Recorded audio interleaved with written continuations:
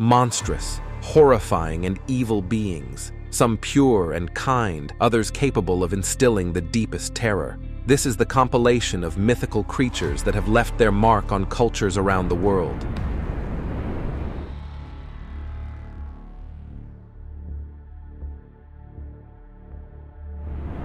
Aztec mythology is an echo of their dark and bloody sacrifices. In this mythological world, the most macabre creatures lurk in the shadows, waiting for the right moment to unleash their terror on mortals. From the watery depths to the darkest corners of the human psyche, each deity and creature represents a palpable threat to mortal existence. To enter this realm is to open the door to an abyss of despair and fear, where light can barely penetrate.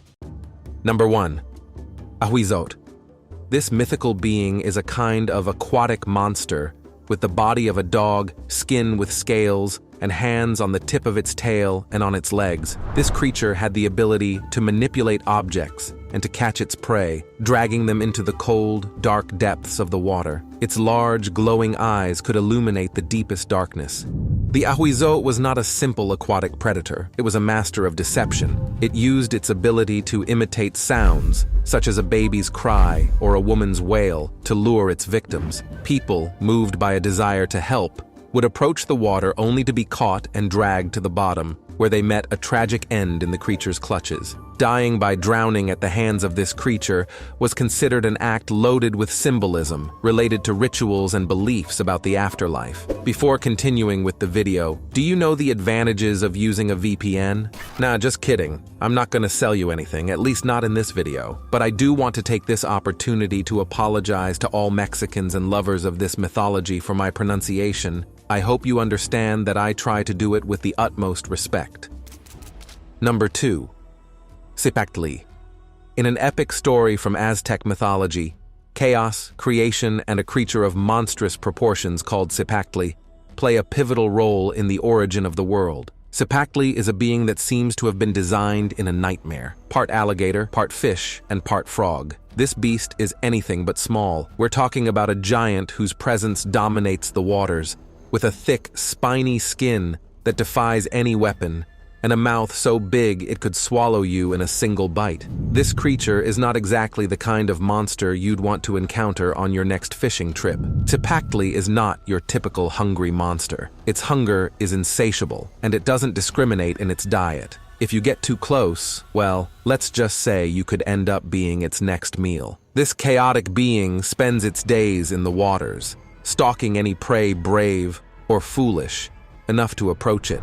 What can you do against a monster of such magnitude? If you're a mortal, the short answer is not much. In Aztec mythology, it took divine intervention to deal with Cipactli. The gods, Quetzalcoatl and Tezcatlipoca, had to call upon their cunning and divine power to trick, capture, and finally dismember this monster. And it was no easy task, but their epic struggle was not in vain. From the remains of Cipactli, they created the earth and the heavens, shaping the material world as we know it. Number 3. Tzitzimime. The tzitzimime, celestial beings who are anything but angelic. They are creatures that resemble skeletons or monsters with a feminine touch, adorned with armor made of bones and decorated with celestial symbols. They are beings that descend to Earth during solar eclipses and critical cosmic moments, not to bring us gifts, but to devour humans and cause the end of the world. The tzitzimime are chaos and destruction. They are not simply old wives' tales to frighten children. They represent the destructive forces of the universe and the primordial fear of what lurks in the darkness, waiting for its moment to fall upon us. Their appearance is as fearsome as their purpose: claws, sharp fangs, and bodies that could belong to any mortal's worst nightmares. Tzitzimime have the power to darken the sun, causing eclipses to attack or intimidate mortals. Imagine being in broad daylight and suddenly darkness looms over you, knowing that these monsters could be behind it. Moreover, they bring disease and calamity, unleashing pestilence and suffering in their wake. Their presence is a bad omen, especially in times of instability. Facing a tzitzimime is no easy task. In fact, there are no stories of brave Aztec warriors defeating them in battle. These beings are more like forces of nature, entities beyond human understanding. Protection against them came in the form of rituals and ceremonies, sacrifices and offerings to appease these beings and maintain order. Number 4. Shaneke. Small but powerful spirits of nature. They are beings that, at first glance, might appear to be children or playful sprites. But don't be fooled by their appearance. These guardians of nature are much more than they appear. With small bodies adorned with forest elements and the faces of wise elders, they have the power to become invisible or transform, moving through the trees undetected. The Shanekes are quintessential protectors of all things natural. They are playful creatures, yes, but with a mischievous and even malicious side to those they see as a threat to their home. Stories of how they can lead you to lose yourself in their world, or worse, take your soul, are common in the lore that tells of them. Among their most impressive abilities is that of disorienting travelers, causing them to lose their way, communicating with flora and fauna, and knowing nature's darkest secrets. But what do these beings fear? Mainly the destruction of their environment. Human encroachment and damage to their natural sanctuaries pose a direct threat to their existence. Now, if you ever encounter a Shaneke, do not seek to defeat it. These creatures are not enemies. Offering them respect and care for their environment is key. In some stories, it is said that leaving offerings or performing rituals can appease them or even help you recover someone who has been taken by them. Number 5. Nahual. Imagine for a moment that you are walking along a path in the heart of a forest. Suddenly, a fox crosses your path, stares at you, and, in the blink of an eye, where there was once a fox, there is now a man standing in front of you. It is not a magic trick. It is the reality of living with a nahual. A nahual is not limited to being simply a man or an animal. It is a being that transcends physical form, taking on the appearance of different creatures, from jaguars to eagles, all depending on your spiritual connection to the animal. In their human form, you could walk past one in the street without noticing, for they know how to blend in with us. Nahual are wise guardians. Their existence straddles the fine line between our world and the spirit world, being protectors of nature. But don't trust them, because not all of them have benevolent intentions. Some may seek revenge or cause chaos using their abilities. And speaking of abilities, transforming is just the tip of the iceberg. A nahual can immerse himself in the essence of his animal forms, gaining their appearance and abilities. It's like having the sight of an eagle or the strength of a bear. In addition, their knowledge of healing, prophecy, and travel between worlds puts them on a different level of existence. Number 6. Ahueteteo. The Ahueteteo are not creatures. They are minor deities in Aztec mythology. But since they were left out of the gods video, I wanted to bring them in for this top, and for good reason. These deities are associated with excess and hedonistic pleasures, representing danger and the consequences of excess in food, drink, gambling, and other earthly pleasures. Imagine this: you are at a party with everything you could possibly want at your fingertips. Delicious food, endless drinking, games, fun, and in the middle of that party, there are some strange characters looking at you from around the corner. They are not late guests. They are the Ahueteteo, waiting to see how far you are willing to go. These deities are not exactly the most athletic or elegant in the Aztec pantheon. In fact, they are said to have bloated or deformed bodies, as if they themselves have fallen into the excesses they now represent. And while they are not going to win any beauty contests, their appearance is a reminder of what awaits those who don't know when to stop. Ahueteteo are like those friends who encourage you to do silly things, but on a divine level. They have the power to push you into behaviors you know you don't want, like spending too much on things you don't need, drinking too much, or gambling what you don't have. And once you fall under their influence, you are likely to find yourself in a world of trouble, surrounded by bad luck and misery. Now, how do you defeat this being? It's not with swords and magic spells. It's with something much duller: restraint and self-discipline. Confronting them means being able to say enough is enough, and recognizing that the pleasures of life are there to be enjoyed, but with head. Number 7. Mythological. This is a lesser-known figure in Aztec mythology, associated with witchcraft and black magic. According to accounts, she was a powerful sorceress and the sister of Huitzilopochtli, the god of the sun and war.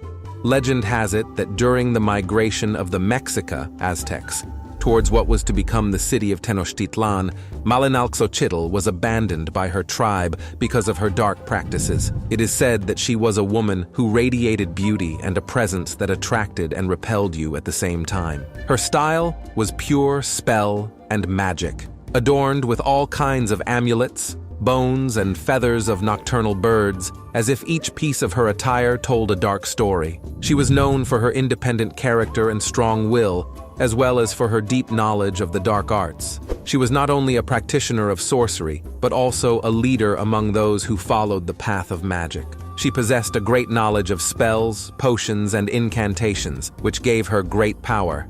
It was said that she could conjure visions, communicate with spirits, and manipulate the will of mortals. In addition, she had the power to transform herself and summon creatures and entities from the underworld to act at her will. Although she was left behind, she was not one to give up easily. She settled in her own territory, Malinalco, where she became a legend, the sorceress they both respected and feared. Number 8. Quinametsin. The Quinametsin are giants in Aztec mythology, considered to be the first inhabitants of the earth.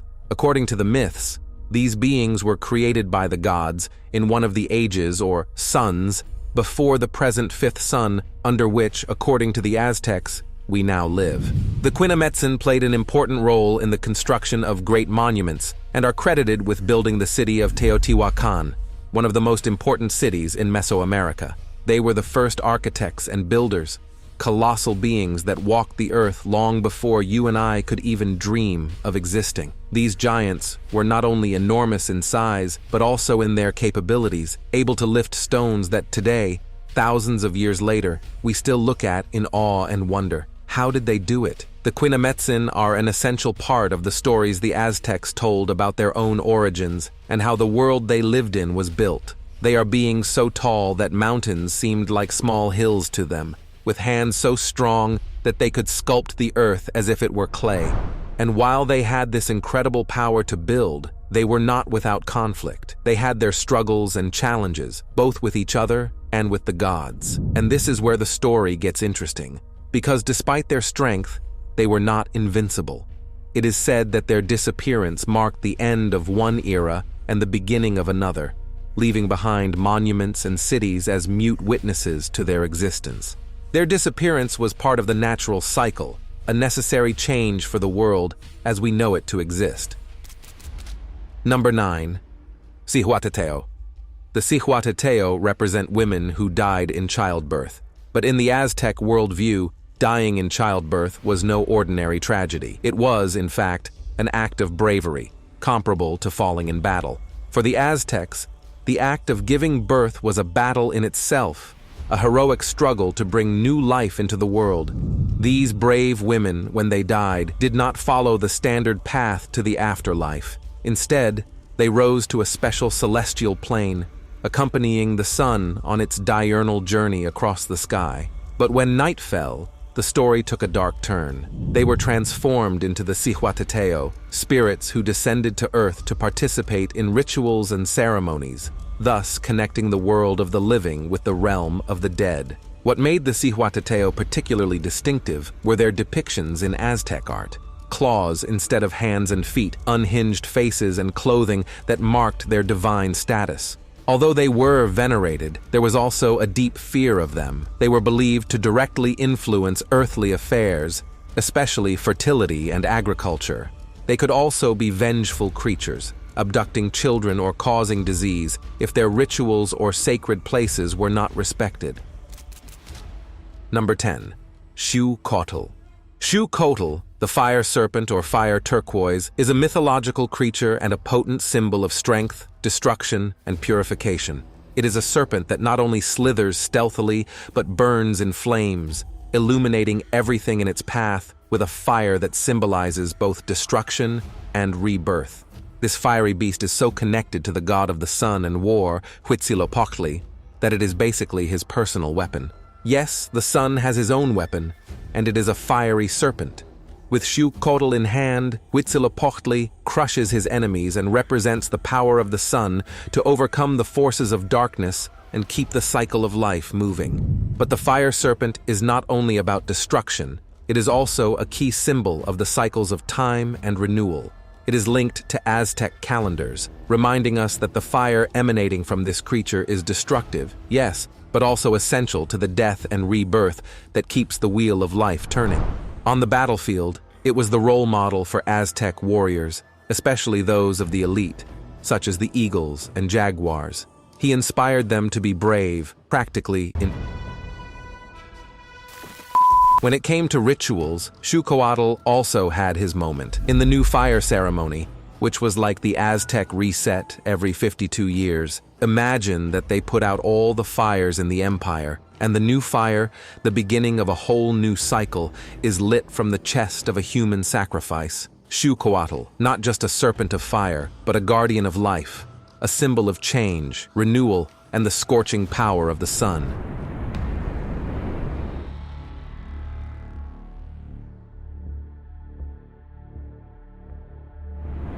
From Russian vampires to unfriendly mermaids and house elves that can make your life hell if you don't respect customs and your family, these are some examples of the creatures of Slavic mythology that can be found in Russia, Ukraine, Poland, and other Eastern European countries. Number 1. Poludnica. Poludnica, also known as Lady of Noon, is a fearsome figure in Slavic folklore, especially in Russian, Polish, and Czech mythology. They are female spirits that appear in the fields during the heat of midday. They can cause madness or death to those who are working under the strong sun.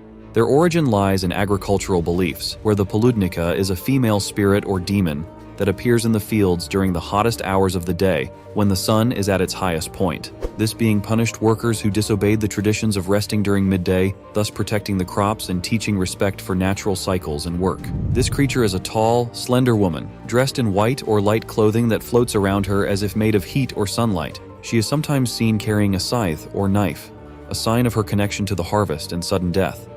Her appearance can vary from that of a beautiful young woman to that of an old woman, depending on the story or region. She possesses several powers, but most notably her ability to cause illness or insanity to those she finds working in the fields during the middle of the day, as well as the ability to inflict sunstroke or even death. It can also disorient people, causing them to become lost in the countryside. In some versions, the Poludnica can propose riddles to workers, and they will suffer the consequences if they are unable to solve them. Its power is limited to the midday hours and to open fields. To avoid unfortunate encounters with the Poludnica, it was advised to follow the tradition of resting and seeking shelter from the heat during the middle hours of the day. Number 2. Zmei. This is no ordinary dragon. It is a legendarily fearsome and complex figure in Russian and Ukrainian lore. Generally, you will see him as the great antagonist in stories full of heroes and knights, where his presence symbolizes chaos and destruction, but also the great challenges that must be overcome to achieve something great, be it power or knowledge. It is described as a dragon with 3 heads, although some stories attribute as many as 7 or 8 to it. Each head may have the ability to blow fire, and its green or black scales are almost impenetrable. It has large wings and powerful claws, and its size can be so great that it is capable of enveloping entire castles with its body. In addition to its fire breath, it is known for its superhuman strength, the ability to regenerate severed heads in some versions, and on occasion, the ability to take human form. The latter power is used to deceive humans or seduce young women. Despite its malevolent nature, the Zmei is sometimes tricked or outwitted by cunning or resourceful characters in folklore, highlighting the Slavic belief in cunning over brute strength. Also in some stories, not all their heads agree with each other, which can be exploited by the heroes. Number 3. Mavka. Mavkas are beautiful young women with long, free-flowing hair and often naked or dressed in clothes made of leaves, flowers, and moss. They lack shadows and, by some accounts, lack a back. Instead, there is a hollow or empty interior, which shows their lack of a soul. Mavkas have various supernatural powers, such as the ability to transform themselves, influence nature, and enchant humans with their beauty and song. They can be both benevolent and malevolent, guiding lost travelers to safety or leading them to their doom. They are also knowledgeable about medicinal herbs and can share this knowledge with those who do not betray them. But beware, one of the best-known stories about Mavkas is their tendency to lure young men with their song and beauty, only to disappear and leave them lost in the forest, or in darker cases, lead them to their death. It is also said that during certain holidays, mavkas can be seen dancing in the fields or near lakes. If you ever find yourself in a Slavic forest and wish to appease the mavkas or protect yourself from them, consider offering offerings of flowers, food, or small gifts. Respecting nature and performing appropriate rituals can win their favor, or at least avoid their wrath. One well-known ritual is to give a symbolic burial to those who did not receive it. This act can transform a malevolent mavka into a benevolent protector of the forest and its surroundings. Number 4. Leshy. The leshy is a forest spirit, considered the lord of the forests and protector of wild animals. He is a solitary being who maintains the balance of the forest ecosystem, guiding animals and plants, and punishing those who damage his territory. But it is not only his appearance that makes him special. Leshies have the ability to change size at will. They can be as tall as trees or small enough to hide under a leaf. They are also masters of disguise and deception. They can imitate animal and human sounds, become invisible, and even create illusions to protect their home, or sometimes just for fun.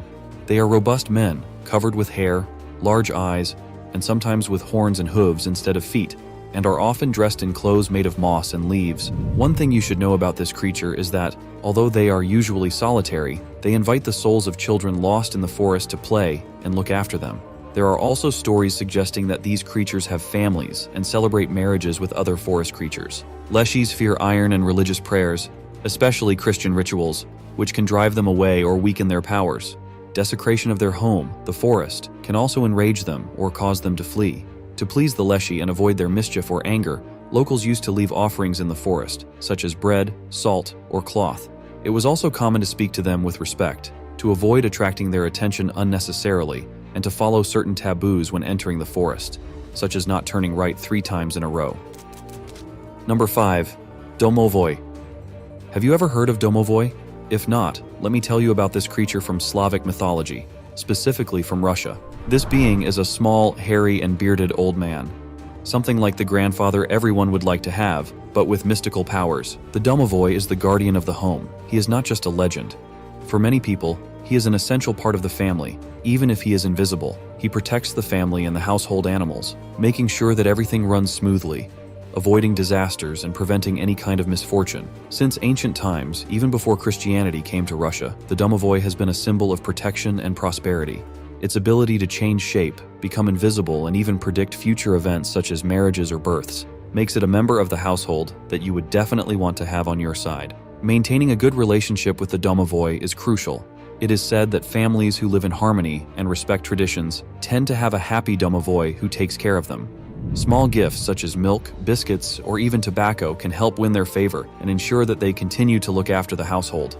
And what if you move out? Well, there are specific rituals to invite the Domovoi to follow the family to their new home. But beware, these spirits do not like disharmony or neglect. Family quarrels or a careless home can offend it, and that is something you will want to avoid at all costs because it can lead to it withdrawing its protection.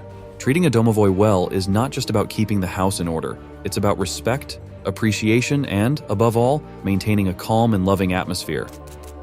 Number 6. The Dorovoi.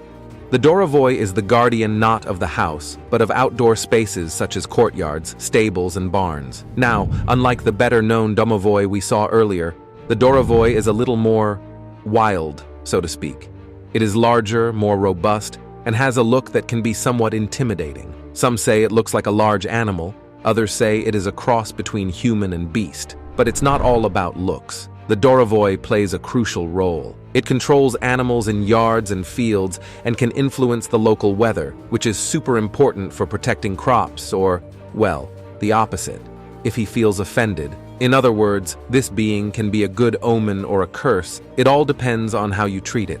In ancient times, where farming was everything for survival, having the Dorovoi on your side was vital. If tools broke or livestock fell ill without explanation, it was probably a sign that something had gone wrong with this being. Peasants would often leave offerings of food or tobacco in the courtyard, trying to curry his favor or appease his wrath. Like its cousin the Domovoi, the Dorovoi dislikes disorder and disrespect, especially towards the spaces it protects.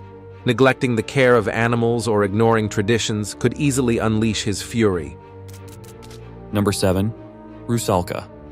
Originally, the rusalki were thought to be the spirits of young women who had met a tragic end, particularly those who had drowned or been killed before they could marry. But over time, the image of the rusalka was transformed. Now, they are imagined as nymphs or water spirits who reside in rivers, lakes, and ponds, and are closely linked to fertility and the natural cycles of the earth. Visually, the rusalki are absolutely ethereal, beautiful, with long, free-flowing green or pale hair that, curiously, never dries. Their eyes reflect the waters they inhabit, and they are often depicted half-naked or dressed in clothes that seem to flow like water itself. But don't be fooled by their beauty, because the rusalki are much more than just a pretty face. They have impressive powers related to water and nature. They can control currents, cause floods or droughts, and bless the fields with rain to ensure good harvests. In addition, their voice is enchanting. They use their singing to lure men and boys to them, sometimes with rather sinister intentions. One of the most interesting traditions related to the rusalki is the Rusalka Week, a period when their activity in the earthly world is believed to reach its peak. During this week, people avoided swimming in rivers and lakes in order not to attract their attention or anger. During Rusalka Week, people try to protect themselves or gain the favor of these nymphs through offerings and rituals. These offerings may include flowers, ribbons, and food left on the banks. In addition, songs and dances are performed to honor or appease them. Number 8. Kikimora. The Kikimora is a domestic spirit, but unlike other benign beings such as the domovoi, the Kikimora is seen with a more negative connotation. It is said to inhabit houses, hiding behind the cooker or in dark corners. According to legend, there are two main types of Kikimora, one that lives in the forest Kikimora, and one that lives in houses, household Kikimora.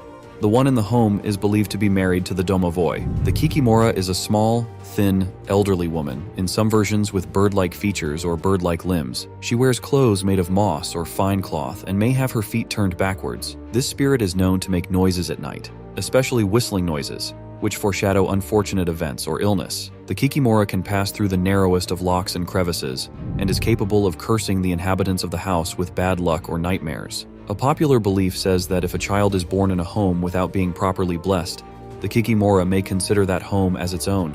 In addition, Kikimoras are believed to spin flax at night, and the sound of their spinning is an omen of bad omens. To appease a Kikimora, the inhabitants of the house may leave offerings of food or perform cleaning rituals.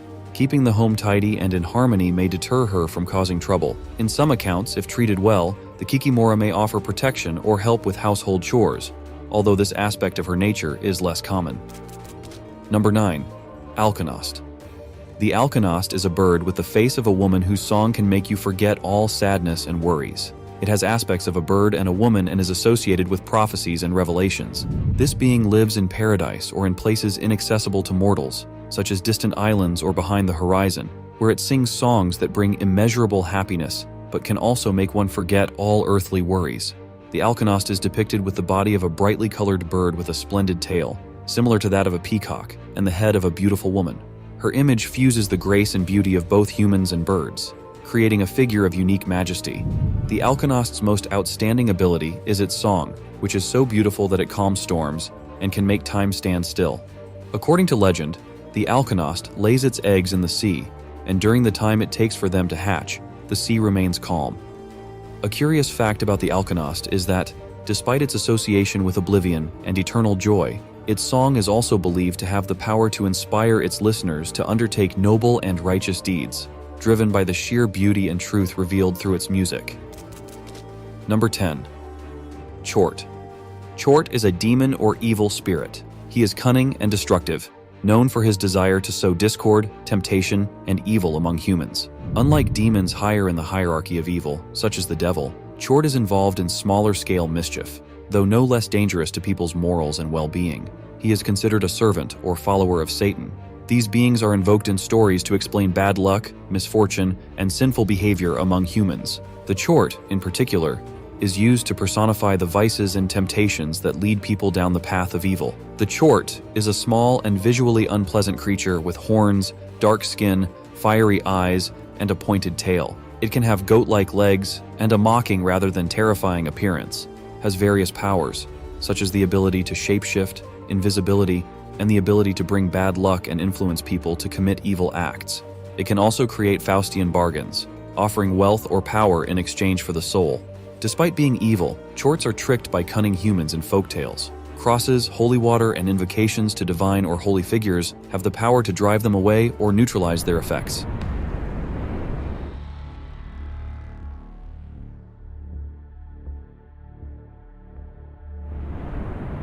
Number 1. Sluag. The sluag is like the darkest and most twisted version of a family reunion, only this family is made up of the most wretched and evil souls you can imagine.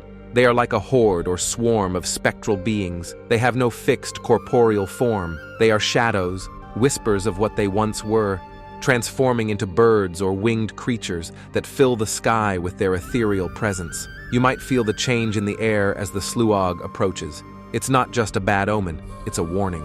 The locals will tell you to keep your windows closed at night, not so much to keep out the cold, but to protect yourself from being swept away in its eternal flight. The sluag are not simply looking to scare you, they want your soul to add to their numbers. And then there is the sound, that almost imperceptible murmur at first, like the brushing of dry leaves. As the sluag approaches, that whisper becomes a howling wind, a chorus of the lost souls that now form this macabre procession. It is a sound that is not forgotten, that follows you in your dreams and reminds you that there are things in this world that are better left unknown. Number 2. Dullahan. This being is typically described as a headless horseman riding a black horse. Its appearance is macabre and ghostly. The Dullahan carries his own head under his arm or over the pommel of the saddle. The head is a terrifying sight, pale and decayed, with a wide macabre grin that runs from ear to ear. He wears dark robes, a long cloak, and sometimes wears ancient worn armor. His horse is large and black, with flaming eyes and hooves that hit the ground hard. He carries a whip made from the spine of a human corpse and uses it to strike. The Dullahan is a herald of death. He appears to claim the souls of those who are about to die. Its presence is a sure omen of impending death. It is invulnerable and cannot be stopped by doors, barriers, or walls. All locks and doors open automatically at its passage. This being manifests mainly at night, riding on lonely and deserted roads. It has specific routes it follows, such as ancient roads or places of historical significance. Its pace is so fast that no one can escape once it has set out. It can also call out the name of the person whose soul it is going to pick up, and in doing so, that person dies instantly. One of the few ways to drive away the Dullahan is with gold. Even a small amount of gold can cause it to back away and retreat. He is often seen near the house of the person who is destined to die. His arrival is accompanied by an atmosphere of darkness and intense cold. Similar to the legend of the Headless Horseman of Sleepy Hollow in the United States, the Dullahan brings terror to the towns he passes through. But the Irish version is older and has its own characteristics. In some interpretations, the Dullahan is related to ancient Celtic gods of death, such as Crom Dubh. Its mission to collect souls can be considered a vestige of ancient rites and beliefs about the afterlife. Number 3. Leprechaun. This is one of the most iconic creatures of Irish mythology. Leprechauns are small men, no taller than a 3-year-old child, with wrinkled faces that betray their advanced age and white beards waving in the wind. You'll always find them dressed in traditional Irish garb, usually a vibrant green, with smart jackets, tall hats, and their trademark gold-buckled shoes. These diminutive beings have an ever-cheerful expression, with bright eyes and a mischievous smile. They are known to be extremely cunning and have a special gift for tricking humans. They love mischief, and if you try to capture them, you will discover that they are incredibly elusive. Interestingly, leprechauns are cobblers by trade. If you ever hear the sound of a hammer in the forest, it could be one of them working in their tiny workshop hidden among the trees. This craft provides them with their wealth and the ability to create and repair footwear with unmatched skill. Each leprechaun jealously guards a cauldron full of gold, hidden at the end of a rainbow. Protecting this treasure is their most important mission, and they rarely reveal its location. However, there is a popular belief. If you manage to capture one of these little guys, he will grant you 3 wishes in exchange for his freedom. But you have to be careful. These wishes often come with unexpected consequences, as leprechauns are masters in the art of deception. They prefer to live in hidden places, such as forests, meadows, and hills. Their homes tend to be small mounds or subway burrows, and unlike other feric creatures that enjoy communal living, leprechauns are solitary by nature. They are nocturnal creatures, carrying out most of their tasks and mischief under the cover of darkness. Many stories revolve around capturing a leprechaun and obtaining its wishes or its gold, but most of these tales end with the creature escaping thanks to its ingenuity.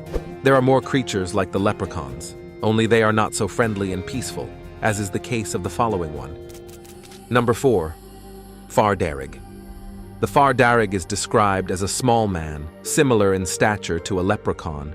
He wears red from head to toe. He wears a long coat, a pointed hat, and shoes with buckles, which makes him very easy to identify. His face is wrinkled with a mischievous grin, and his eyes sparkle with mischievous intelligence. He is known for his mischief and trickery. He loves to play pranks on humans, but not just any pranks. His are either macabre or disturbing. Although he is not so famous for shape-shifting, he has the ability to adopt different appearances to carry out his tricks. In some legends, he can influence people's dreams, creating nightmares or disturbing illusions. It is also said to be responsible for guiding lost souls to the other world, especially those who have suffered violent or tragic deaths. He prefers to live in dark and remote places, such as dense forests, caves, and ancient ruins. Sometimes, he can be found near villages, looking for opportunities for mischief. This is a solitary being that enjoys its independence. There are many stories about this being, tricking people into performing absurd tasks or wandering into unnecessary dangers, only to reveal itself and taunt them in the end. In some darker versions of the legend, he is associated with death and blood. He is said to wear a red cap dyed with the blood of his victims, similar to the figure of the red cap in Scottish folklore. Number 5. Gancanaach. This creature has a human appearance, but its beauty is so perfect that you realize that it is not like any other mortal. Her features are fine and well-defined, her skin is clear and smooth. The most hypnotic are her eyes, which catch you just by looking at them, and her smile, which is simply irresistible. He always wears elegant clothes, like something out of another era. You will see him with a tight jacket, well-cut pants, and sometimes a cape that gives him an even more mysterious air. He always carries a pipe with him from which a sweet and tempting smoke comes out. This being has a special gift to charm and seduce, especially women. His presence is so irresistible that just by speaking he can make anyone fall under his spell. His voice has a hypnotic power that envelops you completely. There are legends that say that the skin of the Gancanaach is toxic. If someone touches it, they become addicted to that touch, and if they are separated from it, they fall into despair. As a good feric being, he is immortal and never ages, always maintaining his youthful and attractive appearance. It prefers to live in natural and beautiful places, such as meadows, forests, and riverbanks. These environments enhance its ethereal appearance and connection to nature. He tends to appear suddenly before solitary travelers or people who are alone in nature, using the element of surprise to begin his seduction. Those who hear her sweet voice and see her beautiful face are in danger of losing their will. Despite his charm, he is a lonely and melancholy being. He seeks companionship to alleviate his eternal loneliness. Many legends tell stories of women who fall in love with him only to be abandoned. This separation leads to madness or even death. Number 6. Bodach. The Bodach is a stooped and thin old man with a frail but scary appearance. His face is full of wrinkles and looks haggard, with small eyes that look at you with malice. His mouth always seems twisted into a wicked smile. This character is known for her nocturnal visits to homes, especially children's rooms. Although sometimes seen as a mischievous spirit, the Bodach can also have rather sinister intentions. His mischief may include frightening children, messing up the house, and causing unrest among those who live there. In some versions, he is said to punish children who have misbehaved, acting as a sort of supernatural disciplinary figure. It prefers to live in dark and secluded places, such as caves, cellars, and dense forests. Stories about the Bodach serve as a warning to children to be good and obey their parents.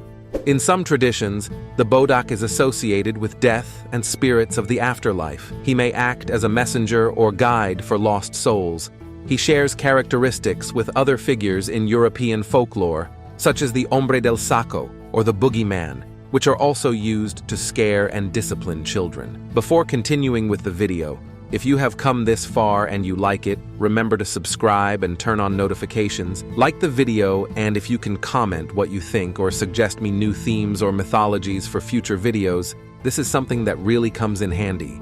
And if you join channel members, your help is infinite. This allows me to not depend so much on visits or advertising and allows me to create content with more freedom. Thank you, and we continue. Number 7. Cleodna. Cleodna is a woman of great beauty and grace, radiating a charm and attractiveness that captures the attention of all who see her. She has long, wavy hair, golden or deep red in color. Her clothes are luxurious and finely embroidered. She has a crown of flowers or jewels, symbolic of her royalty among the fairies and her close connection to nature. Known for her influence on love and beauty, Cleodna can bestow love and blessings on those who venerate her. Lovers and poets seek her favor, as she possesses a wide range of magical powers. She controls the natural elements, especially water, and has the ability to transform her appearance and that of others. One of her abilities is her hypnotic singing. Her voice is so beautiful that she can stop time and make mortals forget their worries, drawing them into her presence. Cleodna is a fairy queen in Tir na Nog, the land of eternal youth. This realm is a place of eternal beauty and joy, where there is no death or aging.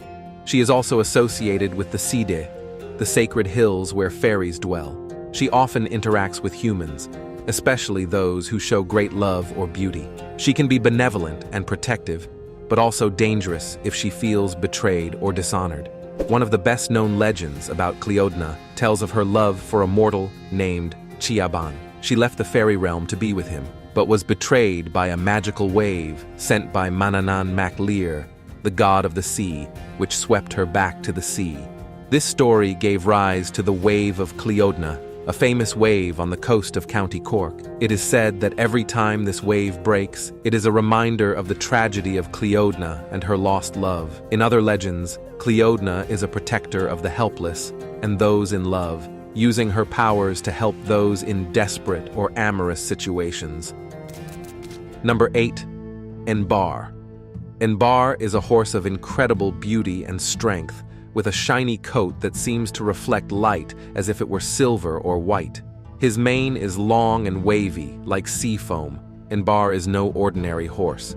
He has the incredible ability to travel by land, sea, and air, carrying his rider to any destination effortlessly. And best of all, it never tires. It can travel great distances without tiring, making it the perfect companion for gods and heroes.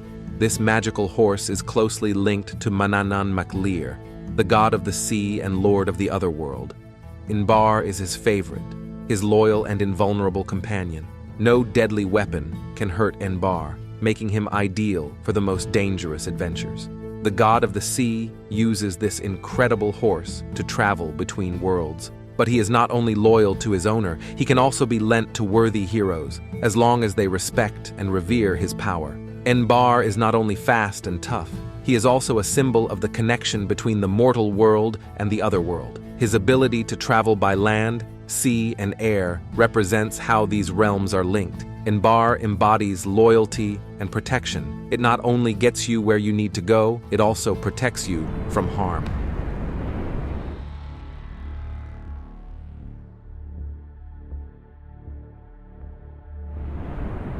We all know the Minotaur, Medusa, and other popular creatures from Greece. And although Rome has very similar beings, we also find very peculiar and little-known creatures. In this video, we will discover creatures from Roman mythology that almost nobody knows about. Number 1. Strix. The Strix is not a typical bird. It's like the creepiest owl you can imagine. But it's not only a master of night flight. It also has a particular taste for blood, especially that of the innocent.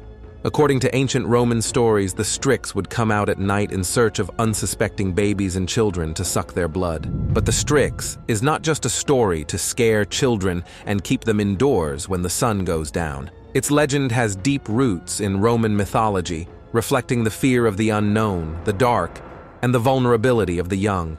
Moreover, this being was not just a monster of the shadows, it was linked to witchcraft and black magic. You don't only have to worry about a bloodthirsty bird, but also about the possibility of it transforming into a person during the day.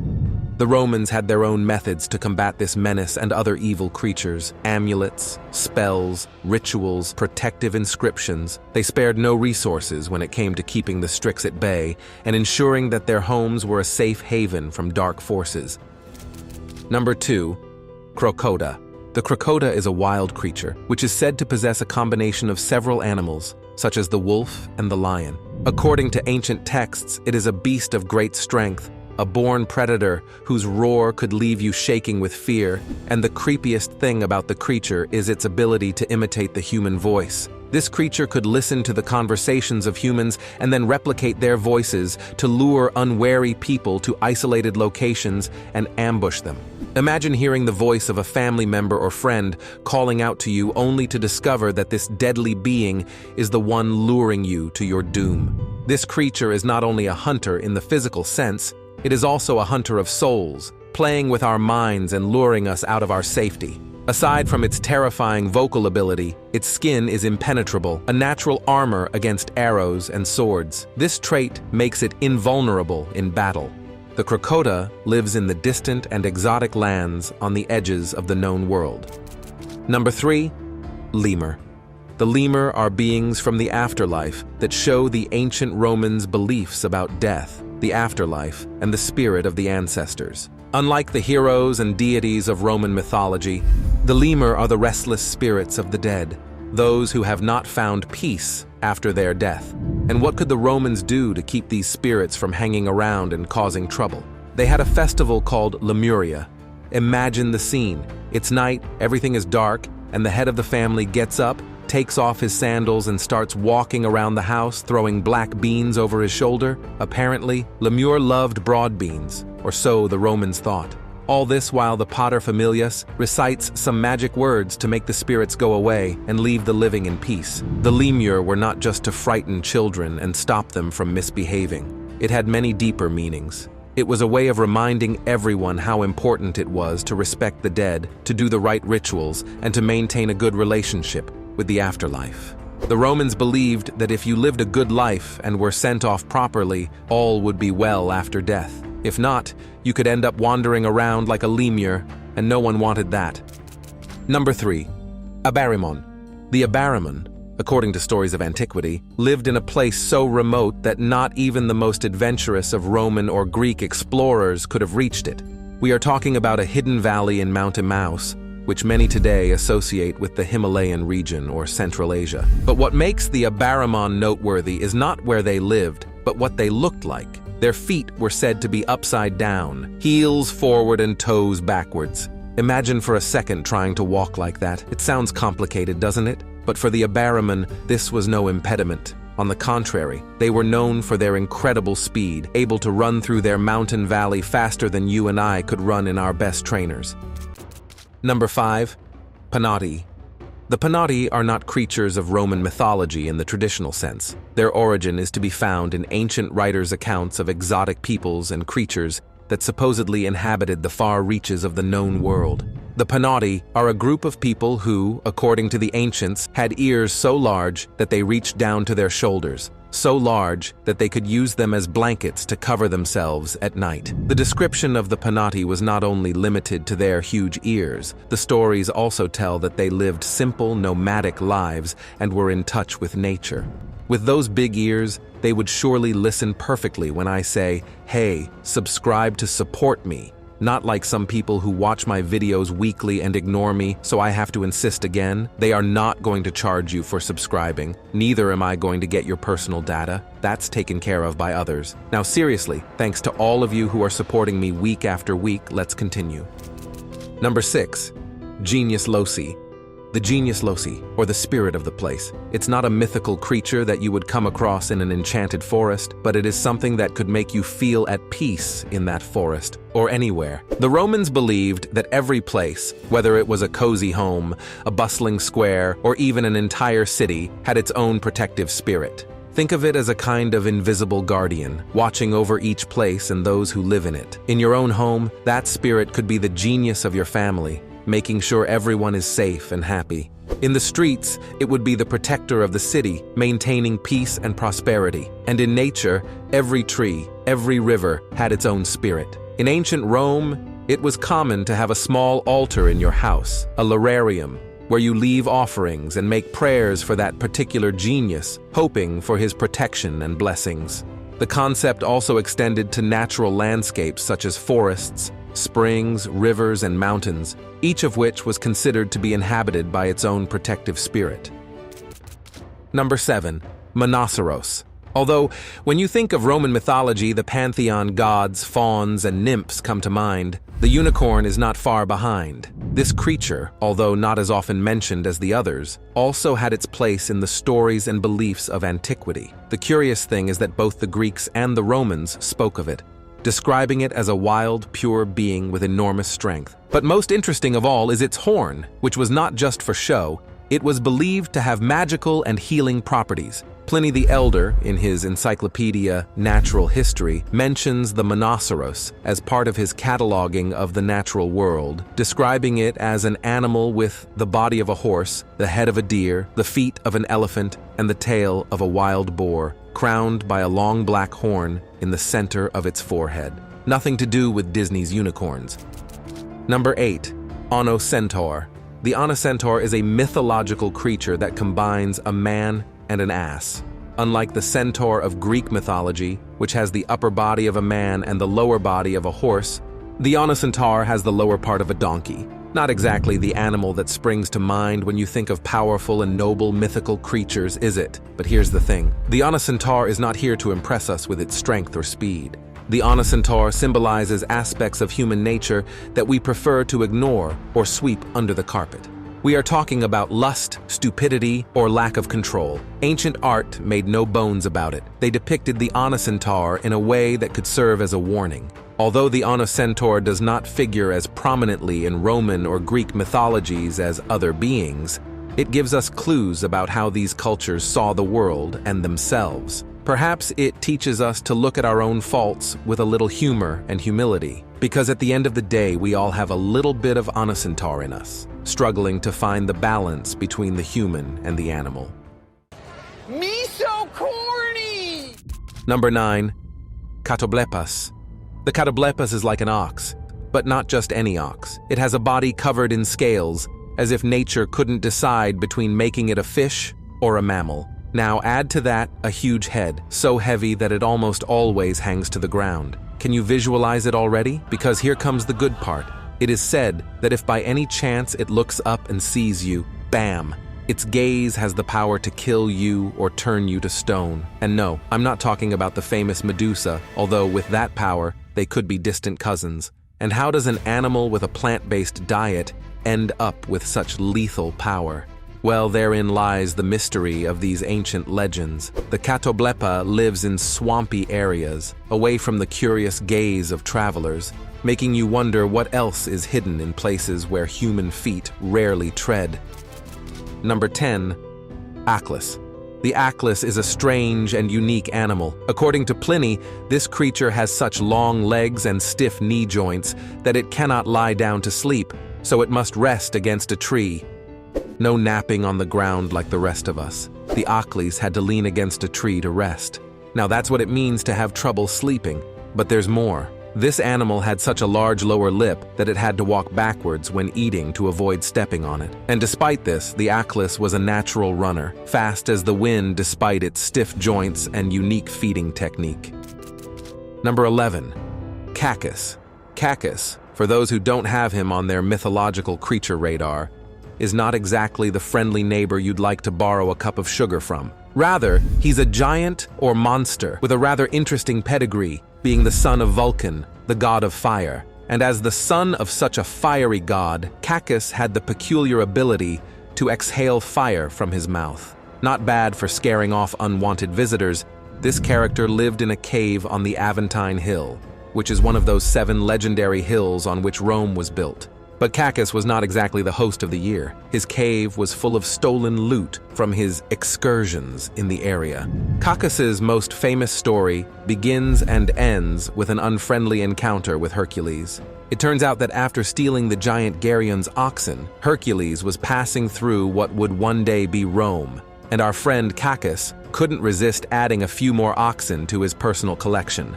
So he promptly stole some of Hercules' oxen, dragging them behind him so as to leave no trace.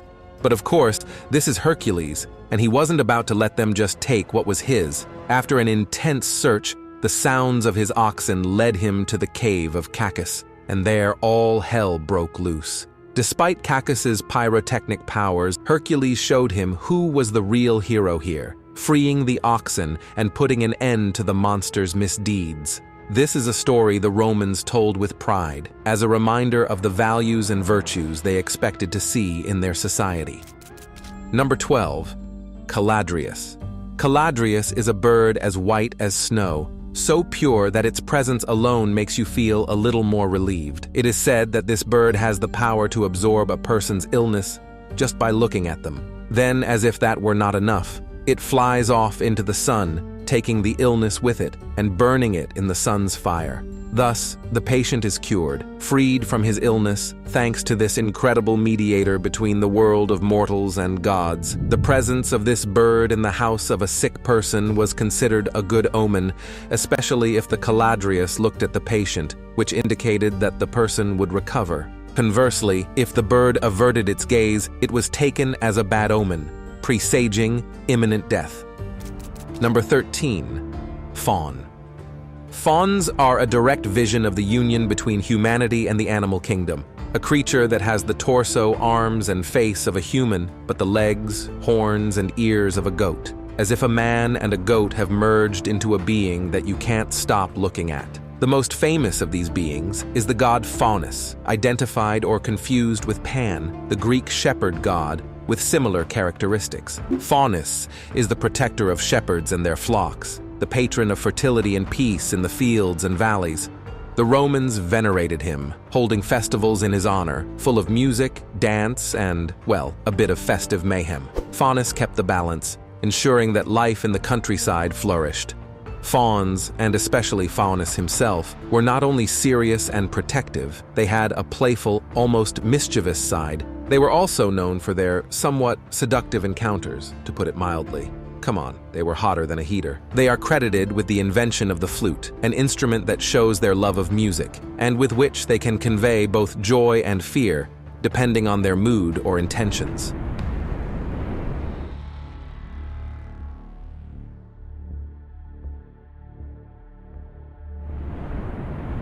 Number 1. Lizard Man of Scape Ore Swamp. The lizard man of Scape Ore is a legendary creature that inhabits the Scape Ore Swamp region near Bishopville in South Carolina. Since the late 1980s, there have been several reports and accounts of encounters with this creature, making it a notable figure in contemporary American folklore. The lizard man is described as a bipedal creature approximately 7 feet, 2.1 meters, tall, with shiny green scales. Its eyes are often described as red and glowing. Although some reports suggest that the creature can be aggressive, especially when it feels threatened, it mostly seems to avoid human contact. There have been reports of damage to vehicles, where the creature is said to have left bite and scratch marks. The lizard man gained notoriety in 1988 when a young man named Christopher Davis reported having an encounter with the creature. Davis claimed that, after stopping on a road near Scape Ore Swamp to change a flat tire, he was attacked by a creature that jumped onto the roof of his car. He managed to escape, but the incident left a lasting impression. After Davis shared his story, other local residents began reporting similar sightings and unexplained damage to their vehicles. Some believe the sightings could be the result of misidentification of wild animals common in the region, such as bears or large reptiles. Number 2. Rougarou. Rougarou, also known as loup-garou, is a legendary creature with roots in French mythology that has become deeply intertwined with Louisiana folklore, especially in Cajun communities. This creature is similar to the European werewolf. The rougarou is a creature with a human head and the body of a wolf or dog. It is a large beast that walks on two legs. It is also sometimes described as transforming completely into a wolf, but with human cognitive abilities. The curse of the rougarou means that the creature must feed on blood. Those who are bitten by it become one of them in turn, unless they can keep the secret of having been bitten for a set period of time, usually 101 days. If they succeed, the curse returns to the original rougarou. This monster is said to lurk in the swamps, hunting those who practice witchcraft or break Lent 7 years in a row. In some versions of the legend, the rougarou hunts and attacks those who do not follow certain traditions or rules. Before we dive deeper into today's video, I've got a small ask. Instead of just letting me know what you think, I'd love to hear if you've got any tales or legends about creatures from your neck of the woods. Your input is super valuable. In fact, today's video was inspired in part by stories shared by folks right here in our community. Your story might just spark our next video. Number 3, the Enfield Horror. This whistling tripod can leap at least 25 feet in a single bound and could be an evil spirit or an alien, depending on who you ask. The local sheriff asked a witness to stop telling his story as it was attracting real danger to the neighborhood in the form of monster hunters drinking beer in hopes of firing a shot or two at the creature. The most common description is that of a being approximately 5 feet tall, with 3 legs, glowing eyes, and short, thin arms ending in claws.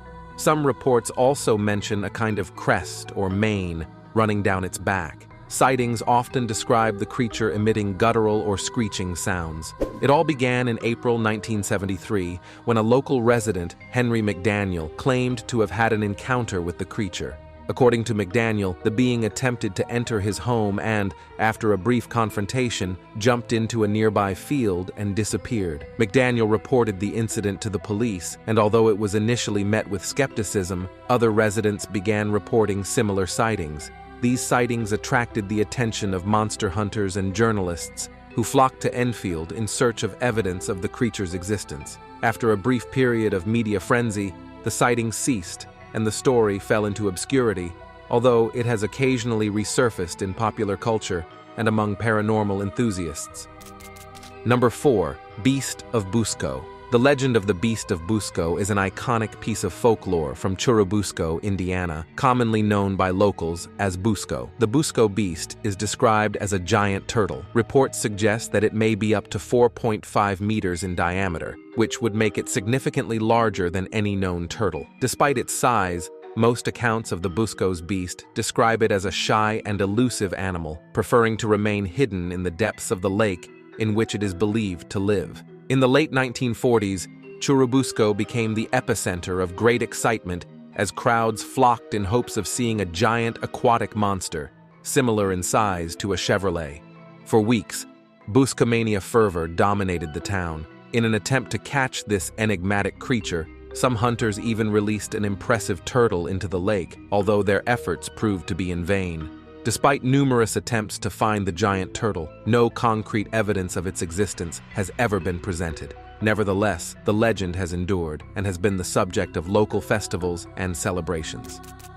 Number 5, Alkali Lake Monster. The Alkali Lake Monster is a crypto creature that inhabits Walgren Lake near Hay Springs, Nabi. It is less well known than other lake monsters such as the Loch Ness Monster or the Ogopogo. The Alkali Monster's stories and sightings have caused speculation and mystery for years in the region. The Alkali Monster is a large reptile or snake-like creature measuring 40 to 60 feet long. It is described as having a dark brown or greenish color and scales. Some reports also mention that it has a horn or a kind of crest on its head. This monster is generally shy and elusive, although there have been reports of it attacking animals and even boats on the lake. The legend of the Alkali Monster dates back to at least the early 20th century. Initial sightings tended to come from local residents who claimed to have seen a massive creature swimming in the waters of the lake. Over time, the monster story attracted visitors and curious onlookers to the area, hoping to catch a glimpse of the creature. One of the most famous sightings took place in 1922 when a group of people claimed to have seen the monster while on a picnic by the lake. This story contributed greatly to the legend. Number 6. The Michigan Dogman. This is a legendary creature said to inhabit the woods of northern Michigan. Descriptions and accounts of this mythological figure have circulated for over a century, and it has been the subject of numerous stories, songs, and debates within the cryptozoology community. The wolf is described as a bipedal creature that combines traits of a man and a wolf or dog. It has the head of a canine with glowing, often red eyes and a humanoid torso. Its body is covered with fur, and it is usually about 2 to 2.5 meters tall. It is rarely aggressive, but its appearance and the howls it emits can be frightening. The first recorded account dates back to 1887 in Wexford County, Michigan. Since then, there have been multiple reports and sporadic sightings of the creature over the years. Interest in the Michigan Dogman peaked in 1987 when a local radio host, Steve Cook, recorded a song called "The Legend" as an April Fool's Day prank. The song recounted sightings of the creature and quickly gained popularity, leading many people to share their own stories and experiences with the Dogman. Number 7. Dover Demon. The Dover Demon is a mysterious creature that was sighted on several occasions over a short period of time in 1977 in Dover, Massachusetts. Although the sightings were brief, this creature has left a lasting impression and has become the subject of discussion and speculation for decades. It is described as a small-sized being, about 3 feet tall, with a disproportionately large head in relation to its slender body. Its skin is smooth and of an orange or pinkish hue. It has large, bright eyes without pupils. Its limbs are long and slender, and it does not appear to have distinctive features such as a visible nose, mouth, or ears. The Dover Demon was observed primarily at night. It showed no signs of aggression in any of the encounters. The story began on the night of April 21st, 1977, when a teenager named Bill Bartlett was driving with friends and saw a strange figure walking along a stone wall. Although he initially thought it might be a dog or cat, he soon realized from its gait and unusual silhouette that it was not any animal he recognized. That same night, and over the next 24 hours, 2 other young men,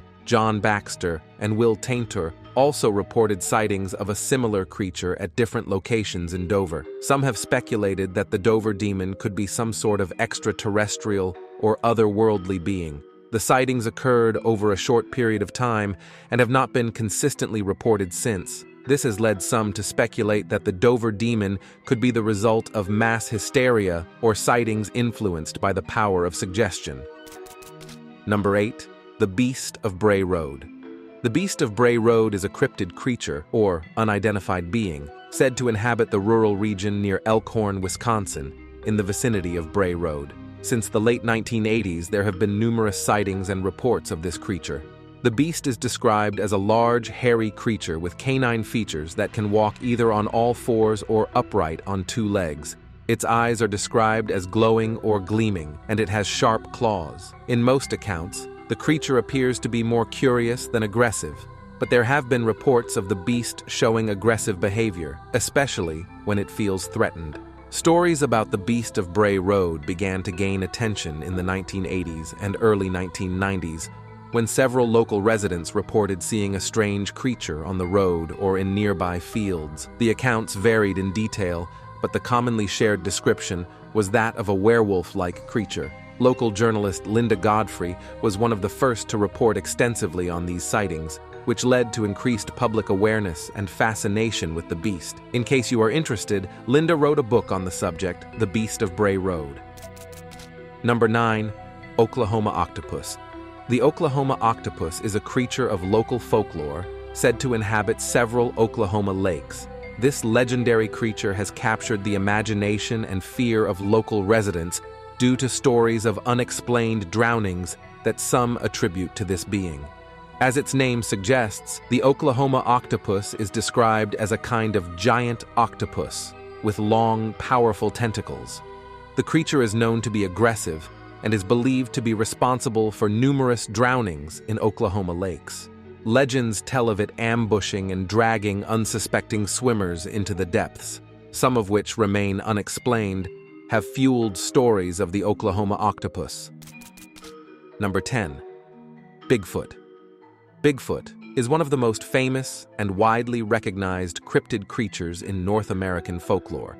It is described as a hairy, bipedal, primate-like creature that lives in the forests and mountainous regions of North America, particularly in the Pacific Northwest.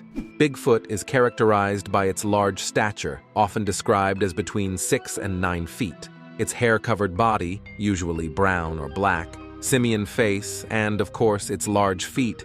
It is described as a shy and evasive creature, rarely showing itself in open areas and often avoiding human contact. Guttural sounds and nocturnal howls are attributed to it. Tales of Bigfoot-like creatures exist in many Native American cultures under various names and characteristics.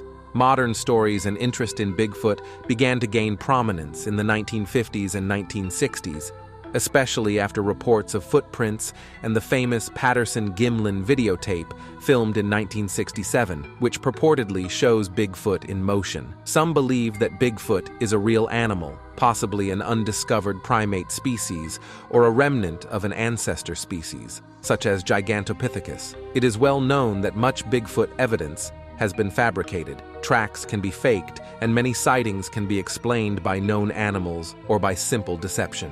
While diving into this video, I stumbled upon countless stories from all over the country about creatures similar to Bigfoot or those resembling the Loch Ness Monster. What's wild is that even though some of these tales sound alike, they're miles and miles apart. So, here's the deal. Would you be down for a video all about the American Bigfoots and another on sea creatures from the States? Number 11. Bear Lake Monster. The Bear Lake Monster is a legendary creature said to inhabit Bear Lake, a large freshwater lake located on the border between Utah and Idaho. The story of this monster is an important part of local folklore and has been compared to other lake creature legends, such as the famous Loch Ness Monster in Scotland.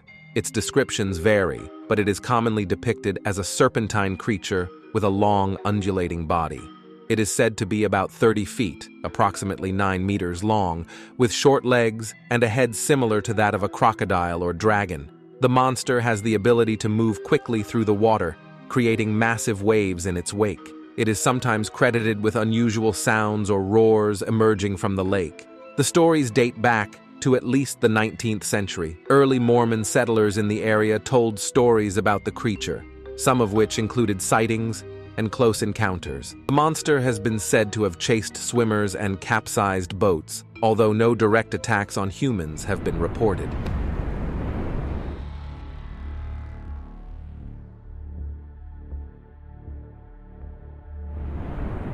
Scotland is known for its landscapes, castles, and William Wallace. Oh, freedom!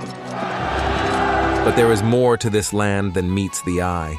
Creatures, spirits, monsters, and supernatural beings. These beings have come down to us thanks to the ancient myths and stories told around the campfire, at a time when people didn't fry their minds by compulsively flicking through videos every 3 seconds. These are 12 of the creatures of Scottish mythology. If you think they are few and you want a part 2, leave a comment. If we reach 200 comments on this video, I will give it top priority. Number 1. Bestiary. The bestiary is a terrifying creature and one of the most fearsome and powerful entities in Highland folklore. The bestiary is a serpent or dragon of great size. It has a thick, scaly skin, which can vary in color but is generally dark, allowing it to camouflage itself in the shadows of the mountains and caves where it resides. Its eyes are fiery, piercing, and haunting, capable of hypnotizing and terrifying those who dare to look directly into them. Like the dragons of other mythologies, it can exhale fire or toxic vapor, making it a lethal adversary. If you're curious and like to explore dark caves or swim in deep mountain lakes, you might want to think twice, as the bestiary loves these lonely, dark places, emerging only to hunt, or if it feels its personal space is being invaded, and it's not exactly friendly. It doesn't like to share, so it regards any intrusion as a declaration of war.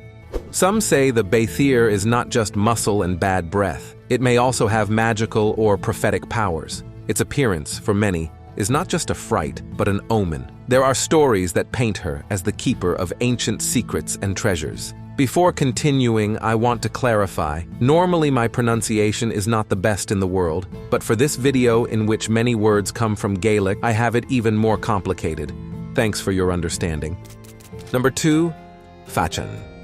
It is described as a being with only one eye, one leg, and one arm, all centered in the middle of its body. The fachan's eye is large and piercing, capable of striking fear into anyone who looks directly at it. Its single leg and foot allow it to move, albeit unevenly, and its single arm is described as very strong and ending in a clawed hand. Its skin is rough and possibly covered with feathers or fur. It is also said that the fachan may have feathers or a crest on its head. It is extremely solitary, inhabiting remote and desolate areas of the highlands, avoiding contact with humans and other creatures. The fachan is a guardian of Scotland's wild and uninhabited areas and can be very territorial and aggressive if it feels threatened or invaded. Number 3, selkie. Selkies are unique creatures from Scottish mythology, associated with Orkney and Shetland. They are known for their ability to transform from seal to human. In their seal form, they are indistinguishable from the common seals found in the cold waters of the North Atlantic. They are sleek and graceful in the water, with smooth, shiny skin that allows them to glide through the sea with ease. This form allows them to live in the ocean, where they have a family and a life of their own, just like any other sea creature. What distinguishes selkies from other mythological creatures is the ability to shed their seal skin and transform into humans. According to legend, when a selkie comes ashore, it can shed its seal skin, revealing a human form underneath. In this human form, they are beings of great beauty and great charm, with features reminiscent of their sea life, such as flowing hair, reminiscent of ocean waves, and eyes that reflect the deep ocean. This transformation is not just a change of appearance. It is at the heart of numerous legends that explore deep themes, such as love, loss, and longing to belong to two different worlds. On the one hand, they have a life and family at sea, but when they are on land, their existence is complicated. The tragedy of the selkies is palpable in stories of how humans, captivated by their charm, can hide their sea skin. These acts of selfish love create heartbreaking dilemmas. For although a selkie may seem to adapt to life on land, marry, and even have children, the call of the ocean is an unstoppable force. If they ever find their hidden skin, they will not hesitate to return to the sea, leaving their earthly life behind, no matter what bonds they have formed. Number 4, nahuales. The nahuales is one of the most feared and peculiar creatures in Scottish mythology, especially in Orkney. It is a demonic and malevolent sea creature with a grotesque and terrifying appearance. In appearance, it is unique and horrifying. It is an unnatural fusion of man and horse, but in a much more macabre way than, for example, a centaur from Greek mythology. The creature has two distinct forms. In one, the upper part is a giant man and the lower part is a horse. The most terrifying thing is that it has no skin, exposing red, bloody muscles, veins, and arteries pulsing with evil life. The man's part is extremely large, even in proportion to his equine half, with an arm that extends so long that it can reach the ground. His head is enormous, possibly inflated, sideways, as if it were too heavy to support. The mouth is huge, capable of exhaling a poisonous breath that can wither crops and sicken livestock. The eyes are fiery and full of malice. As for the horse's half, it is of inordinate proportions and carries a huge dorsal fin similar to that of a fish. The fusion of the two halves is so unnatural that it gives the creature an unbalanced appearance. The nahuales has no permanent home on land, as its main domain is the sea, but it is believed to emerge from its watery realm to bring disease and desolation. Stories tell that even its presence is enough to ruin crops and sicken animals, and that breathing its breath is certain death. One of the few ways to escape this repugnant creature is to cross fresh water, such as a river or stream, as it is believed to be unable to tolerate the purity of fresh water. Number 5, kelpie. In its most basic form, the kelpie is a water spirit that can take many different forms, although its best-known manifestation is that of a horse. As a horse, the kelpie is very beautiful, with a black or white coat that shines. Its large, expressive eyes have a green or blue glow, reflecting the depths of the water in which it lives. This form of horse is seductive, designed to entice people to ride on its back, especially children or weary travelers. But once someone rides the kelpie, the deceptive creature reveals its true form. Its skin becomes sticky, trapping the rider, and the kelpie then dives into the water, dragging its victim into the depths to drown and, according to some stories, devour it. Another important ability is its ability to transform into a man. In this human form, the kelpie is a handsome young man, but with certain markings that reveal his true form. For example, he may have seaweed in his hair or hooves instead of feet, something that links him to the water and his horse form. This transformation is another tactic used by the kelpie to lure its victims, seducing them with its charming appearance before revealing its true, terrifying form.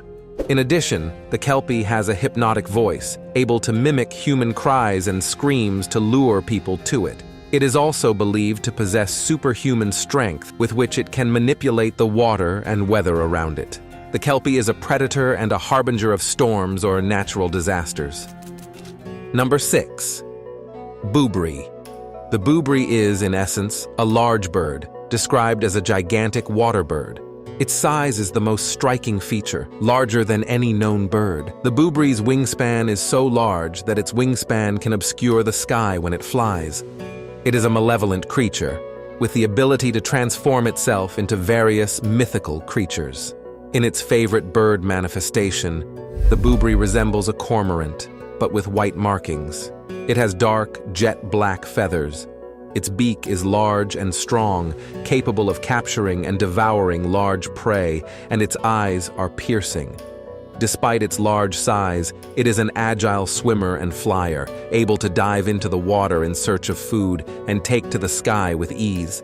It prefers to feed on livestock, especially calves and sheep. This makes it feared by farmers and inhabitants of the regions where it is said to live, and it is also very fond of otters, which it eats in large quantities. Another interesting ability is its supposed ability to imitate sounds, including those of other animals. There are stories in which the boobry tricks its prey by imitating the sound of a wounded or endangered animal to lure other animals or even people to it. Number 7. Catshi.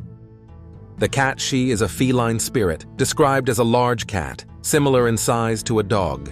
Its fur is black, smooth and shiny, with a single white spot on its chest, which is sometimes interpreted as a supernatural mark.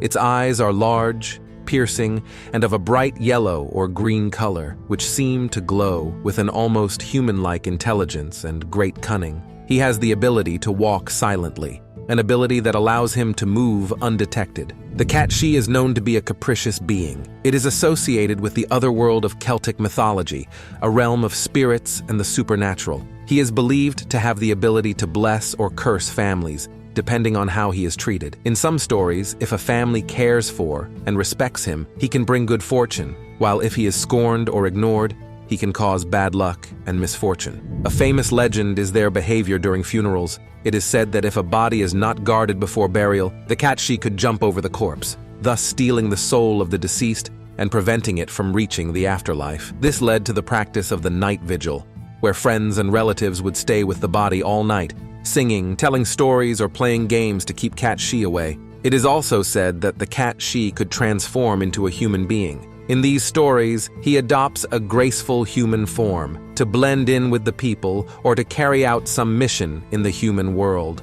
On Samhain, the Celtic festival marking the end of the harvest and the beginning of winter, it was believed that the catshi had special powers and that its presence and power was stronger. If you want to know more about Samhain, I have a video on the channel in which I tell how this Celtic holiday ended up becoming the Halloween we know today. Number 8. Gilly-doo. The gilly-doo is known for its gentle and protective nature, especially towards children and nature, which sets it apart from many of the other more fearsome and aggressive creatures on this list. Physically, he is a masculine being, a spirit or guardian of the forest. He is tall and slender, with an appearance that blends with elements of nature. His skin has greenish or brownish tones, like the bark and leaves of trees, and he has great agility to move through the trees undetected. The gilly-doo's hair is long and messy, resembling branches and leaves, and it wears clothes made of moss, leaves, and other natural resources of the forest. This camouflage allows it to blend in with the forest, appearing almost invisible to the eyes of those who are not aware of its presence. The ghillie-doo is known for its shy nature, preferring to avoid contact with adults or those who might pose a threat to its beloved forest. He is also said to be kind and protective of children, whom he helps if they get lost in the forest. There are stories in which the ghillie-doo guides lost children back to their homes or protects them until they are found. Most notable about the ghillie-doo is his love and connection to nature, especially trees. It is a guardian of the forests, caring for the plants and animals that live in them, and takes offense at any harm done to them. It can be both friendly and vengeful, showing a darker side to those who harm its natural home. Although not usually aggressive, he has the ability to use his powers to protect the forest, either by confusing intruders into getting lost, or by creating illusions to keep them away. Number 9. Redcap. The redcap is a small but robust and sinister-looking creature. He is depicted as an old man with a strong, muscular build, disproportionate to his size. His skin is pale and sickly, and his eyes are malicious, with evil reflected in them. The most distinctive thing about a redcap is, as its name suggests, its red cap. This cap is dyed with the blood of his victims and must remain wet with blood constantly, forcing him to kill frequently. Legend has it that if the cap dries out, the red cap loses its power and may even die. This creature wears torn and dirty clothes described in dark tones or stained with the blood of its countless victims. It wears iron boots that make a distinctive noise when it walks and is extremely fast despite its advanced age. He is known to be violent and aggressive. It inhabits the ruins of castles and towers in the border regions between Scotland and England. It attacks unsuspecting travelers who venture into its territory, using a pike or heavy mace. In addition to its brute strength, it also has magical powers, including the ability to turn invisible and cast spells. Often tricking his victims into letting their guard down before attacking, he possesses a keen intelligence and a deep knowledge of the dark arts. Number 10. Wolver.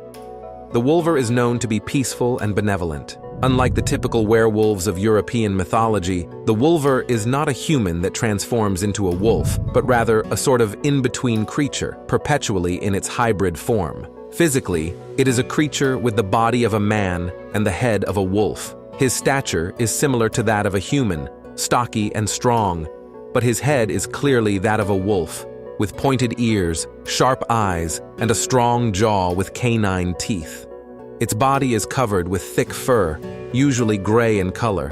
It lives in solitude, preferring the tranquility of living away from human settlements. Traditionally, it is thought to make its home in caves or dense forests, near bodies of water where it can fish, one of its favorite activities.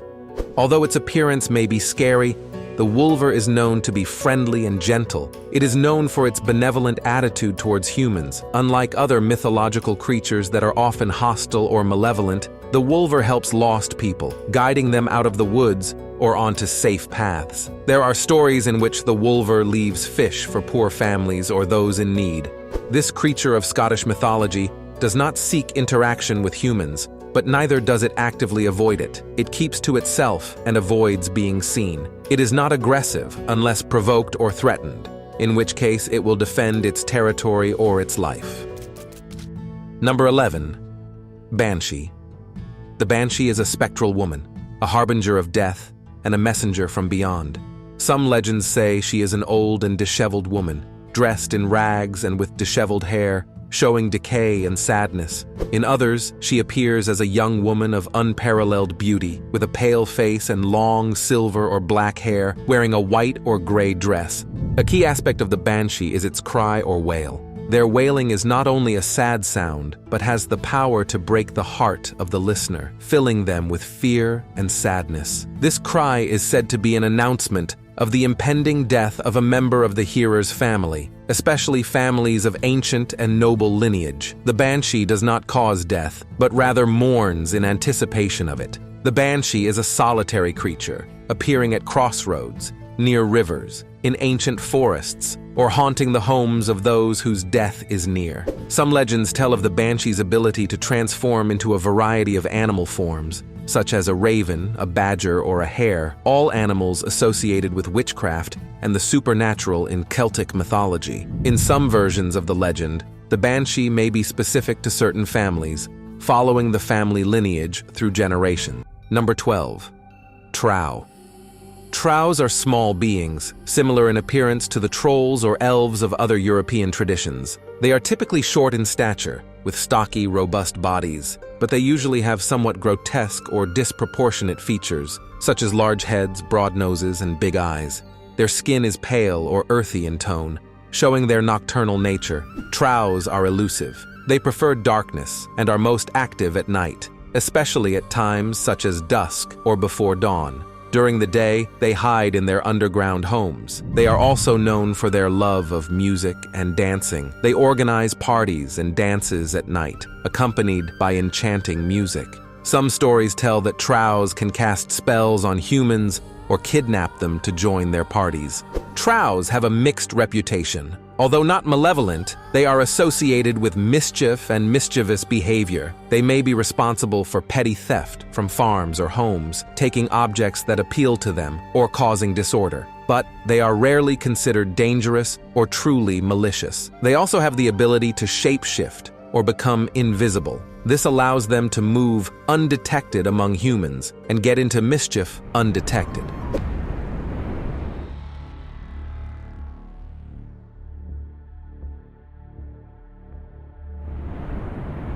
Devourers of souls, demons that seek to consume the vitality of the world so that chaos reigns, and protective creatures and beings that are in charge of saving us from these evil influences. In this video, we are going to see creatures, powerful symbols, beings, and demons from Egyptian mythology. Number 1.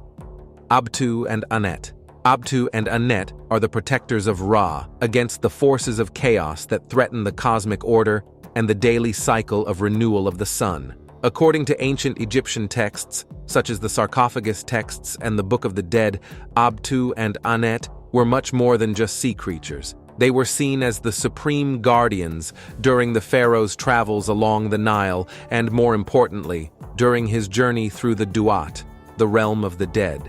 But their role did not stop there. They also accompanied the sun in his solar boat during his nocturnal journey through the underworld, protecting Ra from any threat that might arise. Their main skill, and what made them so special, was their ability to ensure the navigation of the sun and the pharaoh through dangerous waters. In a world where the forces of chaos constantly lurked, having protectors like Abtu and Anet was vital. They represented protection against the unknown and guaranteed rebirth and resurrection, concepts that were cornerstones of Egyptian religion. A curious fact about these fish is how their protective function extended beyond the realm of the dead, for it was believed that their presence in the waters around Ra's solar boat helped to keep at bay the serpent Apophis, a demon of chaos that attempted to devour the sun each night. The idea that simple fish could play such a crucial role in maintaining cosmic order reflects the complexity and interconnectedness of Egyptian beliefs. Number 2. Bennu. The Bennu is considered to be a kind of herald of the universe, associated with nothing less than creation and rebirth. This sacred bird is intimately linked to the sun god Ra, and it is in the heart of Osiris that the Bennu finds its origin. It is born from the heart of a god. That alone gives us a clue to its importance. Depicted as a heron, Bennu was no ordinary bird. Its bright plumage, sometimes described as flaming, reflects its link with the sun. It also has 2 long feathers on the back of its head. Bennu is linked to the Ben stone at Heliopolis, which was like his personal solar throne. Now let's talk about its powers. Its song was said to usher in a new day, and its presence was an omen of good fortune. But beyond that, the Bennu had the power to regenerate itself. Legend has it that this creature created itself from the fire that burned at the tip of a sacred plant branch. The myth of Bennu did not stay only in Egypt. It crossed borders and became what we know today as the phoenix in Greek mythology. Number 3. Griffin. Although the griffin is not the main star in Egyptian stories as it may be in Greek or Persian ones, we cannot deny its presence. In Egyptian art and artifacts, we find depictions of creatures that share similarities with griffins, and it is believed that they symbolized protection and power. The griffin has an impressive mix: the body, tail, and hind legs of a lion, along with the head, wings, and sometimes the forelegs of an eagle. This fusion gives them a powerful and majestic appearance and unique abilities. The great strength derived from their lion side and the ability to fly thanks to their eagle wings make them formidable guardians against anyone who would desecrate or steal sacred treasures. Their presence in tombs and temples was not just decorative. They served as a powerful symbol of divine protection, a deterrent against evil that ensured the safety of the most sacred and valuable places. Despite their mythological nature, there were times in antiquity when their existence was believed to be real. Number 4. Hierakosphinx. The Hierakosphinx is one of several variants of sphinxes in Egyptian mythology, each with different combinations of animal and human parts. Unlike the more famous sphinx, which has the head of a human and the body of a lion, the Hierakosphinx integrates elements such as the head of a falcon and the lion. This combination shows the union of the abilities of both animals, the vision and flight of the falcon, together with the strength and authority of the lion. The presence of these creatures in mythology reflects the importance of both animals in ancient Egypt, with the falcon associated with Horus, the god of the sky, and the lion representing power. These creatures are not merely decorative, they are powerful guardians, designed to repel evil spirits or any intruder who dares to desecrate sacred places. Their function was clear: to protect with divine authority. Number 5. Apophis. Since the pyramid texts, Apophis has been seen as a monstrous being that personifies chaos. Imagine a serpent or dragon so gigantic that it can encircle the entire world. Each night, this creature battles Ra on his journey through the underworld, trying to stop the rebirth of the sun each morning. The sunrise we take for granted every day is, according to the ancient Egyptians, the result of an epic battle between good and evil. The terrifying thing about Apophis is not just his size or his appetite for the sun, but his ability to plunge the world into darkness. He is virtually indestructible, able to regenerate even if he is cut to pieces. This serpent is not just an enemy of Ra, it is the adversary against whom the gods and mankind must constantly fight. Why is this battle so important? Well, at the heart of Egyptian mythology, the daily struggle between Ra and Apophis symbolizes the eternal struggle between order and chaos, light and darkness. It is this battle that ensures the continuity of life and the cycle of the sun's rebirth each morning. The curious thing is how the ancient Egyptians were actively involved in this myth. They performed magical rituals and wrote spells to aid Ra in his battle against Apophis, believing strongly in the power of magic to influence the spirit world and maintain order in the universe. If Apophis ever defeated Ra, it would mean the end of the world as we know it, and a return to the primordial chaos from which it all arose. Number 6. Medjed. Unlike other Egyptian deities and mythological creatures, Medjed was not widely known until he gained popularity in modern times, especially after an exhibition in Japan. Medjed made his star appearance in the Greenfield Papyrus, part of the famous Book of the Dead. For those wondering, the Book of the Dead is a collection of spells that guide souls through the Duat, the Egyptian underworld, a passage to eternal life. This is where our friend Medjed comes into the picture, being one of the beings that the deceased encounter on their journey to the afterlife. He had the power to shoot his enemies with a beam of light, as well as the ability to remain hidden, invisible to mortal eyes. He is a ghostly figure, shrouded or perhaps cone-shaped, with only 2 eyes staring out of the darkness. This is the image of Medjed, different from typical depictions of Egyptian deities and mythological creatures, which usually look more like us or familiar animals. Number 7. Serpopard. The serpopard is a mythological creature that also appears in other ancient cultures, such as Mesopotamia. It is a creature with the body of a leopard and the long, curved neck of a snake. This unusual appearance combines the ferocious abilities of the leopard with the flexibility and length of the snake, creating a powerful image. These creatures appear in a variety of artistic contexts, from the pre-dynastic period to the beginning of dynastic history in Egypt, featuring prominently on ceremonial objects. This symbolism is particularly potent in depictions that emphasize royal authority and divine protection, as seen in the emblematic palette of King Narmer, which symbolizes the unification of Upper and Lower Egypt. Number 8. Sphinx. In ancient Egypt, sphinxes were much more than just statues. They were symbols of strength, wisdom, and power. They were believed to protect the temples and tombs of the pharaohs, serving as eternal guardians against evil spirits and intruders. The most famous of all, the Great Sphinx of Giza, associated with the pharaoh Khafre, stands majestically near the Great Pyramids on the Giza Plateau. This monumental sculpture combines lion strength with human intelligence. In this case, the head is believed to be a portrait of Khafre himself. Beyond Egypt, the image of the Sphinx has traveled and been transformed, taking on new meanings and mythologies in cultures such as Greece, where it is often associated with riddles and punishment for those who cannot solve them. Number 9. Ammit. Imagine this situation. You have passed from this world to the next, and find yourself in the Duat, the place where the souls of the departed are judged. The climax is the weighing of the heart, where your heart, the center of your being and morality, is weighed against the feather of Ma'at, the symbol of truth and justice. And there, beside the scales, Ammit waits, ready for the verdict. Ammit is truly unique in the Egyptian pantheon. Part hippopotamus, part leopard, and with the head of a crocodile, she combines the characteristics of the three animals most feared by the ancient Egyptians. The ability for which Ammit is known has nothing to do with magical powers or divine prowess. His role is far more shadowy. If your heart is heavier than the feather of Ma'at, indicative of a life lived in sin, Ammit will devour your heart.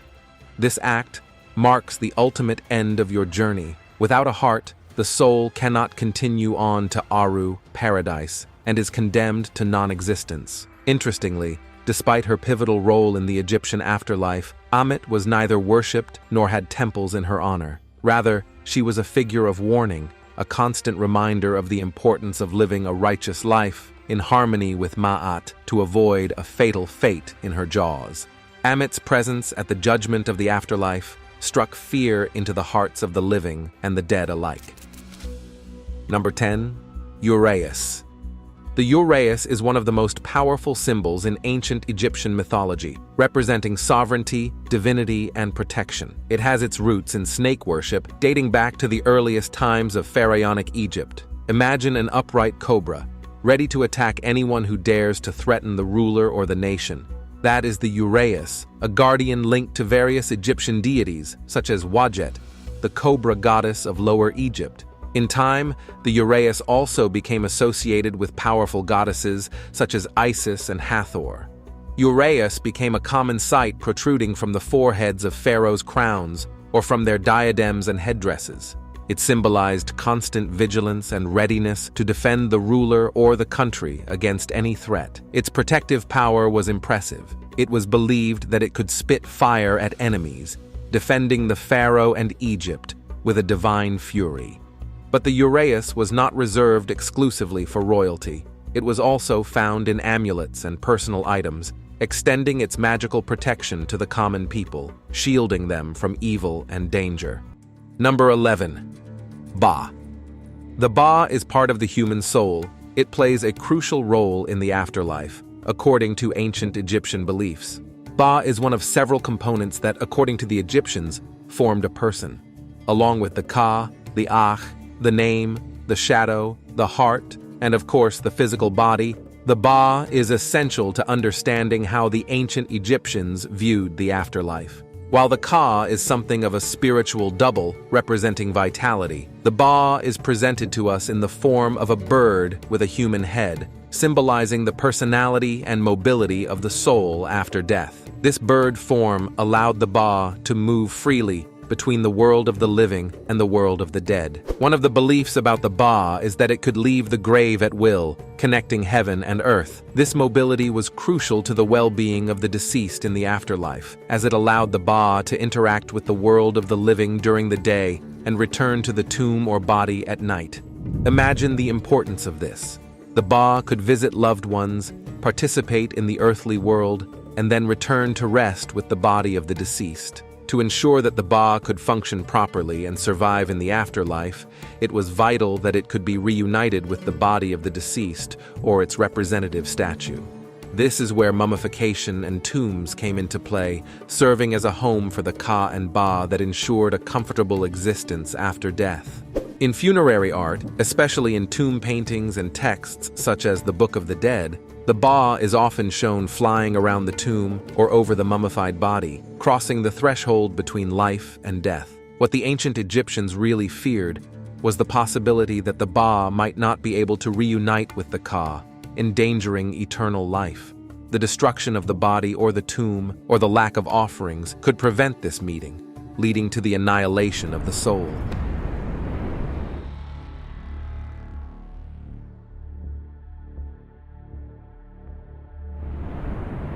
Voodoo, a religion many people associate with dolls and pins, but there's so much more to it than just that. Born in Africa ages ago, it still has a solid following today. But how did it make its way to America? Let's take a quick dive into some history. I promise I'll keep it snappy. 1492, Christopher Columbus sets sail from Spain, back then it was Castile, and stumbles upon America. With all its riches and vast lands, Portugal, Great Britain, France, and the Netherlands decide to jump into the colonization game. The continent braced itself for years of conquest, war, disease, and hardship. Fast forward a bit, and the Europeans thought, hey, with all these casualties, who's gonna do the heavy lifting? So, they hatched a plan. Work hard every day, hit the mines, pick cotton, tobacco, and sugar, and earn their fortunes fair and square. But then they thought twice and were like, you know what? Let's have someone else handle that. And so, over time, more than 12 million African men and women were forcefully uprooted from their homes and shipped to America to be sold and put to work in every kind of forced labor you can think of. These folks didn't have books, nor did they need them, as they couldn't read or write. But what they were great at was passing down, through stories, songs, and legends, the religion and tales of their ancestors, just like their parents and grandparents did with them. And with that, voodoo began to spread and blend with other religions throughout the Americas, especially in places like Haiti, Louisiana, USA, and parts of Brazil. The deities in voodoo, known as Loa, are spirits that act as go-betweens for humans and the big guy upstairs, called Bandi, coming from the French bon Dieu, or good God. Number 1. Papa Legba. Papa Legba has a crucial function in voodoo. Without his permission and guidance, no communication can take place between humans and other spirits. It is he who opens or closes the portal to the spirit world, and therefore, any voodoo ritual or ceremony usually begins by invoking Papa Legba to open the pathways and allow the other spirits to enter. He is depicted as an elderly man with a beard, leaning on a cane or crutch. He may also be seen with keys, a hat, bag, or sack, and is sometimes shown with a dog, which is one of his associated symbols. Crossroads are sacred places for Papa Legba, and that is why he is called the guardian of the crossroads. He is also associated with doors, portals, and thresholds. Although he is an elder, Papa Legba is playful and cunning. He is wise, but also has a sense of humor and enjoys mischief. He is considered benevolent, and is known to help those who seek him out with a just cause. Due to colonization and the imposition of Catholicism, many voodoo practitioners syncretized their spirits with Catholic saints in order to continue practicing their faith clandestinely. Respect and relationship with Papa Legba is fundamental for any voodoo practitioner. If Papa Legba closes the roads or doors, prayers and offerings will not reach the spirits, and if he opens them, communication flows freely. It is the voice and language of the universe that translates the divine messages and presents them in a way that is understandable to mortals. Number 2. Baron Samedi is the spirit of the cemetery, of death and regeneration, and is known as much for his theatrical appearance as for his bold and sometimes irreverent behavior. He reigns over the graveyard and the dead. Although he may appear fearsome, he is also a spirit of resurrection and is invoked to heal people who are on the verge of death, as he has control over life and death. He is unmistakable, dressed in a black tailcoat, sunglasses with a broken eye, which allows him to see both the spiritual and earthly realm, and a tall top hat adorned with a cross. His face may be painted white, similar to a skull. He is closely associated with crosses, tombs, and of course the cemetery. In addition, rum and tobacco are common offerings to him. Despite his role as a guardian of death, Baron Samedi is known for his playful nature, his laughter, and his love of rum and partying. He is bold, irreverent, and enjoys pranks and mischief. He is married to Maman Brigitte, a powerful spirit who protects the graves of those who have been unjustly treated. Baron Samedi symbolizes the inevitability of death and also the hope of an afterlife. Number 3. Maman Brigitte. Maman Brigitte is the spirit of the cemeteries, protector of the tombs and guide of the souls who have passed to the other side. She is known for her fierce, outspoken, and passionate nature. She is a light-skinned woman with a vivid dress, accompanied by a hat and an alcoholic beverage in hand. It is not uncommon to see her with symbols associated with the dead and cemeteries. The cemetery is her domain, especially the oldest grave. She is offered strong drinks, especially hot rum with 21 peppers. Black roosters are also sacrificed in her honor. Maman Brigitte is known for her uninhibited nature, sharp tongue, and boundless passion. She is fair but direct, and is not afraid to speak her mind or protect what she considers hers. Together with her husband, Baron Samedi, she reigns over the spirits of the dead in voodoo. Number 4. Ogun.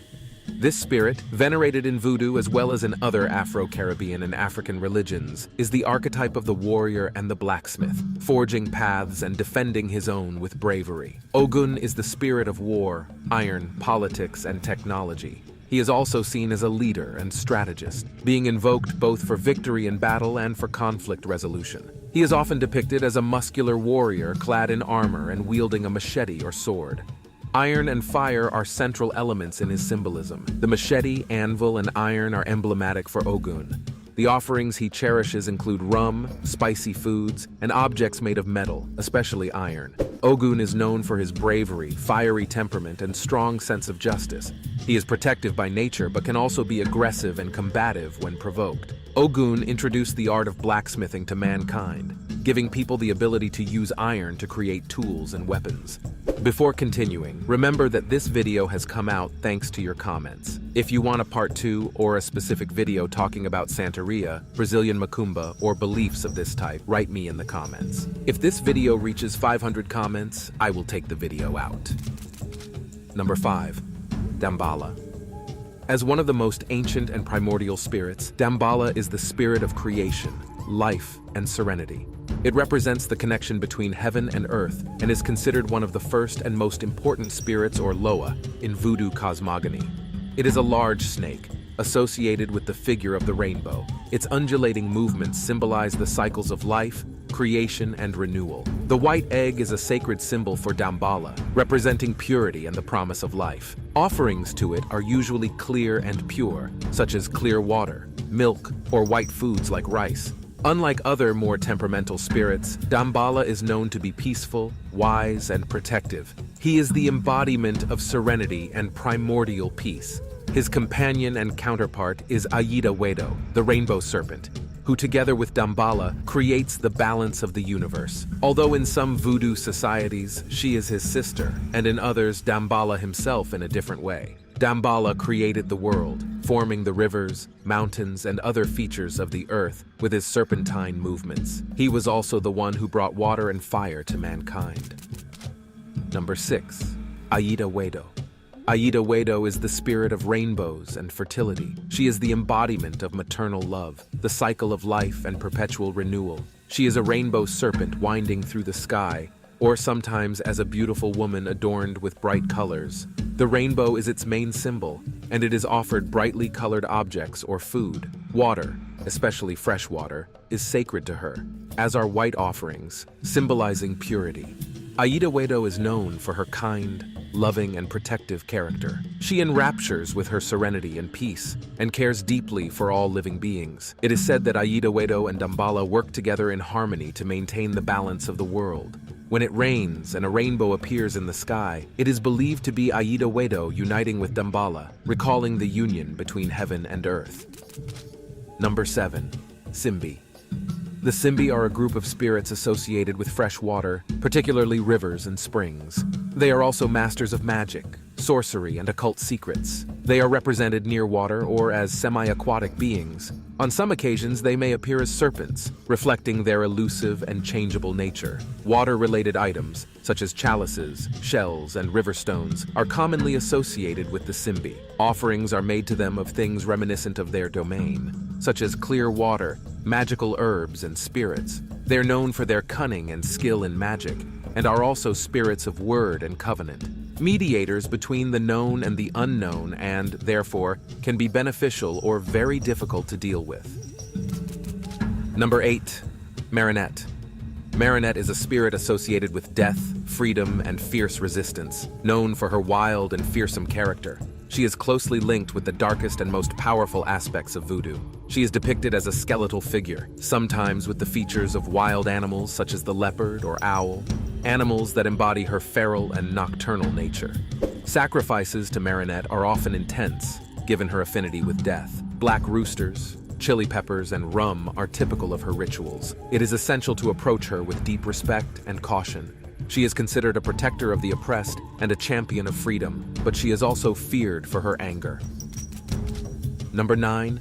Erzuli Freda is the spirit of love, beauty, jewelry, luxury, and passion.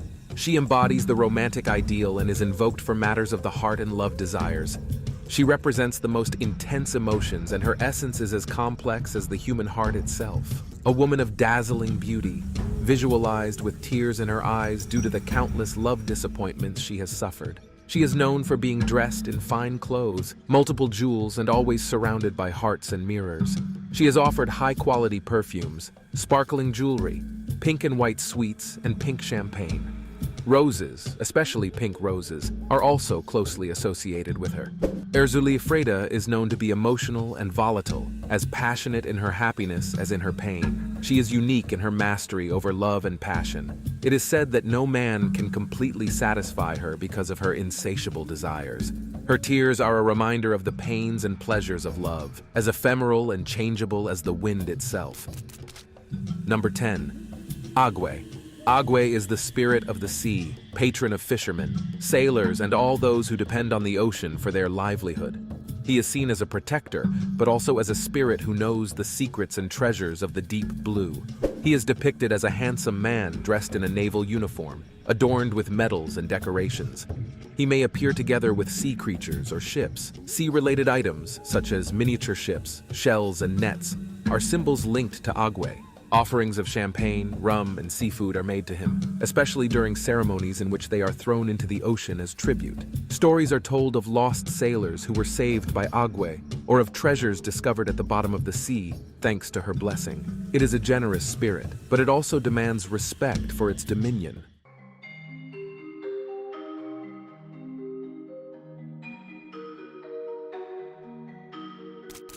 One. Thunderbird. The thunderbird is a large and powerful bird. In fact, it was said to be so large that it could pluck a whale from the sea as easily as an eagle catching salmon in its talons. To the native cultures of the Pacific Northwest and the Great Plains, the thunderbird was a mythical creature that embodied strength and power. As the name implies, thunderbirds were associated with thunderstorms. Its huge wings made the sound of thunder when they flapped, and according to some stories, it was said that it could even shoot lightning with its eyes. To the peoples of the Great Plains, their presence was a harbinger of rain, which could be a welcome sight or a destructive force, depending on the conditions. In some cultures, thunderbirds go to war with other forces of nature.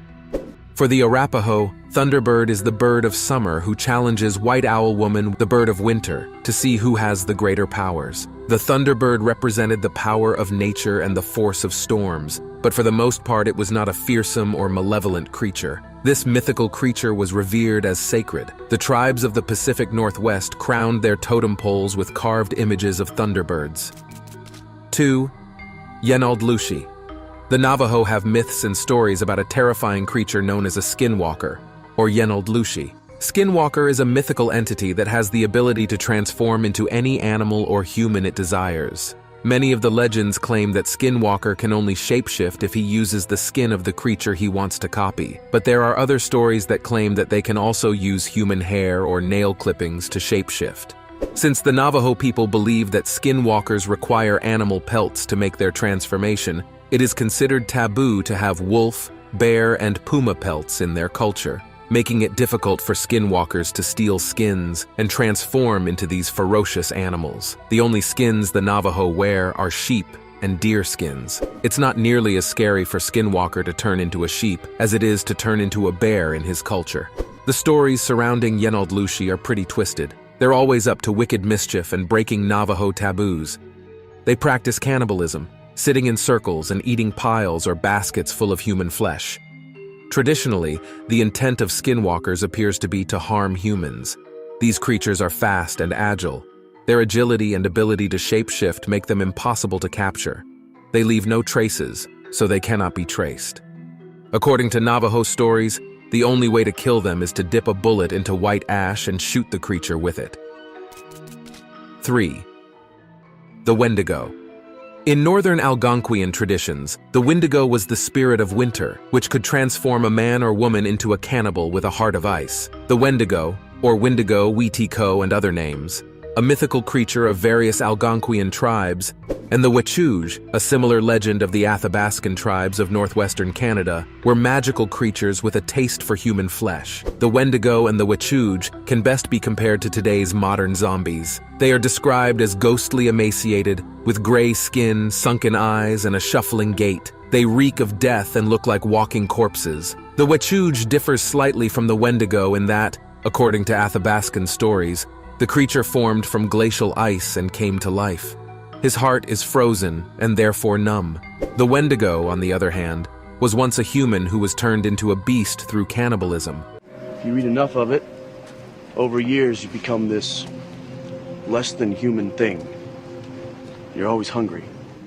There are also Wetiko, similar cannibalistic creatures found in the tribal cultures of northern Canada. These guys can be human or non-human, and whatever their powers are, it usually involves cannibalism to some degree. When a Wendigo or Wet'suwet'en feeds on one of its victims, that victim becomes one of them. Supposedly, the creature's desire for human flesh is so strong that they are almost insatiable. They are constantly prowling the forests where they live, looking for unfortunate humans to devour. In this way, the stories of Wendigo and Wet'suwet'en served as tales warning people not to wander the forest alone. According to some anthropologists, they may also have been used as a warning against cannibalism during the harsh winter months. 4. Ndam Kino Wet. Native American cultures, like communities around the world, include stories of half-human, half-fish beasts. The Ndam Kino Wet is the Algonquian version of the mermaid myth. Or rather, it's a merman. All the myths and legends of this mythical creature describe this being as a man who likes pretty young women. The Ndam Kino Wet, so the stories go, lurks in lakes, rivers, and streams and harasses young girls and girls when they take off their clothes to bathe. Sometimes he doesn't even bother the women. He just watches a woman swim naked and wash herself. In other legends, the creature takes its voyeurism a step too far by swimming unseen below the surface to disturb an unsuspecting bather. The merman doesn't try to kill anyone, but he certainly lived up to his reputation as the perverted merman. 5. Atasaya. The Ndam Kino Wet was not unique in North American mythology. Other mythical creatures also stalked young women, according to Native American stories. One of these more fearsome creatures was Atasaya, a cannibalistic demon described by the Zuni people of the Southwest as huge and demon-like. Much larger than a normal human, the Atasaya is covered in thick, knobby fur and long, gray hair. He is muscular and scaly with bulging red eyes. Numerous tales in Zuni oral tradition describe Atasaya kidnapping and cannibalizing young women. However, as threatening as Atasaya was, most stories about this cannibalistic demon end with the creature's defeat. In one story, for example, Atasaya lured a pair of beautiful young women into his cave. He tried to trick the young maidens into trying the soup he had been cooking, soup made from human children he had kidnapped. When that didn't work, he tried to convince the girls to style his silver hair. In this story, The two girls were saved by the Zuni god of war who killed the demon and rescued the maidens. 6. Nimeragar. Various Native American tribes include stories of races of little people called Tehihan, Nimeragar, and Pukwudgies. According to legends, these were not cute, cheerful, Disney-style dwarfs. Instead, they were strong, fierce, and great warriors. In some myths, the little people were magical forest gnomes, while in others they were a fearsome enemy. The Tehihan are said to have made their homes on the plains of Wyoming and Colorado, where they could take advantage of the Native Americans who also lived there. In many stories, the Nimeragar are an evil group living in Wind River and in the mountains of Wyoming. The Nimeragar, whose name means people eaters, lived in the Pedro Mountains near the Wind River in Wyoming. Both sets of little people were described as child-sized, incredibly aggressive and cannibalistic. Dwarves would kidnap and eat children, slaughter cattle, and attack adult warriors with ease. They were just as brutal to their own kind. As the stories go, the Nimeragar practiced a gruesome form of euthanasia by pounding the skulls of their own members who had become injured, sickened, or too old to be useful. Almost all of the myths surrounding these ferocious dwarfs conclude with accounts of how Native American tribes came together to fight an ancient battle against the Tehihan. The little people were soundly defeated, and the entire race exterminated. 7. Ogopoga.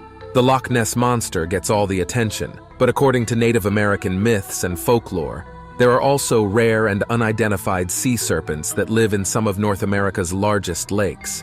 Ogopoga in British Columbia and Flathead in Montana are two such creatures. The depths of Okanagan Lake in British Columbia are said to be home to a giant sea serpent-like monster measuring over 40 feet in length. Indigenous people in the region have long told stories about the creature, which they have named Ogopoga, or water demon. According to tradition, the beast demands a blood sacrifice before allowing anyone to cross the lake. Similarly, Flathead Lake, just across the international border in Montana, supposedly also has the same type of sea monster. Local indigenous groups believed that the lake monster could cause a terrible storm on Okanagan Lake and capsize boats unless a sacrifice was offered to it. To ensure safe passage, they carried a chicken, rabbit, or other small animal with them. They threw the poor chicken into the water to drown, thus appeasing the sea monster. 8. Piasa bird. The Piasa bird was a mythical creature that supposedly lived on the steep cliffs along the Mississippi River, according to Native American myths. The Piasa was quite different from the thunderbird. It was depicted as a flying dragon in ancient paintings dating back to 1200 CE. In 1673, Father Jacques Marquette wrote about the Piasa bird in the journal he kept while traveling in the area. In it, he claimed the creature was as large as cattle, with blood-red eyes and antlers on its head. The body was covered in scales, but had a human face. It also had a long, thin, snake-like tail. According to legends, the Piasa bird ate human flesh, but not fresh meat. Rather, it went around when Native American warriors fought against enemy tribes. When the fighting was over, the Piasa bird swooped down to dine on the bodies of fallen warriors. 9. Kachituashku. The Penobscot Indians of the East Coast told stories of a giant, menacing, mythical creature called the Kachituashku, or stiff-footed bear. According to folklore, the monster was huge and crudely shaped like a bear, but with a much larger head and thick, inflexible legs. Legends surrounding the Kachituashku state that it stalked, killed, and devoured humans. Anthropologists researching the legends of the Penobscot people noted that depictions of Kachituashku resembled African elephants, which Native Americans would never have seen. That led to the theory that Native Americans discovered the skeletal remains of a prehistoric mastodon. Not knowing what the remains were, the people of Penobscot developed myths around the creature and its origins. 10. Bakwas. The Bakwas was a ghostly creature that went back and forth between the human world and the ghost world. He is the wild man of the forest, the keeper of drowned souls, and children are taught to mistrust him. Captured by Bakwas are condemned to eternal hunger, misery, wandering, and evil. If the Bakwas came across a human lost in the forest, they offered him some food, but it wasn't normal food. It was ghost food. If the human ate it, he or she would also transform into a Bakwas. 11. Yakwawiak. Yakwawiak were described as gigantic, monstrous beasts in Lenape, Mohican, and Shawnee mythology. Yakwawi, the mastodon, was one of those beasts, placed on Earth to be useful to man. But the great monstrous beast was ferocious, powerful, and invincible. Its skin was so strong and thick that the sharpest spears and arrows could hardly penetrate it. The creator told the Lenape that they would take part in this fight, and whether they should kill the Yakwawiak. The legendary Great Bear also came to help, and was badly wounded in this battle, said to have taken place in the Ohio River Valley, west of the Allegheny Mountains. During the battle, Kishalamakank, the creator, came and sat on a flat rock on top of the Allegheny Mountains to watch. He came a great number of the Yakwawiak giants. The battle was fierce, and the slaughter was terrible. The mastodons were winning, and the Ohio River Valley was covered in the blood of fighting animals. But slowly the battlefield became one great quagmire, and many of the Yakwawiak, due to their great weight, sank into the mud and drowned. Some modern Lenape storytellers describe the Yakwawi as either a mammoth or a mastodon, although past recorded stories more often referred to it as a type of bear. 12. Mishipeshu. Mishipeshu, or underwater panther, is a powerful mythological creature, something of a cross between a puma and a dragon. Mishipeshu is a dangerous monster that lives in deep water and causes men and women to drown. Legends of some tribes describe Mishipeshu as the size of a royal lynx or puma, while in others the beast is huge. Mishipeshu has a very long prehensile tail that is often said to be made of copper. Details of the monster vary from community to community, but in many stories, water panthers are described as furry with deer horns or antlers and a sharp, saw-toothed back. There is also a Cree version of the creature. 13. Wampus cat. The wampus cat, or Cherokee death cat, is a feline creature in American folklore that can be depicted as scary or comical, depending on the region. The wampus cat varies greatly in appearance, but is always feline in nature. It is usually depicted similar to a cougar or mountain lion with yellow or light brown fur, has yellow eyes, and often has 6 legs instead of 4. In Cherokee mythology, the monster is the feline incarnation of a bystander cursed by tribal elders as punishment for hiding under the skin of a large wild cat to witness a sacred ceremony. The wampus cat has been associated in various southeastern tribal beliefs as a shapeshifter. When one was sighted, active townspeople went on curfews and armed themselves against the creature. Although the dead cattle and sightings can be attributed to early coyote or jaguarundi intrusions, the cattle deaths were attributed to the wampus cat. 14. Jersey Devil. The Jersey Devil is a legendary beast that is said to inhabit the area known as the Pine Barrens of southern New Jersey, located in the United States.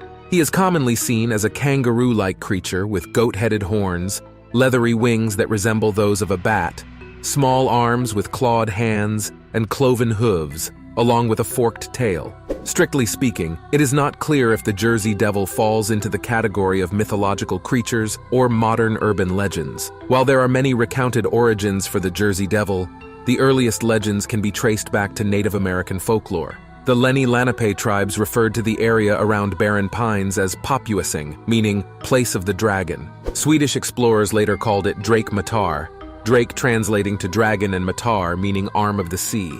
One of the beast's many origins can be traced back to the Leeds family who lived in a New Jersey town consisting of Mr. and Mrs. Leeds and their 12 children.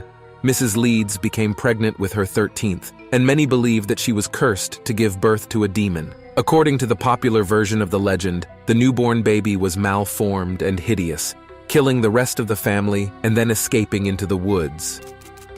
15. Jackalope.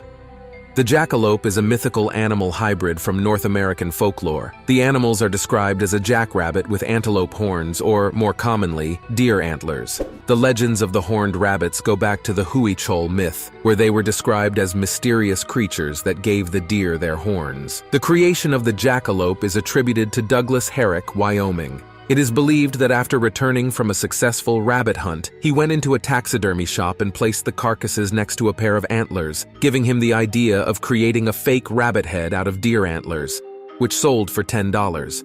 But the idea of a horned rabbit got out of hand, becoming a popular urban legend and an example of a fearsome creature, where they were described as virile but hostile creatures that could mimic human voices and sing campfire songs. Legend had it that the only way to calm an angry jackalope was to offer it whiskey to drink. Research suggests that at least some of the horned hairtails were inspired by sightings of rabbits infected with Shope papillomavirus. 16. Grafton's monster. The Grafton monster, also known as the Grafton beast, is a large humanoid cryptid said to lurk in the woods outside the town of Grafton, West Virginia, a former railroad boomtown located in the United States. The monster is claimed to be a large bipedal humanoid creature with no visible head and covered in slippery white skin like a seal. However, it is not clear if he is actually headless or if his head is simply located near his chest.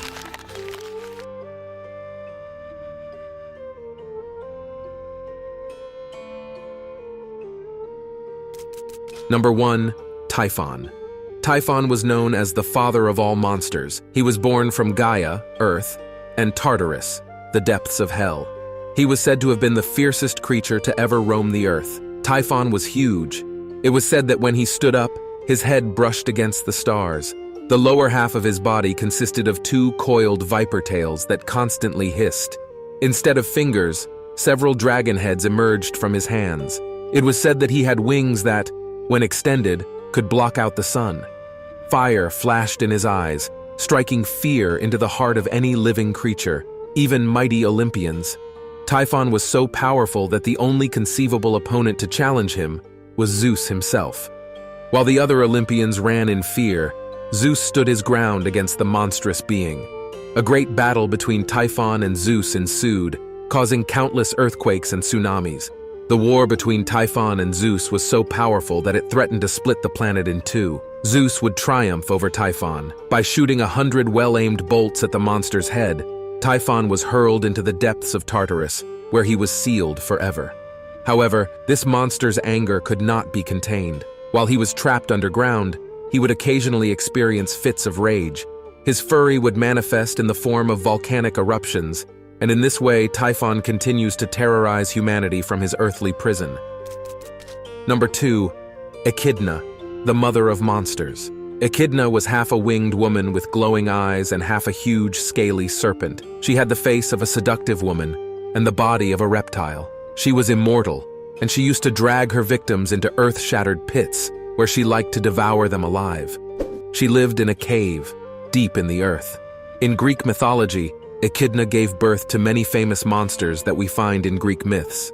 As mentioned above, her partner was the monster Typhon. After her defeat by the Olympians and banishment by Typhon, Echidna and her offspring lived to challenge future heroes. Number 3. The Gorgons. The Gorgons were 3 mortal sisters whose hair was made of live, venomous snakes and could turn anyone to stone just by looking into their eyes. Famous sisters were Stheno, Euryale, and Medusa. Medusa is definitely the most famous and notorious among her kind. Medusa remains a popular monster from ancient mythology. Interpretations of Medusa differ. Some accounts describe how Medusa was born from the archaic marine deity, Ceto. In this version of the tale, Medusa is born with a hideous face and a serpentine tail where her legs should be. In Ovid's Metamorphoses, Medusa is said to have once been a beautiful maiden who was transformed into a hideous monster after being raped in the temple of Athena by the sea god Poseidon. The only aspect of Medusa that remains constant through various legends is her hair, which is said to have been composed of writhing, venomous snakes. Medusa confronts the hero Perseus, who was asked by her stepfather to retrieve the monster's head. Using a mirrored shield given to him by Athena, Perseus saw Medusa's reflection so as not to look directly at the monster. Perseus kills Medusa and cuts off her head. Perseus would use Medusa's head as a weapon against enemies, until he finally presented it to Athena, who placed it on the front of her shield. Number 4. Mermaids, the dangerous and beautiful creatures of Greek mythology. They were often depicted as femme fatales who lured nearby sailors with their enchanting voices to shipwreck on the rocky shore of their island. They used their singing to lure sailors passing through their island and kill them. They were considered the daughters of the river god Achelous. Roman writers associated sirens more closely with the sea, as daughters of Phorcys. Mermaids are found in many Greek stories, particularly Homer's Odyssey. The great hero Ulysses, cunning as he was, sealed the ears of his sailors with wax and tied himself to the mast of his ship to enjoy the beautiful song of the sirens without being tempted to follow the seductive sirens. Number 5. Scylla. According to Greek mythology, Scylla was the daughter of Phorcys and Ketos, once a beautiful nymph longed for by the god Poseidon. The jealous Aphrodite, partner of Poseidon, turned her into a monster, poisoning her bathwater. She had a fish body, a female upper torso, and dog heads that protruded from her neck. She was chasing the rocks of a narrow strait in front of the whirlpool of another terrible monster, Charybdis, which we will see later. In Odyssey, Odysseus's ship passes through the strait after losing 6 of his men to being eaten alive by the monster. Number 6. Charybdis. Charybdis is another scary female monster in Greek mythology. She lived opposite Scylla on the Asian shore of the Bosphorus, a narrow natural strait and continental boundary between Europe and Asia. Charybdis looked like a huge whirlpool, and at the bottom of it, its monstrous mouth with huge, sharp teeth was waiting to devour any ship and sailors on it. Like Scylla, Charybdis is also involved in the myths of Odysseus and the Argonauts, who crossed these straits with some losses. Charybdis was once a beautiful nymph daughter of Poseidon and Gaia. According to myth, she flooded much of the earth to expand her father's kingdom and return with him. This angered his uncle Zeus, who turned her into a monster and banished her to the sea. Charybdis became one of the most fearsome sea monsters. She used to swallow large amounts of water a day, creating whirlpools and devouring the sailors. Number 7. Empusa. Unlike the other creatures on this list, the Empusa is perhaps little known and does not appear in any traditional epics or folk legends. However, her terrifying appearance and her terrifying tendency to feast on blood and human flesh more than warrant her place on our list. The Empusa is often depicted as a beautiful woman who transforms into a creature with sharp teeth, flaming hair, and bat-like wings. Empusa was said to be a demigoddess under the control of the goddess Hecate, a being often associated with crossroads and driveways. The Empusa often seduced young people traveling alone. Once the unsuspecting youth was fast asleep, the creature would shift into her hideous form and devour the boy's flesh and drink his blood for his sustenance. The Empusa is probably best known for her appearance in Aristophanes' The Frogs, where she terrorizes the god Dionysus while traveling to the underworld. Number 8. Harpies. The harpies were anthropomorphic monsters in Greek mythology, with the body of a bird and the head of a woman. They nailed the souls of the people and handed over lawbreakers to the Erinyes or Furies, the 3 goddesses of revenge and retribution who punished men for crimes against the natural order. When a person suddenly disappeared from Earth, it was said that they had been taken by harpies to the underworld, the kingdom of Hades, and the dead. They were punishment agents who kidnapped people and tortured them on their way to the underworld. They were vicious, cruel, and violent. Number 9. Lamia. Lamia was a beautiful queen who ruled Libya. She fell to Hera's disadvantage because of her relationship with Zeus. The thunder god loved her because she was beautiful and had children with her who were killed by Hera. Due to her sadness and madness, Lamia transformed into a child-eating monster. Since then, she snatches the children of other mothers out of envy. Number 10. Sphinx. The Sphinx, a monster said to have the body of a lion, the head of a woman, and the wings of an eagle. It is a treacherous and ruthless monster that kills and eats those who cannot answer its riddle.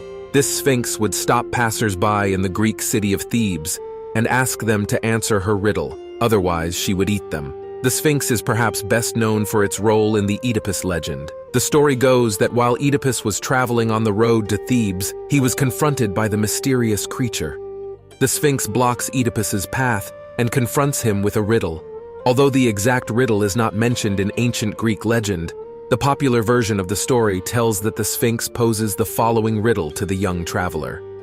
Who is the being, the only being among all the inhabitants of the earth, waters and air, which has a only nature? But it has 4 feet, 2 feet, and 3 feet, and it is weaker the more feet it has. Oedipus correctly answers the riddle. The man, who crawls on all 4s as a child, on 2 as an adult, and with the help of a cane on 3 legs during the twilight of his life. Having been outplayed at her own game, the Sphinx throws herself off a high cliff. In some versions, the Sphinx devours itself in anger and frustration. If Oedipus had not answered the riddle correctly, he would have been strangled and eaten by the creature. which had been the fate of so many travelers before him. Number 11. Manticore. The manticore is very similar to its sister monster, the Sphinx. He has a human head, a lion's body and wings, bat wings instead of eagle wings, but still, what it lacks in puzzles, it makes up for with a scorpion tail that can shoot poisonous spikes at people, just like a boss in some kind of ancient Greek video game. The scariest thing is that Manticore had 3 rows of teeth in its human mouth, which frankly disturbs me even when it comes to narrating. If this creature's also creep you out, give me a like and write me in the comments.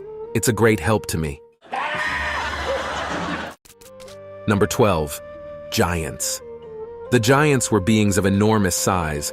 According to Greek mythology, they were human-like but tall in stature and irresistible in strength. Their bodies were scaly and ended in a lizard tail. They had thick hair and a long beard. Although they were of divine origin, they were mortal. Following other stories, the giants were immortal as long as they walked on the land where they were born. They are considered to have superhuman powers, enormous size, and long life, while on the contrary, they lack ethics and imagination. A famous giant was Argus, who served as Hera's guard. Number 13. Chimera. The chimera was a ferocious, fire-breathing monstrosity possessing the body and head of a lion with the head of a goat protruding from its back and a serpent for a tail. The brief description of the chimera in the text of the Iliad is the earliest surviving record of the creature. Traditionally, the chimera is considered to be a woman, and she is said to have given birth to the Sphinx and the Nemean lion. The monster was feared and believed to be a harbinger of storms, shipwrecks, and other natural disasters. The chimera is best known for her role in the legend of Bellerophon, a hero born in the city of Corinth. King Lobates of Lycia would order Bellerophon to kill the monster to atone for his past sins. Bellerophon, knowing that he would need help for such a task, prayed and then slept in Athena's temple. Upon awakening, he saw the goddess in front of him, leading the mythical horse Pegasus, who possessed the ability to fly. With Pegasus saddled, Bellerophon flew to the chimera's lair in Lycia. Knowing that the creature was fierce and would not be easily defeated, Bellerophon devised a plan. He tied a large piece of lead to the end of his spear. Mounted on Pegasus, he flew towards the monster. Just as the chimera opened its mouth to burn the hero with fire, Bellerophon plunged lead into the creature's mouth. The chimera's fiery breath melted the lead, causing the creature to suffocate to death. Number 14. Lernaean Hydra. The Lernaean Hydra was another daughter of Typhon and Echidna, a hideous sea monster with serpentine features and many serpentine heads. A snake-like aquatic monster with reptilian features. A creature whose poison was so dangerous that even the breath exhaled by the Hydra could be fatal to any man. Furthermore, the Hydra had the unnerving ability to regrow decapitated limbs at an alarming rate. It was said that for every head she cut off, 2 more would grow in her place. Her lair was Lake Lerna in an ancient part of the Peloponnese. The Hydra would hide in an underwater cave that was said to be an entrance to the underworld. The Hydra is known to be the second monster that Heracles encounters during his 12 labors. Before attacking the Hydra, Heracles covers his mouth and nose with a cloth to keep himself safe from the deadly toxins the monster emits from its many mouths. Heracles originally attacks the Hydra with a sickle, sword, or her trademark club. However, the hero quickly realizes that for every decapitated head, the creature quickly grows 2 more. The battle would seem hopeless. Heracles then devises a plan to turn the tide against the monster. As soon as the hero decapitates one of the Hydra's heads, he immediately carries a torch to the stump of her neck. The wound is cauterized, and the creature cannot produce any more menacing heads. Heracles finally releases the final head of the Hydra, effectively killing the creature and completing his second task. Number 15. Mares of Diomedes. The mares of Diomedes, also called mares of Thrace, were a herd of man-eating horses in Greek mythology, belonging to the giant Diomedes. Diomedes was one of the bloodiest and most feared kings. He was the son of Ares, the god of war, and as he was the living personification of brutality, violence, tumult, and confusion. He lived on the shore of the Black Sea, from where he ruled the warrior tribe of the Bistons. But their most precious asset, their great treasure, were 4 wild mares that they cared for as if they were their daughters. The mares, which were the terror of the Thracian region, were kept tied with iron chains to a bronze manger and were called podargos, the swift one, Lampon, the bright one, Xanthos, the yellow one, and Deinos, the terrible one. Heracles defeated these monsters in the 8th labor of him, and fed the mares with Diomedes, his own master. Number 16. Cerberus. Cerberus is a popular creature in ancient mythology. Hades' loyal watchdog, Cerberus, was a massive 3-headed hound that guarded the entrance to the underworld. The beast was said to only have an appetite for living flesh, and would therefore only allow departed spirits through, while consuming any living mortal foolish enough to come near it. It is said that the 3 heads were meant to symbolize the past, present, and future. In other versions of the myth, the 3 heads represent youth, adulthood, and old age. While Cerberus was a remarkable creature of mythology, he is probably best remembered as the 12th and final labor that Heracles most often performed. Heracles must enter the underworld, fight the beast without using weapons, and then bring Cerberus to the surface world, alive, to present him to the Mycenaean king Eurystheus, the man who originally ordered Heracles to perform these tasks as a reward for his sins. Heracles manages to board the beast. Then, using his great strength, he throws the animal over his shoulder and drags it into the mortal world. It is said that upon seeing Cerberus, Eurystheus was so terrified that he hid himself in a large vase and begged Heracles to return the hellhound to Hades. Number 17. Nemean lion. The Nemean lion was the same as the Hydra, son of Typhoon and Echidna. His claws were sharper than any deadly sword, and his glowing skin was impenetrable armor. He also had great strength. This monster lived in the lands of Argolide, near the Nemean hills. Legend has it that he kidnapped defenseless women and took them to his cave, attracting the knights who dared to rescue them. It is said that when they arrived at their cave, they saw an injured woman, and when she approached, she transformed into a lion, who killed them and offered their bones to Hades. This beast was finally slain by Heracles in his first of the 12 labors. Since then, the great hero has worn the lion's skin as a helmet. Number 18. Stymphalian birds. Stymphalian birds are man-eating birds with bronze beaks, sharp metallic feathers that can hurl poisonous dung at their victims. According to Greek mythology, these flying creatures were raised by the god of war, Ares, or were pets of the goddess of the hunt, Artemis. They reproduced rapidly and swarmed across the countryside, destroying crops and terrorizing people. Heracles defeated these creatures in the 6th labor of him, shooting arrows tipped with poisonous blood from the slain monster, Lernaean Hydra. Birds that attack people are generally considered scary on their own, but these birds very specifically liked to eat people, which is terrifying. However, the real problem is that the bird's feathers were made of bronze, razor sharp, and could be shot at people. These weren't birds to scare away, unless you also wanted your hand to be crushed into confetti of bloody meat. Number 19. Erymanthian boar.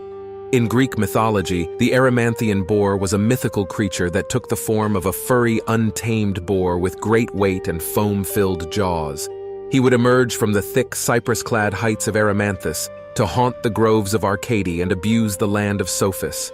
Heracles was once again the hero to defeat this monster also in his 4th labor. In order to capture the boar, Heracles first chased after it with shouts and then led the exhausted creature into the deep snow. He then caught him and tied him up with chains. Number 20. Minotaur. The Minotaur is one of the most fascinating monsters in Greek mythology. With the body of a man and the head of a bull, his name means Bull of Minos. He was the son of Pasiphae and the Cretan bull. Minos, son of Zeus, asked Poseidon for help so that his people would make him king of Crete after the death of Asterion. Poseidon agreed and brought back from the seas a beautiful white bull, which Minos promised to sacrifice in his name. But Minos was amazed by the beauty of the bull and sacrificed a different one in its place, hoping to trick Poseidon. This enraged Poseidon, and in revenge he awakened desire in Pasiphae, wife of Minos, telling her to have a son with the white bull, which resulted in the Minotaur. The Minotaur became violent as he got older, so Minos built a labyrinth and locked the Minotaur in it. The Minotaur is best remembered for his affinity for devouring flesh and his cryptic home deep within the confines of the twisting labyrinth. The labyrinth was an impossible place built by the inventor Daedalus. It is said to have been located under the palace of Knossos, the home of King Minos of Crete. The story goes that King Minos, the ruler of Crete, lost his son Androgeus when the boy was murdered in Athens. Accounts vary, but one version says that the prince was assassinated because the Athenians were jealous of his many victories at the recent Panathenaic Games in Athens. Subsequently, King Minos would wage war on the Athenians and finally find victory. As penance for the murder of Androgeus, every year the Athenians were forced to send 7 young men and 7 maidens to the island of Crete, where they would be released into the labyrinth and systematically hunted down and eaten by the Minotaur. It is at this time that Theseus, the hero of Athens, volunteers to be sent to Crete as a sacrifice to the monster. Upon arrival, Theseus is helped by Ariadne, the daughter of King Minos. Before the Athenians can be trapped inside the labyrinth, Ariadne frees Theseus from her holding cell and leads him to the entrance of the great labyrinth. Theseus ventures into the labyrinth and discovers the Minotaur sleeping in the center of the great dungeon. Using the element of surprise, Theseus attacks the Minotaur and dispenses with the monster with ease. The hero and the other Athenians, along with Princess Ariadne, escape Minos's palace and quickly retreat to Athens under cover of night. Number 21. Python. He was born by Gaia from the mud of Deucalion's deluge, with which Zeus ended the Golden Age. It was a dragon or snake of impressive size that guarded the Oracle of Delphi. He died after an epic fight against Apollo, who for this took possession of the oracle and gave the priestess the name of Pythia. Among the reasons for the death of Python at the hands of Apollo, we must also consider a possible revenge of Apollo towards the snake, which before the birth of the god, followed the mother of Apollo to the island of Delos. Number 22. The Dragon of Colchis. The Colchia dragon in Greek mythology was a giant fire-breathing serpent that guarded the Golden Fleece. The Golden Fleece was the prize sought by the Greek hero Jason and his crew of Argonauts. With the help of the witch Medea, Jason managed to defeat the guardian monster and take the fleece. The witch put him to sleep, and the hero left him alone or killed him. Dragons were common creatures in Greek mythology. In addition to the Colchian dragon and Python, another famous monster was Ladon. This creature was a serpentine dragon that coiled and twisted around the tree in the garden of the Hesperides, protecting the golden apples. According to one version of the myth, Heracles killed the monster with a bow and arrow when he came to collect the golden apples in his 11th labor. Number 23. Pegasus. A beautiful white horse with large wings. It was the horse of Zeus and was born from the blood of Medusa when Perseus cut off her head. Pegasus is a noble and intelligent horse, and he does not allow himself to be ridden by just anyone. Only those with a good heart can ride Pegasus, as he is able to sense the evil that lurks behind people's intentions. Pegasus is one of the creatures from Greek mythology that has been widely featured in film and television, becoming a symbol of honor in many stories. Number 24. Griffin. This mythological creature takes the hybrid form of an eagle and a lion, combining its meanings fierce and brave into one being. They usually roamed in packs and were difficult to tame. However, the demigods were able to tame them, and under them, they became loyal. They feed on the meat of horses. A myth tells the story of Apollo, who went in search of griffins and returned to Greece mounted on a hydra. The hydra took care of him and watched over his treasures. Number 25. The Cyclopes. The Cyclopes were primordial giants that were said to have been born from Gaia, the earth. They were said to possess great strength and ferocity, with a bulging eye protruding from their forehead. Fearing his power, the Cyclopes were thrown into the pits of Tartarus by their father Urano. The monsters remained imprisoned when the Titan Cronus overthrew Uranus and took his place as ruler of the universe. It was only when the Olympians rose to power that the Cyclopes found freedom. The mighty Zeus unleashed the monsters, who in turn would make lightning bolts for the young Olympian. Perhaps the most famous story involving a Cyclops involves Odysseus and his woeful journeys. In Book 9 of the Odyssey, Odysseus and his crew find themselves trapped in the cave of the mighty Cyclops Polyphemus. The monster blocks his escape and devours the flesh of its captives day after day. Known for his cunning, Odysseus devises a plan to escape. Odysseus offers Polyphemus the wine that the traveler brought from his ship. The Cyclops turns himself in and is soon very drunk. Feeling joyful, Polyphemus the monster asks the man his name. Odysseus replies that his name is No One. When Polyphemus falls asleep from intoxication, Odysseus and his men blind the Cyclops by stabbing him in the eye with a sharp staff. Polyphemus, now enraged, yells at the other Cyclops on the island that nobody has blinded him. Odysseus and his men escape from the monster's cave by joining the underbelly of the numerous sheep that Polyphemus herds. Now completely blind, the monster feels the animals' backs as they go out to graze. The Cyclops is unaware that his captives are escaping silently, hiding under his herd. As Odysseus sails away, he boasts to the defeated monster, who in turn attempts to sink the man's ship by throwing rocks off a high cliff. Number 26. Centaur. A centaur is a creature that is half man and half horse. Centaurs have the head, arms, and torso of a man and the body and legs of a horse. The centaurs lived in the mountains of Thessaly, along with the Lapitas, with whom they maintained a constant war, because the centaurs wanted to kidnap Hippodamia, the beautiful wife of King Pirithous. King Pirithous celebrated his wedding with a great banquet and invited all the inhabitants of the region, including the centaurs. But the centaurs had never tasted wine, so when they got drunk, they wanted to kidnap Hippodamia, as well as other banquet attendees. This event later resulted in a war that was won by the Lapitas. Number 27. The Furies. When the Titan Kronos castrated his father Urano and threw his penis into the sea, as is done, the drops of blood that fell to the ground became the Furies.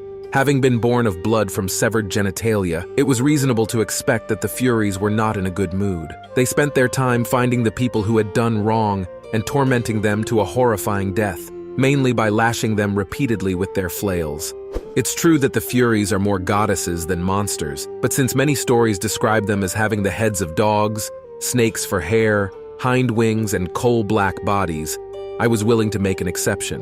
The Erinyes are primitive forces prior to the Olympian gods, so they do not submit to the authority of Zeus. They lived in Erebus, or in Tartarus according to other traditions, from which they only returned to Earth to punish living criminals. During their stay in the underworld, they subjected the eternally condemned to endless torture. Despite their divine ancestry, the gods of Olympus show a deep revulsion mixed with awe towards these beings and do not tolerate them.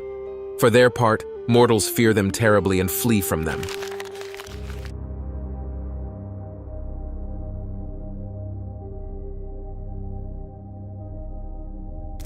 Number 1. Aklut. Aklut is an orca spirit from Inuit mythology who takes the form of a giant wolf or a wolf-orca hybrid when on land. He is a vicious and dangerous beast that ventured onto the land to hunt humans and other animals. Its tracks can be recognized because they are wolf tracks leading to and from the ocean, indicating that the creature is waiting for prey underwater nearby. Dogs seen walking towards or in the ocean are often considered to be one of these malevolent beasts. Little is known about this spirit other than that it can transform between an orca and/or a wolf. Number 2. Nanook. Nanook or Nanook also means polar bear in Inuktitut, which is the official language of the Inuit people, also known as Eskimos. In the Inuit religion, Nanook was the leader of the bears and punished hunters who violated taboos. He was also known to bless hunters who were worthy of his blessings. According to myth, Nanook could resemble a human due to characteristics of polar bears, such as his long fingers and ability to stand upright. This led some of the Inuit tribes to believe that they were descendants of bears. The hunters believed that Nanook was the one who would decide who would succeed. In the past, they ate the meat of the polar bear and used its fur to make warm clothing and kamiks, which are soft, comfortable boots. Hunters considered Nanook a deity, whose skin would be kept inside the igloo. If a polar bear was male, hunters offered him spirit weapons and other offerings such as knives, needle cases, and scrapers if he was female. They believed that it was necessary to kill the animal in order to obtain its souls, which they would then take with them to the afterlife. According to legend, if a polar bear was treated properly, it could share the good news with other animals so that they too would be eager to be hunted. Number 3. Kalupiluit. The Kalupiluit, also known as the Kalupalik, is a terrifying creature that inhabits the waters of the Arctic and is considered incredibly ugly and smells strongly of sulfur. In Inuit mythology, the Kalupiluit is a creature said to kidnap children who misbehave or do not listen to their parents. This is to keep children away from the water and the edge of the ice where other natural predators exist. The kalappaluit lives underwater with thin ice and will use the shallow depth to its advantage. It does this by hitting the ice in the shallows, luring the children into the noise, and then capturing them as they cause the ice to break. Another version of this story also says that he lures children to him by humming powerfully seductive melodies in their direction, and when they get close, the creature grabs the children and runs away with them. What they do with the captured children is up for debate, but no proposed scenario is good. At worst, they eat the children to remain immortal with their nourishing youth. At best, they put them under a sleeping spell and hide them in frozen caves for eternity. Number 4. Quaxtaceti. Quaxtaceti is a term used to describe a mysterious and terrifying sea monster reported by the Inuit tribes of Alaska. The Quaxtaceti is rarely seen, but its roar can be heard from beneath the icy water. The Quaxtaceti is a giant, malicious monster in the traditions and beliefs of the Native American Tanifa people of the subarctic regions of Alaska in the United States. It is similar to the snakes of European and Asian lore, and many similar creatures have been recorded in legends throughout the world's oceans. Number 5.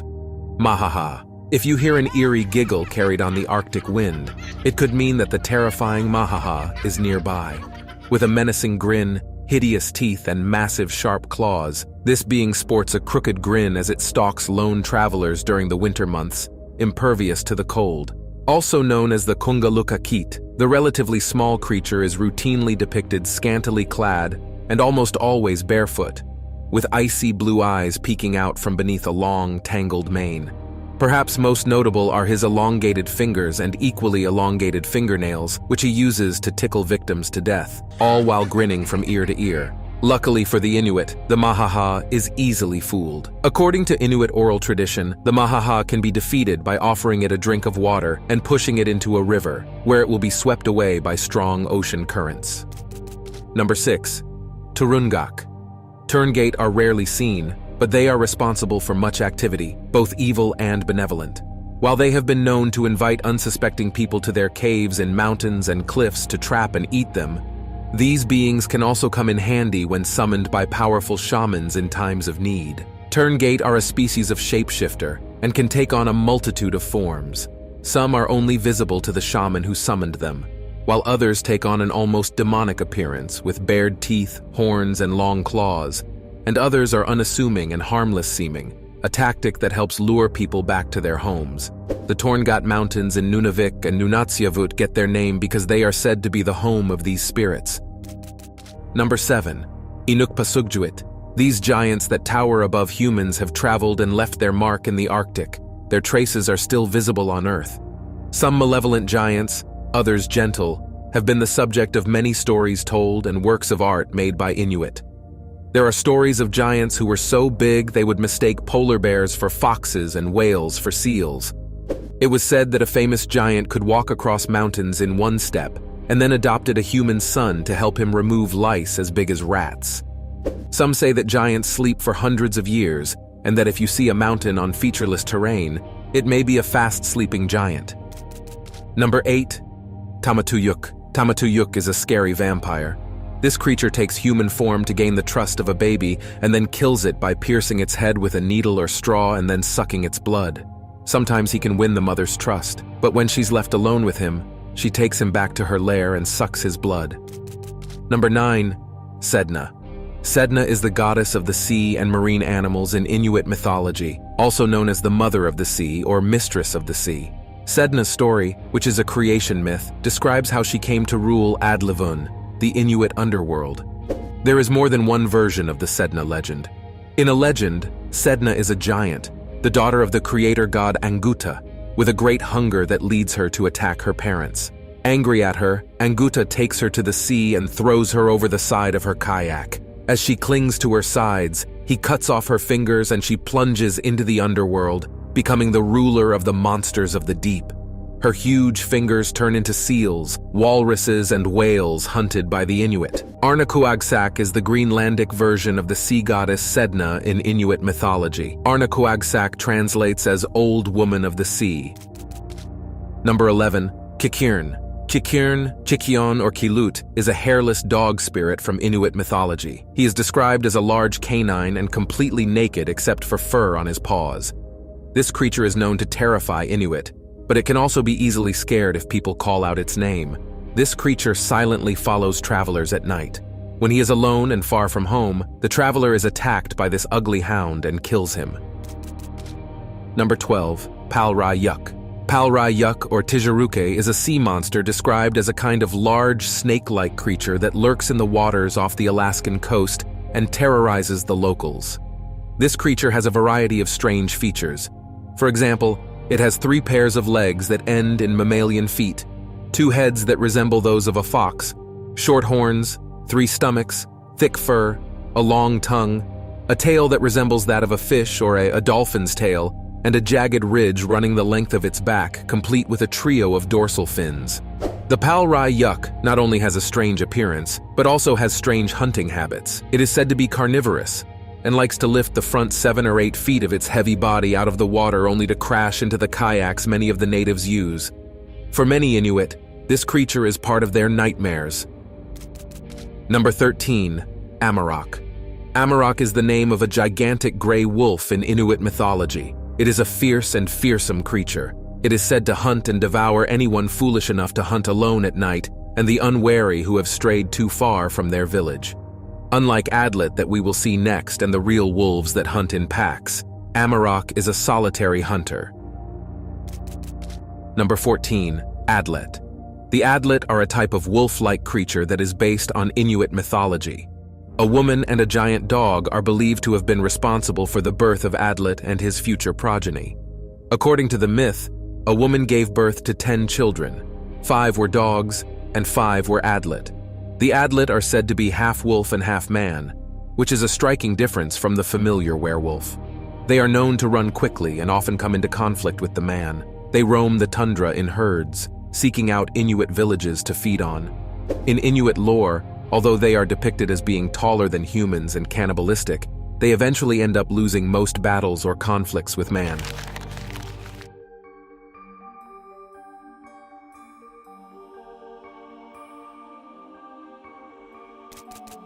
Number 1. Bunyip. Bunyip is a feared water creature that inhabits swamps, streams, river pools, and lagoons. Accounts vary widely, and he is described as having different physical characteristics. This nefarious character, known in the Wemba language as the Devil, has been at the center of Aboriginal stories and legends since time immemorial. His fame has spread through the generations, making him a feared being who is said to have a particular taste for children. The Bunyip is not a silent hunter. Before launching into the attack, he emits a roar so thunderous it can chill the blood, especially if you are a woman or a child, his preferred victims. This unmistakable roar has been attributed to stray seals swimming upstream or to the marsh bittern, drawing parallels between the natural world and mythology. The physical description of the Bunyip is as varied as the accounts surrounding it. He has been compared to a bird, an alligator, and an emu all rolled into one. His strong hind legs and his surprisingly long arms are his deadly weapon. These long, strong limbs are said to be capable of choking their prey to death. In water, the Bunyip moves with the grace of a frog, but on land, it rears up on its hind legs, reaching a terrifying height of up to 13 feet. But the creepiest description of the Bunyip is that of a dog-faced creature with a ponytail, dark fur, a duck beak, and deadly fangs. Another version describes it as a bearded snake. Despite the variability in its appearance, there is universal agreement that the Bunyip is a creepy aquatic mammal. The Bunyip's abilities are as impressive as they are terrifying. It is said that he can alter the water level, paralyze his victims with a mere roar, and hypnotize humans into his slaves. The story of the Bunyip takes us to a man who committed the worst of sins, eating his own totem animal, a violation of the sacred law of the rainbow serpent. The benevolent spirit Bayami punished the man by transforming him into a malevolent spirit. Since then, the Bunyip has been luring tribesmen and their cattle into the water, only to devour them. Today, the term Bunyip is used to describe evil spirits in Aboriginal culture. Some speculate that the Bunyip may be linked to Bunjil, a mythical figure believed to have created all animals and humans. Number 2. Rainbow serpent. It is one of the most common and well-known creatures in Australian Aboriginal mythology. This giant serpent is a god of water and weather, responsible for the creation of rivers, mountains, and lagoons. This sacred creature, as old as the earth itself, is an iconic and deeply respected character in Australian Aboriginal mythology. The rainbow serpent, with its shiny, shimmering body, resembles the vivid colors of a rainbow reflecting on calm waters. It is not a simple snake, but a powerful deity, a primordial entity, a being that is believed to have sculpted the rivers, mountains, and lakes of the Australian landscape. It is a being that embodies the interconnectedness of life, water, and fertility. Legends tell that the rainbow serpent emerged from underground at the dawn of time. Its serpentine body created great valleys and mountains, while the water that fell from its body created rivers and lakes, thus shaping the Australian geography. On his journeys, she also gave life to plants and animals, linking herself to the life cycle of nature. Despite its generosity, the rainbow serpent is also a creature of power and punishment. Aboriginal stories say that breaking the sacred laws of this deity can provoke his wrath, leading to severe punishments such as floods and droughts. Thus, the rainbow serpent serves as a reminder of the importance of respect for the earth and the laws of nature. The glow of the rainbow serpent is also a symbol of eternity, a constant link between the past, present, and future. It represents the continuity of life and the incessant connection between man and nature. Number 3. Yowie. Often compared to the Bigfoot of North America, the yowie is a furry creature that lives in the desert. Although its existence is shrouded in legend, the stories of this impressive hominin are countless and are passed down through the generations of Australia's Aboriginal tribes. This furry giant, whose name means spirit of the forest, is the Australian Bigfoot. He stands up to 3 meters tall and is covered in thick fur that can range from dark gray to reddish brown. His eyes, bright and deep-set, are said to be able to pierce the soul of any unfortunate he meets. The yowie, with its superhuman strength and amazing speed, has been described in ancient Aboriginal tales and modern sighting stories as a creature of reclusive ways. It is said that it lives in the densest and most inaccessible parts of the jungle, only coming out to look for food, or, according to some tales, to kidnap people to drag them into its hidden world. Although its appearance can be terrifying, accounts of encounters with the yowie often reflect a creature more frightened than frightening. Some tell stories of yowies fleeing to the safety of the forest upon discovery, leaving behind only giant footprints and a story to tell. However, not all encounters are so harmless. There are darker tales of yowies attacking humans or animals, displaying a ferocity that rivals any beast in mythology. The yowie is an integral part of Aboriginal mythology, a link between the human world and the hidden forces of nature. Number 4. Quinkins. Emerging from the oral traditions of the Australian Aboriginal community, these fascinating creatures come in 2 distinct forms, each with their own personality and role in mythology. On the one hand, there are the chimeras, tall and slender, moving in the stillness of the night. These slender, almost ethereal silhouettes are said to be benevolent spirits, but they are not creatures one would want to pass at midnight. With their grim appearance, the chimeras are known for their love of children.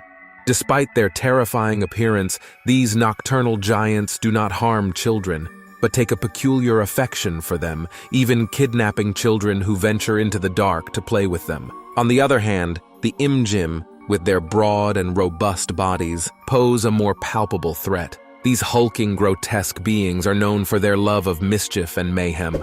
Unlike their tall, skinny counterparts, the imjim have a reputation for being destructive and mischievous, always looking for ways to cause trouble for humans. In Aboriginal Australian stories, the Quinkins serve as reminders and life lessons.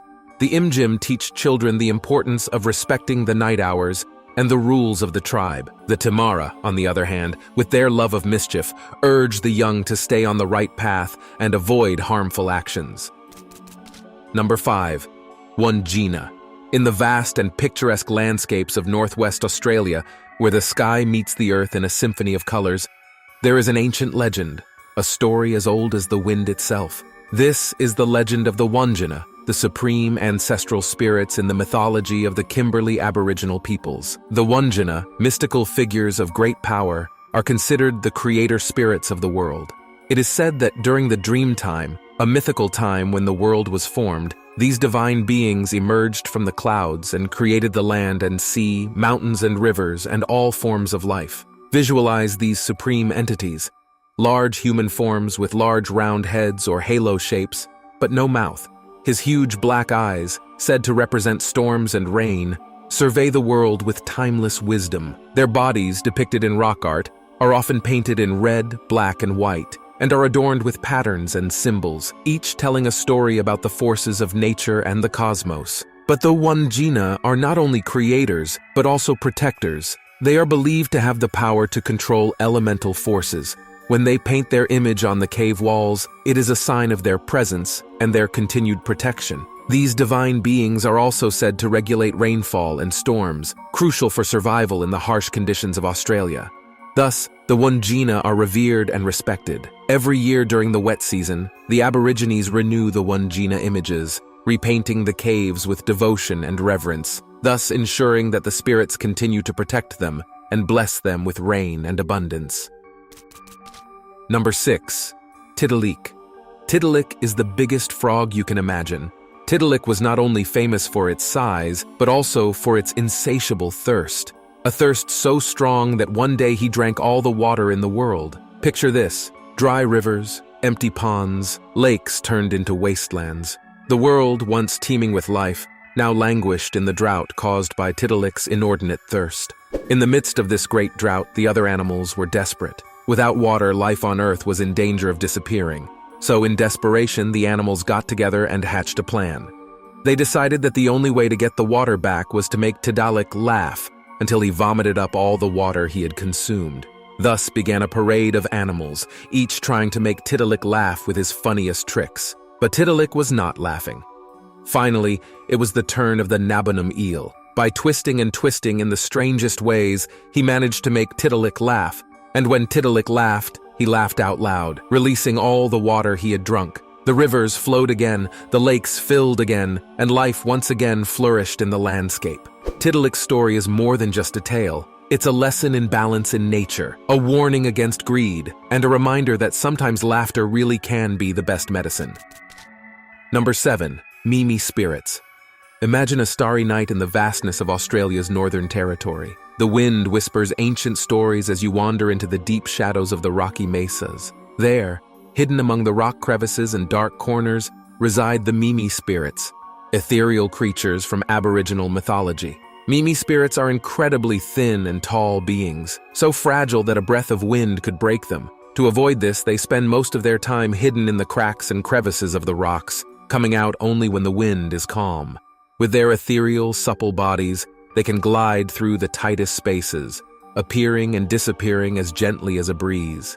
But don't let its fragile appearance fool you. The Mimi spirits are custodians of the vast knowledge of art and survival. According to Aboriginal stories, they were the first to teach humans how to hunt, dance, and paint. The cave paintings that they find scattered throughout the Northern Territory are the work of these beings, left as a gift to humanity. They are also known for their love of mischief. It is said that if you stray from the path in their territory, they can take you to their world and lose you in it. However, they are not malicious. They just love to have fun at the expense of unsuspecting intruders. Number 8. Yaramayahu. The Yaramayahu is one of the most intriguing beings in Aboriginal mythology. He is not a being easily found in conventional fairy tales. He is a small, red-skinned, strange-looking being with a disproportionately large head and a toothless mouth. But the most disturbing feature of him is his limbs ending in suction cups, similar to those of an octopus. This being does not actively hunt. Instead, he prefers to spend his days lounging in the branches of fig trees, patiently waiting for an unsuspecting traveler to seek refuge under the tree's shade. Once its prey is close enough, the Yaramayahu descends and attaches itself to its victim, sucking the blood with the suckers on its hands and feet. Unlike other vampiric creatures in legend, however, this being does not leave its victims empty, but rather leaves them alive, albeit weakened by loss of blood. And here comes the truly creepy part. After feeding on it, the Yaramayahu vomits its victim, who is now transformed, turned into a smaller copy of this creature. This process is said to be repeated several times until the victim finally becomes a Yaramayahu. So if you ever find yourself under a fig tree in the middle of the Australian bush, remember this story. Make sure you keep going and don't stop, no matter how enticing the shadow of the tree is. After all, you never know who or what might be waiting for you in the branches above. But above all, remember to subscribe and share this video with your friends.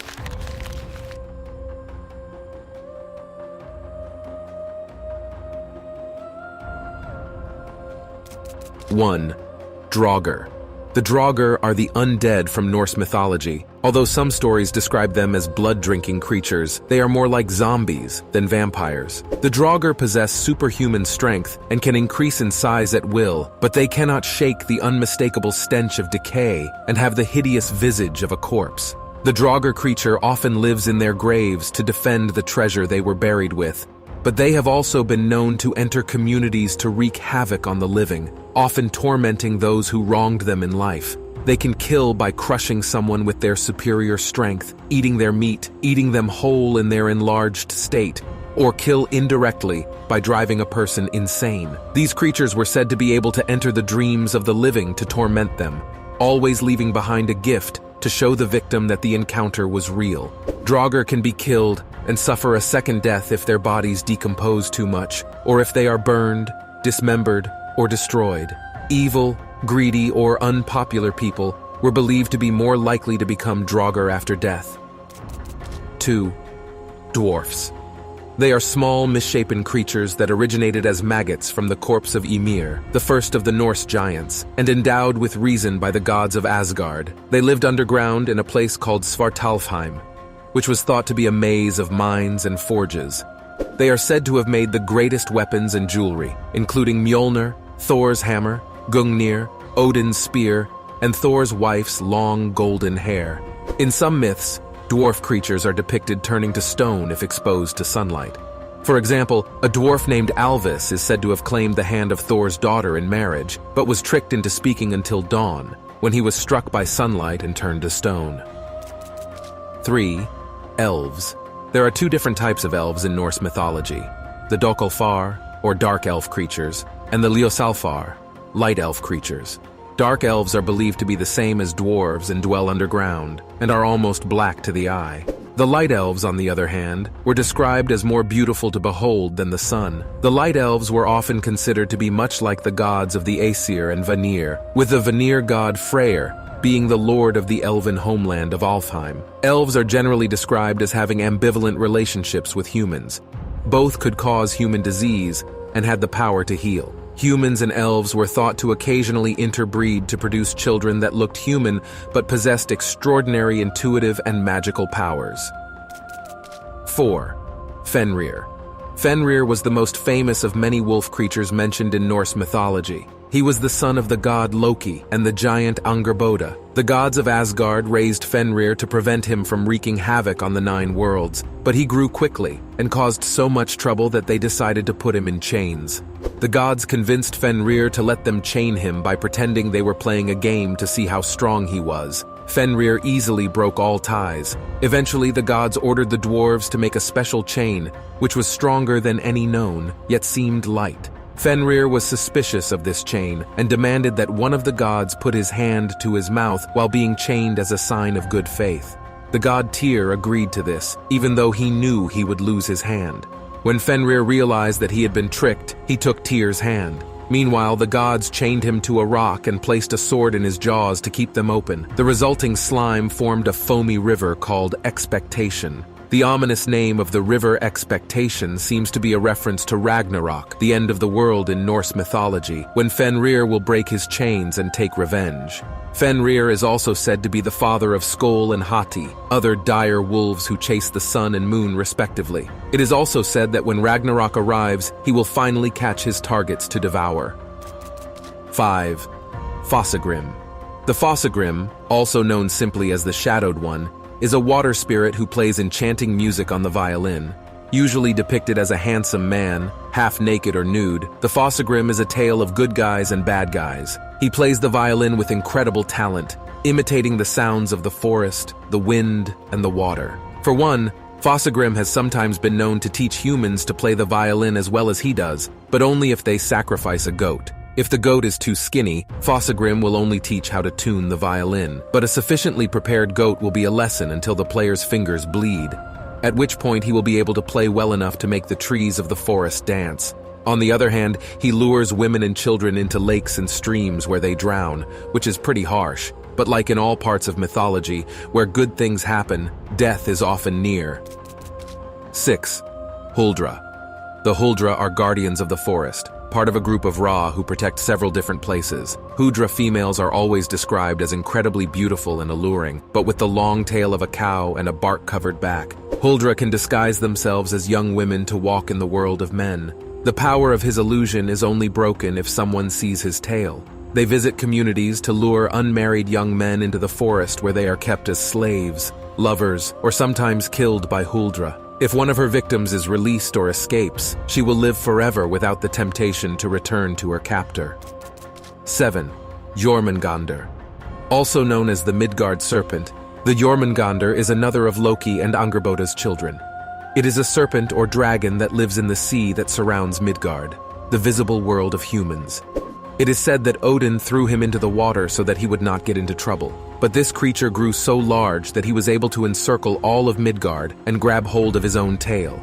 He is described as an enemy of Thor. In one story, Thor was fishing with the giant Hymir, but not satisfied with the whales Hymir caught at his favorite fishing spots. Thor insists on going further out to sea, where he catches Jormungandr with his hook. He pulls the snake out of the water and they come face to face, with Jormungandr dripping with venom and blood. Hymir is so shocked by the scene that he cuts the fishing line before Thor can kill the serpent with his hammer, and the serpent returns to the sea. It is also said that Thor and Jormungandr are destined to kill each other during Ragnarok, when the serpent will rise from the sea and poison the ocean and sky. 8. Jotnar. The Jotnar are the giants of Norse mythology, and are described as having powers that rival those of the gods. Rather than referring to its size, the name Jotnar means devourers. They are enemies of the gods, and just as the Asgardian gods represent order, the Jotnar embody chaos. However, many of the Asgardian gods are descended from the Jotnar. Odin is half Jotnar and Thor, 3/4 Jotnar. The Asgardian gods seek not to kill the Jotnar, but to keep them at bay, so that the universe stays in balance. The role of balance in the universe is reflected in the Norse creation myth, in which the gods build the cosmos from the corpse of the slain Jotnar Ymir. 9. Kraken.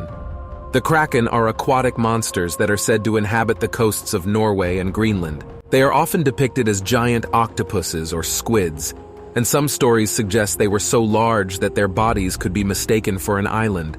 If men were drawn to the island, it would sink when they set foot on it, killing them and leaving them as food for the Kraken. When it rose to the surface, it was believed to cause large eddies that would help it attack ships. Lurking in the deep waters, the Kraken rises when disturbed by ships. When the sailors see its sheer size, they head towards it, believing it to be the shore, only to be swept under to their doom. The Kraken may be inspired by the existence of the giant squid, which, at 18 m long, is a true monster of the waters. Fortunately, however, human beings rarely see the real thing. The Kraken ate mainly fish. Their excrement was so thick and smelled so strongly of fish that it would attract many other fish to the area for the Kraken to devour. 10. Mare. One of the most fearsome creatures in Norse mythology was Mare. This monster could give people nightmares and would sit on them while they slept. It was a common belief that Mare was the soul of a living being that left a person's body like demons would, so that they could torture the innocent at night.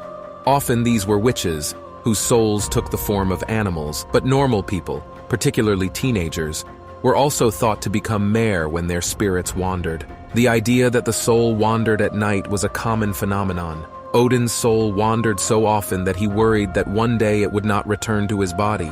It was also believed that when Mare touched a living thing, people, cattle, or trees, she would cause her hair to become tangled. This was probably used to explain the phenomenon of the Polish braid, which is a disease of the hair. It was also said that it was for this reason that the branches and roots of some trees became entangled. 11. Norns. Norns are female beings and creatures who create and control fate, including the fate of the gods. They appeared at each birth to weave the thread of destiny by casting lots of wood, weaving a piece of cloth or carving symbols in wood. The Norse seem to have believed that fate was blind and unforgiving, and there is no evidence that anyone charged the Norns to change their fate. The three main Norns also served as caretakers of the Tree of Life that contains the 9 worlds of Norse mythology. His care only delays the death of the tree, since a cornerstone of Norse myth is that all things eventually come to an end. All existence will end with Ragnarok. 12. Ratatoskr. Ratatoskr, drill tooth or perforation tooth, is a squirrel that runs up and down Yggdrasil, the world tree, carrying messages between the eagle Vedrfolnir, who perches on Yggdrasil, and the serpent Nidhogr, who lives under one of the 3 roots of the tree. Most theories believe that this is to stir up hostilities between the two, spreading slander and gossip. In turn, the two attack the tree, leading to a cycle of decay and rebirth that refreshes the tree. However, he is mischievous and enjoys stirring up trouble between the wise eagle that sits on the top of the tree and the hungry dragon that dwells in its roots. In some stories, he is described as having the more sinister motive of convincing the two adversaries to use their powers to destroy the tree. 13. Sleipnir. Sleipnir was Odin's horse. He had 8 legs, so he could have 1 leg in each of the Norse worlds. Loki is actually the mother of Sleipnir. Loki was transformed into a mare and was impregnated by the stallion of a giant that Loki was trying to trick. He is described as the best horse and is sometimes ridden to reach Hell itself, the realm of death. 14. Trolls. 2 different types of trolls are found in Norse myths. There are big, ugly trolls that live in forests and mountains, and small, gnome-like trolls that live underground in deep caves and caverns. They are generally portrayed as unintelligent and rather malevolent, but can show kindness in exchange for a favor. Trolls were thought to be responsible for the many rocks that cover the Scandinavian countryside. Some were used by them as weapons. Others are trolls turned to stone by the sun. 15. Valkyries. The Valkyries were female spirits in the service of the god Odin. They were graceful and noble maidens who carried dead heroes to Valhalla, the heavenly home of Odin's fallen army, while they awaited Ragnarok. It is true that the Valkyries carried the dead into battle, but their name, Selectors of the Dead, hints at their darker side. They don't just choose who enters Valhalla, they also choose who lives and dies in battle, using malicious magic to secure your preferences. Number 16. Mimir. The name Mimir is often translated as the one who remembers, which already gives a clue to his role as a keeper of knowledge and wisdom. He is best known for his role in the war between the Aesir and the Vanir, 2 tribes of gods in Norse mythology. At the end of this war, both sides agreed to exchange hostages as a token of goodwill and to seal their peace. Mimir was sent by the Aesir to the Vanir along with another god, Hoenir. While Hoenir was seen as a leader and a great advisor, in reality, he relied heavily on Mimir's advice. When the Vanir discovered that Hoenir was unable to offer wisdom without Mimir at his side, they felt betrayed. As a result, they beheaded Mimir and sent his head back to the Aesir as a warning. After receiving Mimir's decapitated head, Odin, the main god of the Norse pantheon, decided not to let all that knowledge go to waste. Odin performed magical rituals and embalmed Mimir's head to preserve it. Once reanimated, Mimir's head offered Odin advice and wisdom. Mimir, even in the form of a talking head, became one of Odin's most valuable advisors, offering him wisdom and insights from the depths of knowledge. There is a sacred well called Mimisbrunner, or the Well of Mimir, which is located at one of the 3 roots of the Yggdrasil, the world tree that connects all the realms in Norse cosmology. This well is said to contain wisdom and knowledge. Odin, in his endless search for wisdom, approached the well. However, Mimir, guardian of the well, asked a price for drinking from its waters. Odin paid the price by sacrificing one of his eyes, which was then thrown into the well. In return, he was able to drink and gain immense wisdom. Number 17. Audumbla. After the formation of the primordial world of ice and fire, Audumbla emerged from the melted drops. Along with her, the first giant being, Ymir, also came into existence. Ymir fed on Audumla's milk, while the cosmic cow was nourished by licking the salty ice blocks of the primordial world. As Audumbla licked the ice blocks, on the 3rd day of doing so, he unveiled a fully formed human being. This being was Buri, the first god and ancestor of the Aesir family, the main pantheon of gods in Norse mythology. Buri had a son named Bor, who in turn was the father of Odin, Vili, and Ve, the gods who would later create the world as we know it, and who would play central roles in many other Norse myths. Number 18, Hugin and Munin. Hugin and Munin are two ravens that play an essential role in Norse mythology, specifically in relation to Odin. Hugin comes from Old Norse and means thought. Munin also comes from Old Norse and means memory or mind. Hugin and Munin are faithful companions of Odin, the father of all. They perch on his shoulders and are his eyes and ears in the world. Each day at dawn, Odin sends Hugin and Munin flying around the world to observe events, and then they return at dusk to whisper to him all that they have seen and heard. Ravens are seen as symbols of wisdom and knowledge, something Odin values greatly. The nature of Hugin and Munin, representing thought and memory respectively, underscores Odin's constant search for wisdom and his desire to understand and remember all that occurs in the world. Odin's dependence on these ravens also reflects the ephemeral nature of knowledge and memory. In certain texts, it is mentioned that Odin fears the loss of Munin, memory, more than that of Hugin, thought. Number 19, Berserkers. Berserkers are a fascinating figure in Norse mythology and sagas. Although they are also intertwined with the history and actual warfare practices of the Vikings, here I will focus exclusively on the mythological aspect. The word berserker probably derives from berserker, which in Old Norse means bear shirt. This suggests that these warriors wore bearskins. Another theory holds that it could come from bearsark, meaning shirtless or without armor. According to the sagas, it was believed that berserkers could transform or take on the characteristics of certain animals, especially bears and wolves. This transformation was not necessarily physical, but manifested in their fury and abilities in battle. Warriors who took on the spirit of the wolf were sometimes called Ulfednar, werewolves. Berserkers had a special relationship with the god Odin. They were believed to be warriors chosen by the god, and in many sagas they are described as followers or even direct descendants of Odin. The frenzied and ecstatic nature of berserkers in battle was seen as a manifestation of Odin-inspired rage. One of the most famous characteristics of berserkers was their ability to enter a state of extreme fury in battle, known as berserkergang. In this state, they were incredibly fierce and seemed to be immune to pain and fear. It was said that during this trance, they did not distinguish between friend and foe and could harm their own allies. It is suggested in the sagas that berserkers may have engaged in specific rituals before battle to induce the rage state.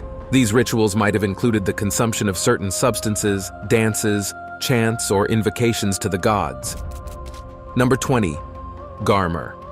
Garm is often described as the guardian of Hell, the realm of the dead. He is said to be bound in front of the cave Nippahellir, and there he performs his watchful duty, similar to the function of the canine Cerberus in Greek mythology, who guards the gates of Hades. During Ragnarok, Garm is freed from his bonds and faces Tyr, one of the bravest warrior gods of the Aesir, in battle. Both Garm and Tyr kill each other during this confrontation. It is important not to confuse Garm with Fenrir, another wolf of great significance in Norse mythology. While Garm guards the gates of Hell, Fenrir is known to be one of Loki's sons and has a more direct role in Ragnarok, where he is prophesied to devour Odin. Number 21, Hraesvelgr. His role in Norse mythology is relatively limited, and not as thoroughly developed as other characters or creatures. Hraesvelgr is described as a giant who takes the form of an eagle. He sits at the ends of the world, on the edge of the sky. One of his most distinctive characteristics is that, according to sources, when he flaps his wings, he creates the wind that blows over the worlds. In this way, he is responsible for the winds in Norse cosmology. Number 22, Geri and Freki. Geri and Freki are two wolves that have a prominent role in Norse mythology, closely associated with Odin. Like Hugin and Munin, Odin's ravens, Geri and Freki are close companions of the god. They are almost always at his side, especially on Odin's throne in Asgard, the abode of the gods. There is an interesting contrast here. While Hugin and Munin represent aspects of Odin's mind, thought and memory, Geri and Freki can be seen as representing a more physical or primordial aspect, in line with the wild and predatory nature of the wolves.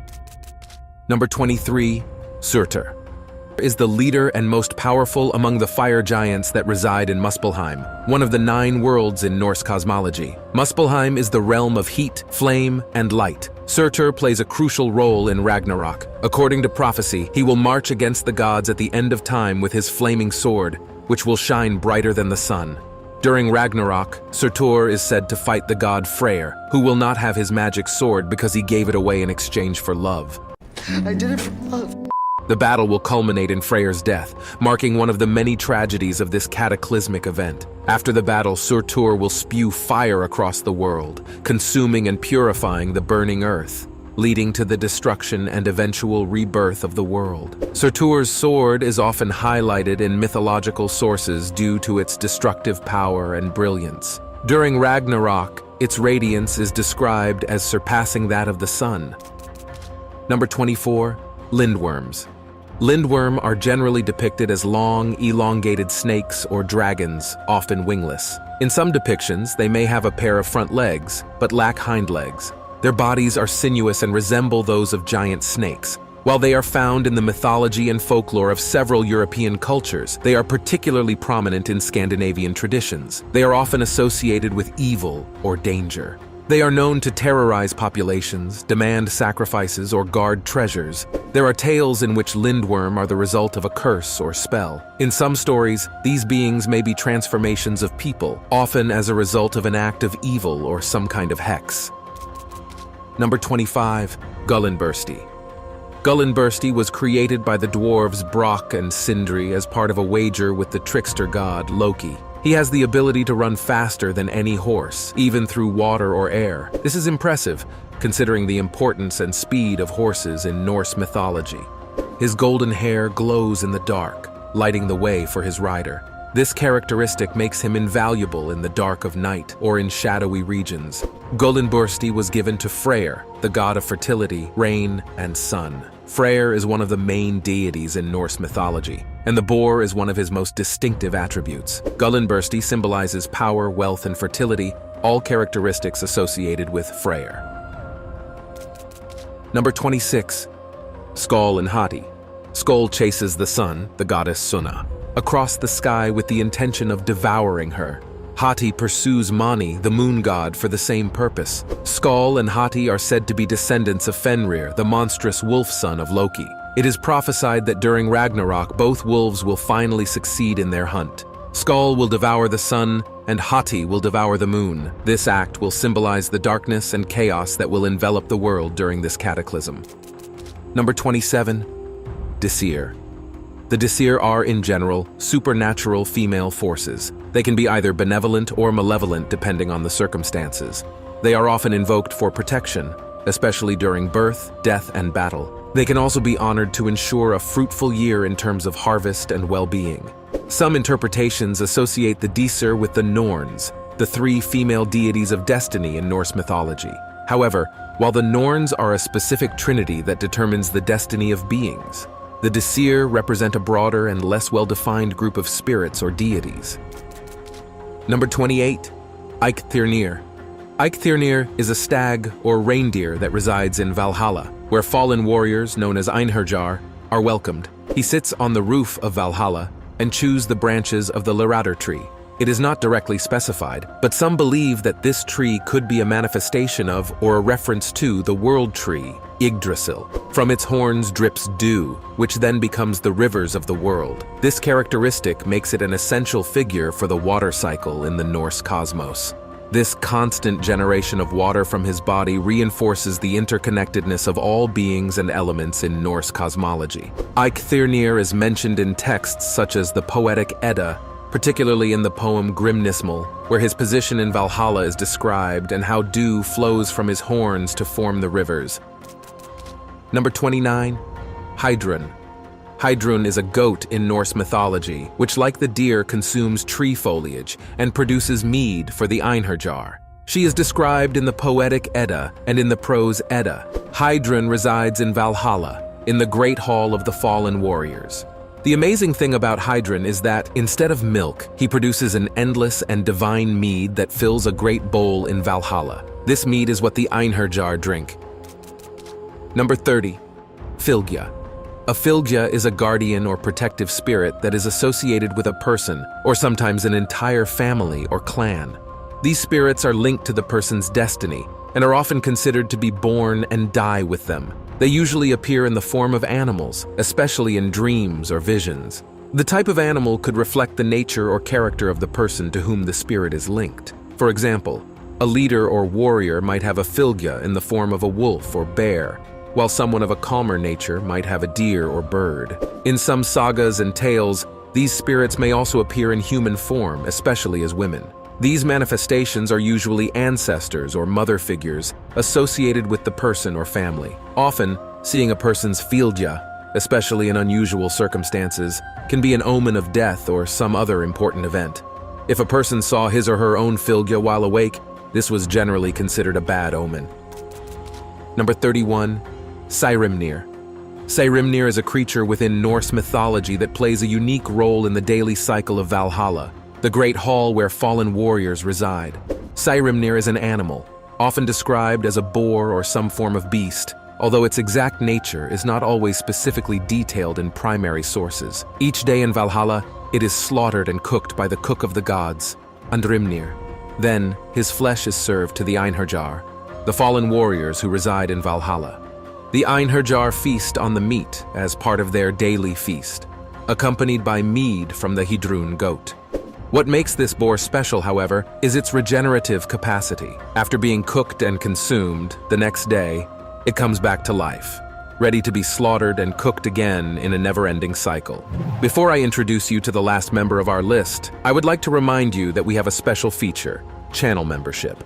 This option is one of the best ways to help us keep this space alive, allowing us to offer you at least 2 videos every week. Creating this content requires considerable effort, and relying solely on views and advertising can be tricky. So if you are interested, and of course, if your situation allows it, I invite you to join as a member. This is an excellent opportunity not only to support us, but also to integrate you more actively in our community, participating in the selection of topics and in the planning of future videos. I deeply appreciate your attention and support. And now, without further delay, we continue. Number 32. Svadilfari. Svadilfari is a famous horse in Norse mythology, known mainly for his role in the story related to the construction of the walls of Asgard, the abode of the gods. After the end of the war between the Aesir and the Vanir, the gods decided to build a wall around Asgard to protect themselves from giants and other threats. Welcome.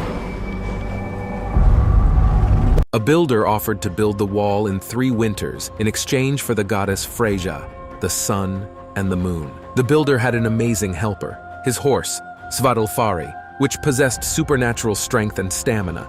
The horse was so powerful that progress on the wall advanced rapidly, and it seemed that the builder would accomplish his task on time. Realizing that the builder would be able to complete the wall in time, and that the gods would therefore have to deliver Freyja and the stars, the gods demanded that Loki find a solution, for it was he who suggested accepting the builder's offer in the first place. Loki, in one of his trademark tricks, transformed himself into a mare to seduce and distract Svadilfari. Without the help of his invaluable horse, the builder was unable to complete the wall in time. Eventually, the builder was revealed to be a giant and was defeated by Thor.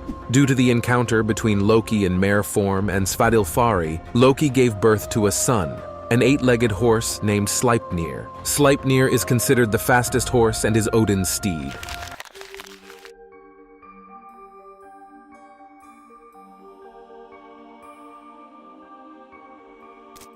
Number 1. Kurupira, protector of forests, plants, and wild animals. It is one of the most popular and oldest legends in the country. There are reports on the Kurupira dating back to the 16th century. The forest demon, as it is also called, is a supernatural entity that lives in the forests, assuming the responsibility of protecting the fauna and flora from the attack of hunters. This creature is characterized by having a body covered in red hair, green teeth, and feet facing backwards. This last quirk is used to trick people trying to follow you. They end up confused when looking at the footprints that indicate the opposite path to the one the Kurupira actually followed. Legend still says that the Kurupira has the appearance of a child. Despite having the same goal of protecting the forest, the Kurupira and the Kaipora are not exactly the same creature. It is also considered a Tupigorani mythological being. Number 2. Pink River Dolphin, creature capable of impregnating women and disappearing.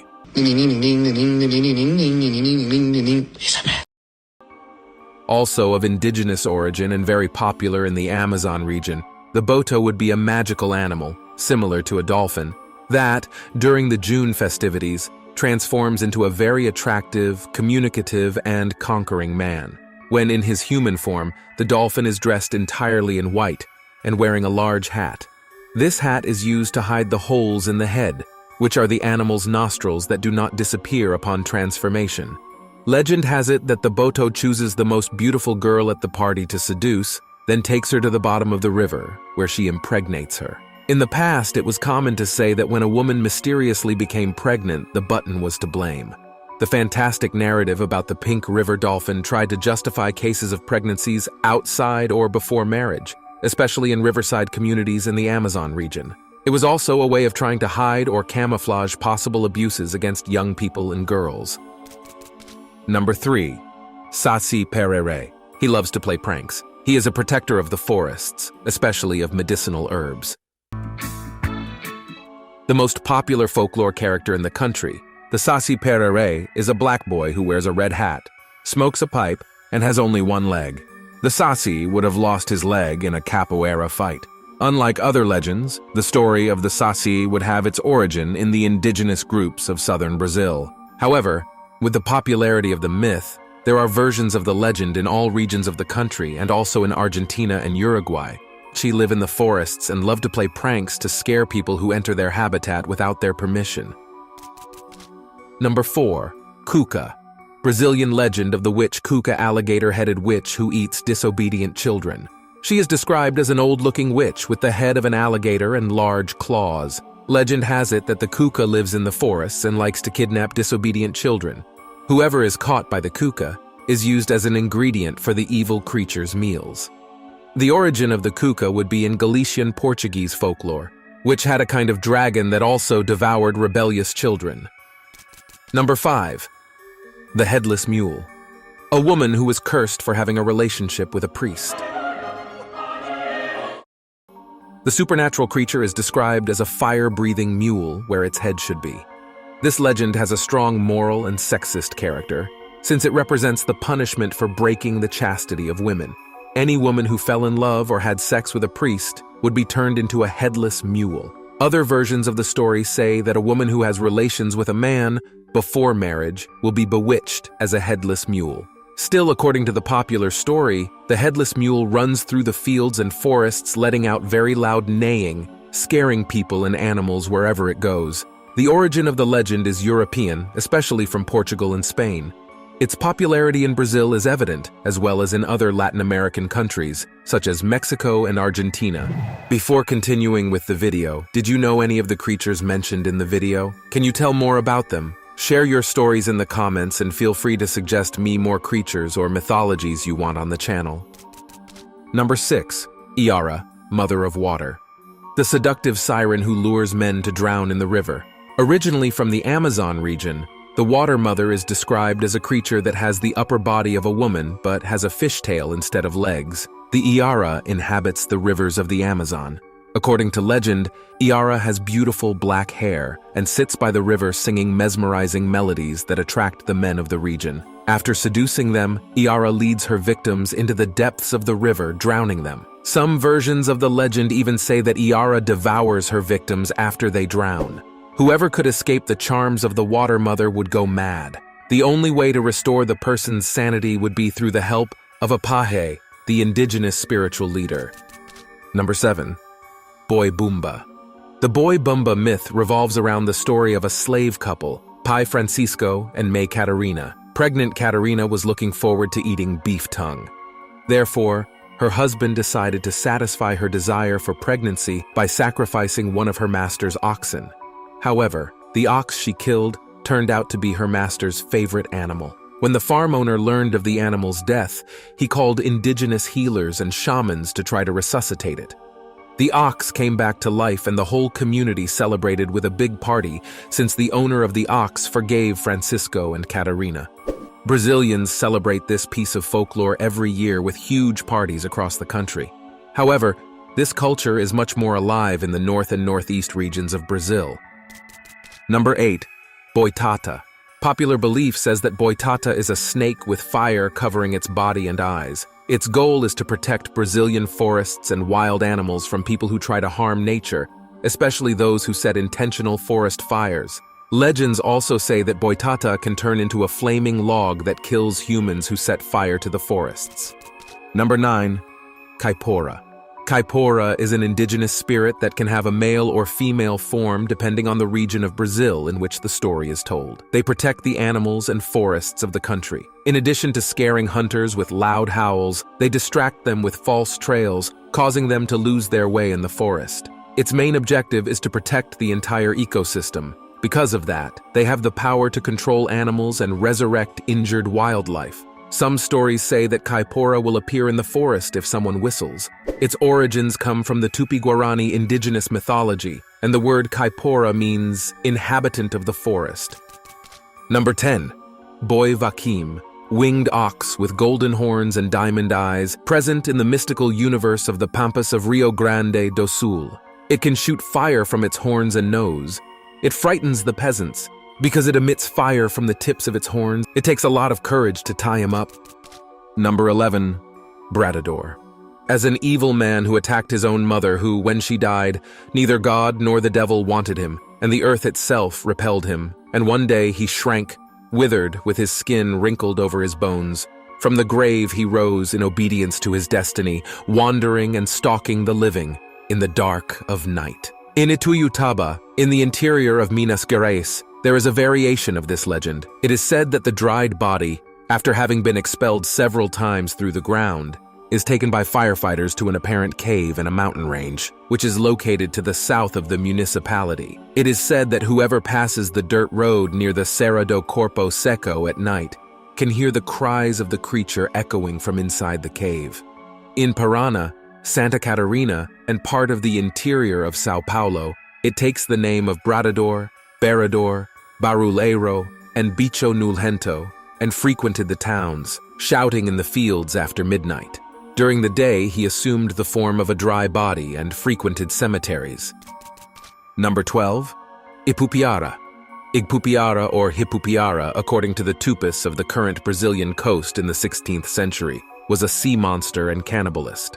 A chronicle by Pero de Magalhães Gandavo, published in 1575, tells that an Ipupiara appeared in 1564 on the beach of São Vicente and terrified the Indian slave Iris, who was going to meet her lover on the beach and saw the appearance of the monster as a punishment. The Ipupiara, apparently, had already killed her lover, Andira. She fled in terror, but on the way she met Captain Baltazar Ferreira, who confronted the monster and killed it with his sword. According to the chronicler, the monster was 15 palms long and was strewn with hair all over its body, and on its muzzle it had very large silks like mustaches. Another colonial chronicler, the Jesuit Fernão Cardim, said that such creatures were of good stature but very repulsive. They killed people by hugging them, kissing them, and squeezing them until they choked. These monsters also devoured human eyes, noses, fingertips, toes, and genitals. They also existed in a female form, and they had long hair and were very beautiful. The Ipupiara was, according to these chroniclers, a bestial, hungry, disgusting being with primitive and brutal ferocity. Number 13. Mapinguari.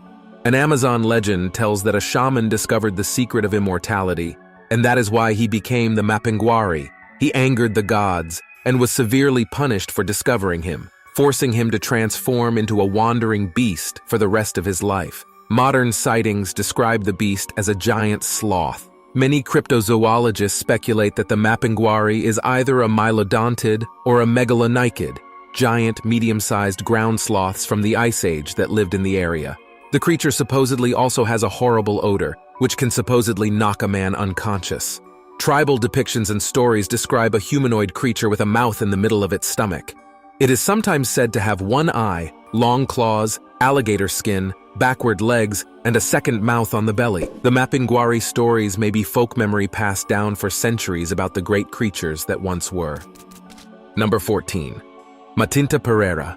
Matinta Pereira is an old witch who haunts the nearby houses at night. Legend has it that at night, Matinta Pereira turns into a bird and perches on the roofs of houses. emitting a high-pitched whistle that disturbs people's sleep and scares children. She only stops when the resident, already very enraged by her shrill whistling, tells her, "Matinta, you can come by tomorrow to pick up your tobacco." The next day, an old woman shows up at the residence where the promise was made, to pick up the tobacco. If she refuses what she promised, a misfortune will happen in the house of the one she made the unfulfilled promise. The old woman is a local who would carry the curse of becoming Matinta Pereira. The old people said that the transformation would be hereditary. That is, it would pass from mother to daughter. In case there is no heir, the Matinta, when she is about to die, asks, "Who wants it? Who wants it?" If someone answers, "I want," thinking that it is an inheritance of money or jewels, she actually receives the fate of becoming Matinta Pereira. Number 15. Boyuna. Boyuna legend has it that a very bad woman, belonging to an Amazonian tribe, used to kill and devour children. Outraged, her tribesmen decided to throw her into the river. However, she did not die because she was saved by a kind of demon called Anhanga. Eventually, they marry and have a son who was turned into a snake by his father so that he could live with his parents in the river. Over time, it grew to an enormous size, so much so that the rivers no longer had fish. With that, the great serpent began to terrorize and devour the people of the tribes who lived near the rivers. When her mother died, the snake became so enraged that she decided to live in a stage of torpor under the big cities. It is believed that the great serpent was responsible for creating part of the rivers. That's because when it crawled, it left gigantic furrows in the earth, which over time became mighty rivers, like the Amazon.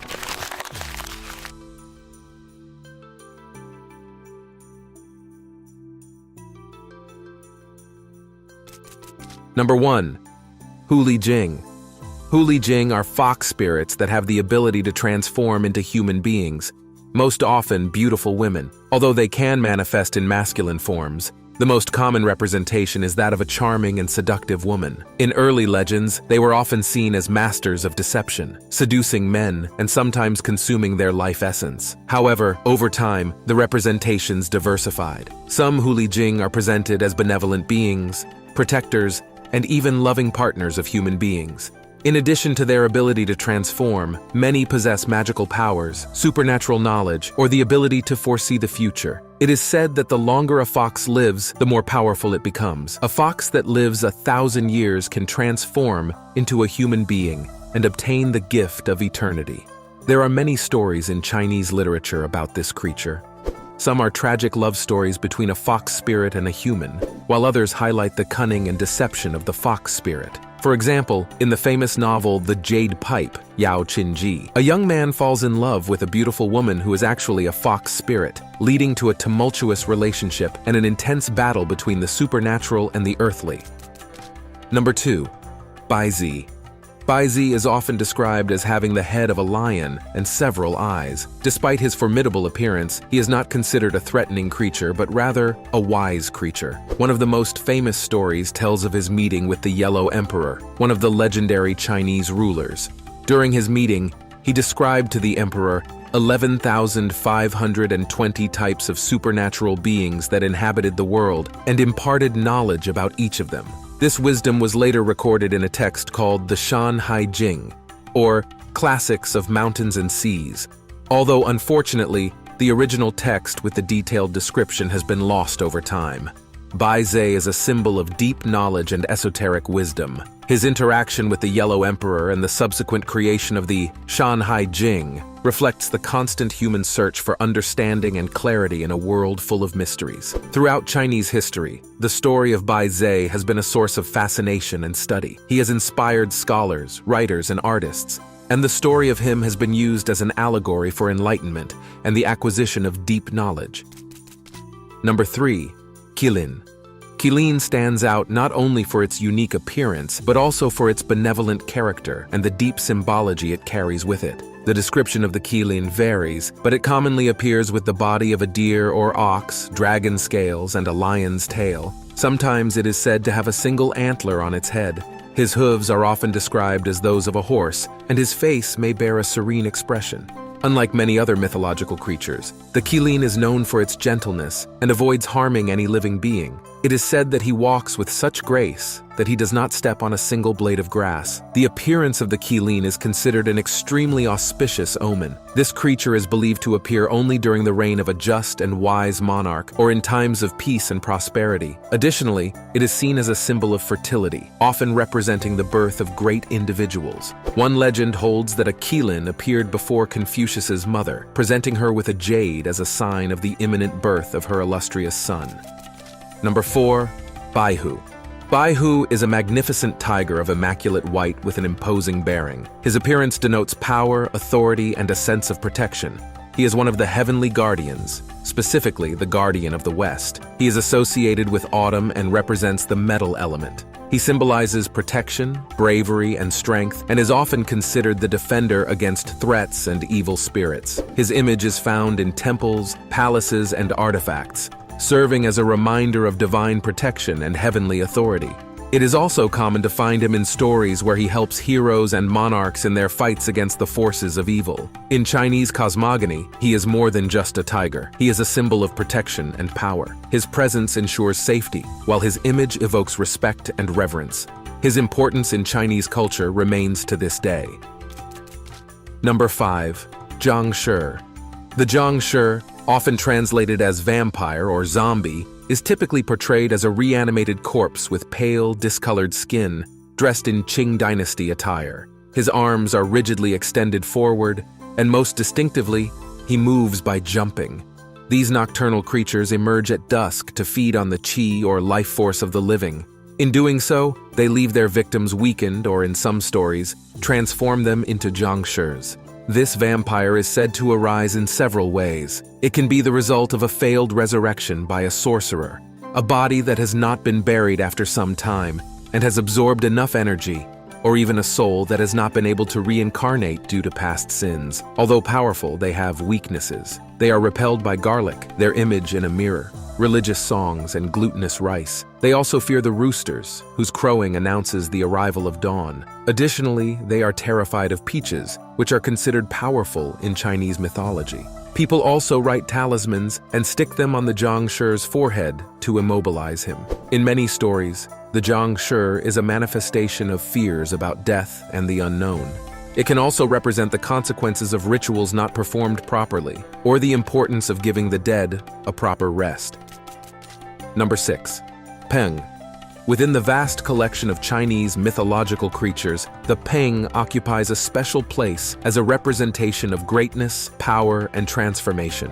The Peng is often described as an immensely large bird, with wings spanning thousands of miles. Its size is so impressive that when it flies, it darkens the sky and produces storms. A known story about it comes from the writings of the Taoist philosopher Zhuangzi. According to this source, the Peng was originally a fish known as kun, which lived in the northern seas. The kun was so large that it was difficult to distinguish it as a fish. Eventually, he transformed into the Peng and undertook a great journey towards the south. In the stories, it is said to travel from the North Sea to the South Sea, rising to high altitudes. Its movements are grandiose, and its flight symbolizes transcendence and the ability to overcome minor obstacles by focusing on higher goals. Beyond its size and power, it is seen as a symbol of transformation and aspiration. Just as kun transforms into Peng, it is suggested that individuals have the potential to transform and achieve greater heights in life. The story of the Peng is also often used to discuss the relativity of perspectives. What may seem like a grandiose act to some may be insignificant to others. Number 7. Tianlu. This being combines characteristics of several animals, generally being represented as a fusion between a dragon and a lion.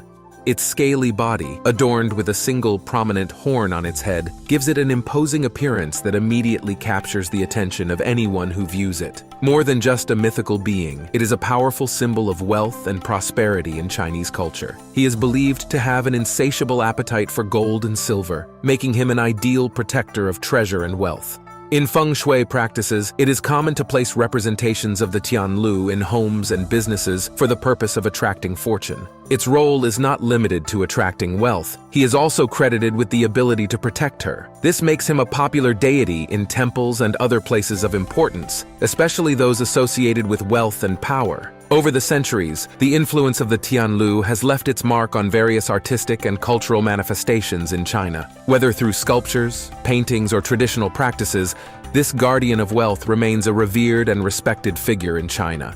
And you can also become a respected and revered figure, not in China, but on this channel. Before continuing with the video, this is a good time for you to give it a like, leave your comment. And the most important thing is share this content with your friends or with people interested in the topic. This is the only way for YouTube to recommend me to more people, which helps me a lot in my work. Thank you for your time, and now let's continue.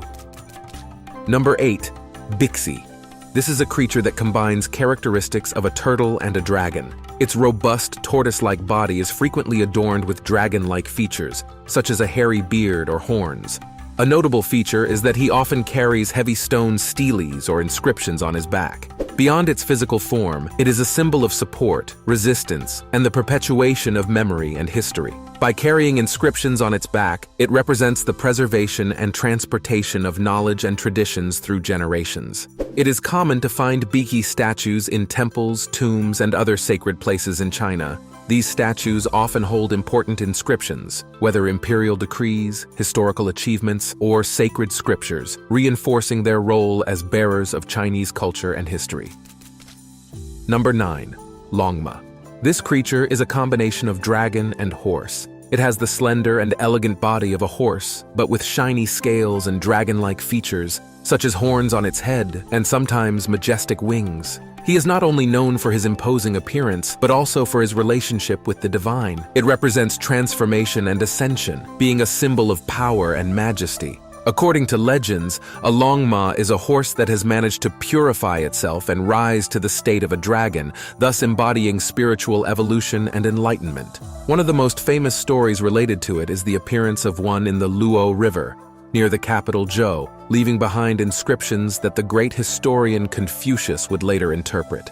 This story links the longma not only to the divine, but also to wisdom and knowledge. Number 10, Phalian. Phalian is often described as having the body of a deer and the tail of a fish. In some representations, he also possesses wings and can carry a sack or bag within which he controls the winds. As the Lord of the Wind, he has the power to control and release winds from all directions. This gives him a significant ability to influence weather and atmospheric conditions, with him being able to cause storms or bring cooling breezes as he wishes. In mythology, Phalian had conflicts with the Heavenly Emperor. He used his powers to cause storms and destructive winds in the celestial realm. However, he was eventually defeated by the famous archer Hu Yi, who managed to take the magic bag from him and end his reign of terror. Number 11, Suzaku. Suzaku is frequently described as a beautiful bird with majestic red and orange feathers. It is often compared to a phoenix, but its meaning and symbolism in Chinese culture are unique. He is the guardian of the south. He is associated with summer and represents the element of fire. Furthermore, it symbolizes growth, regeneration, and life in its entirety. Its song is said to be able to make vegetation grow. He has been a prominent figure in Chinese art, literature, and religion for centuries. He represents the passion, warmth, and vitality of the South. He is also considered a harbinger of good fortune and renewal, as his appearance symbolizes new beginnings. Number 12, Neon. Neon is described as a large, ferocious monster with an appearance that combines features of a lion and an ox. He is often shown with a wide mouth, capable of devouring numerous people with a single bite. According to legend, he lived in the mountains or under the sea and only emerged at the end of the lunar year to attack villages, devour crops, and terrorize the population. Tradition says that the villagers, tired of the annual attacks, looked for ways to scare him away. They discovered that the beast feared the color red, loud noise, and bright lights. As a result, people began to decorate their houses with red paper and use firecrackers to scare away the monster. This practice led to some of the deepest Chinese New Year customs, including lion and dragon dances, as well as the use of fireworks. Beyond simply being a monster, it symbolizes the fears and challenges that people hope to overcome with the arrival of the new year. By confronting and driving away Neon, communities unite and become stronger through celebration. Number 13, Black Tortoise. Black Tortoise is often depicted as a turtle entwined with a snake.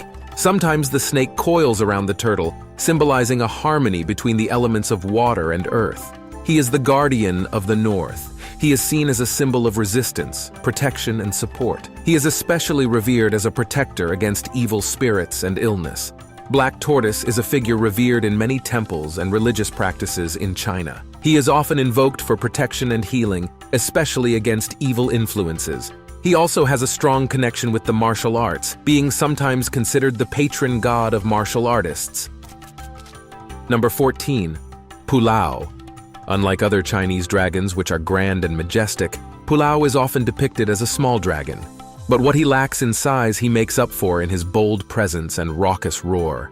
Due to this characteristic, images of it are often used on bells and other instruments to enhance its sonority. His roar is considered a warning symbol. China has a rich tradition of dragons, and there are several others, each with their own characteristics and attributes. Pulao is one of the 9 sons of the dragon in some Chinese legends. Throughout Chinese history, his image has adorned bells and gongs, serving not only as a decorative ornament, but also as an amulet of protection against evil spirits and negative energies.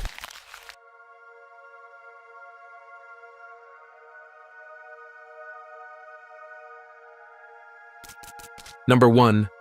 Urko.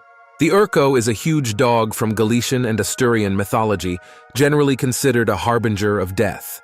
It is said that the Urko emerges from the sea on misty winter nights, dragging noisy chains that howl loudly over the roar. Depending on the accounts, he will begin to roam the streets of the village or town, visiting the home of the soon-to-be dead and recruiting dogs for his pack along the way. The Urko appears as a dog, either black or white, with large horns and ears, as well as fiery eyes in some descriptions. Accounts of size vary from simply large to outright colossal, but a fairly common saying states that it could eat 20 bags of loose change in one bite, as easily as a donkey eats 2 grains of barley. The Urko is said to inhabit Boran, a dark and misty world somewhere underwater. Number 2.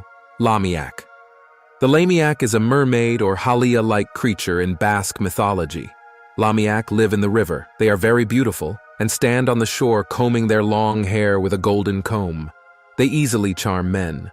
Lamiak help those who give them gifts by giving them help in work. If a farmer left food for them on the riverbank, they would eat it at night, and in return they would finish a field that he had left unplowed.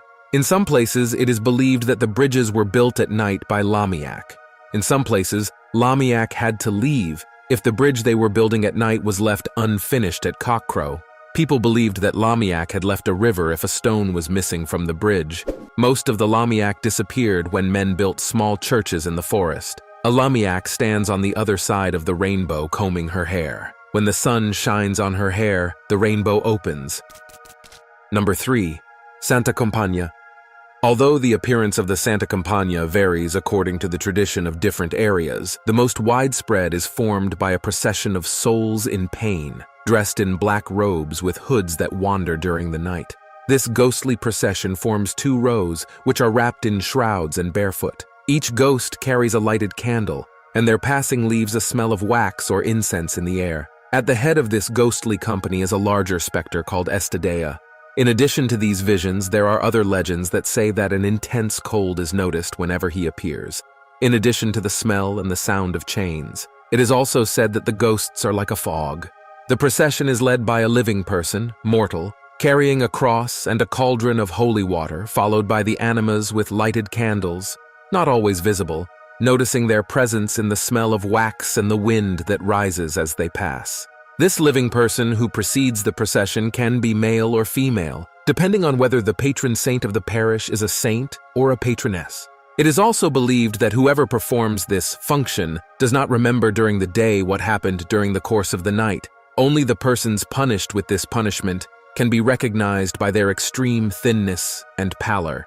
Each night their light will be more intense, and each day their pallor will increase. They are not allowed to rest any night, so that their health weakens until they fall ill without anyone knowing the causes of such a mysterious illness. Condemned to wander night after night until they die, or another unwary person is caught, to whom the one leading the procession must pass the cross he carries, thus freeing himself from the souls in pain and condemning the other person.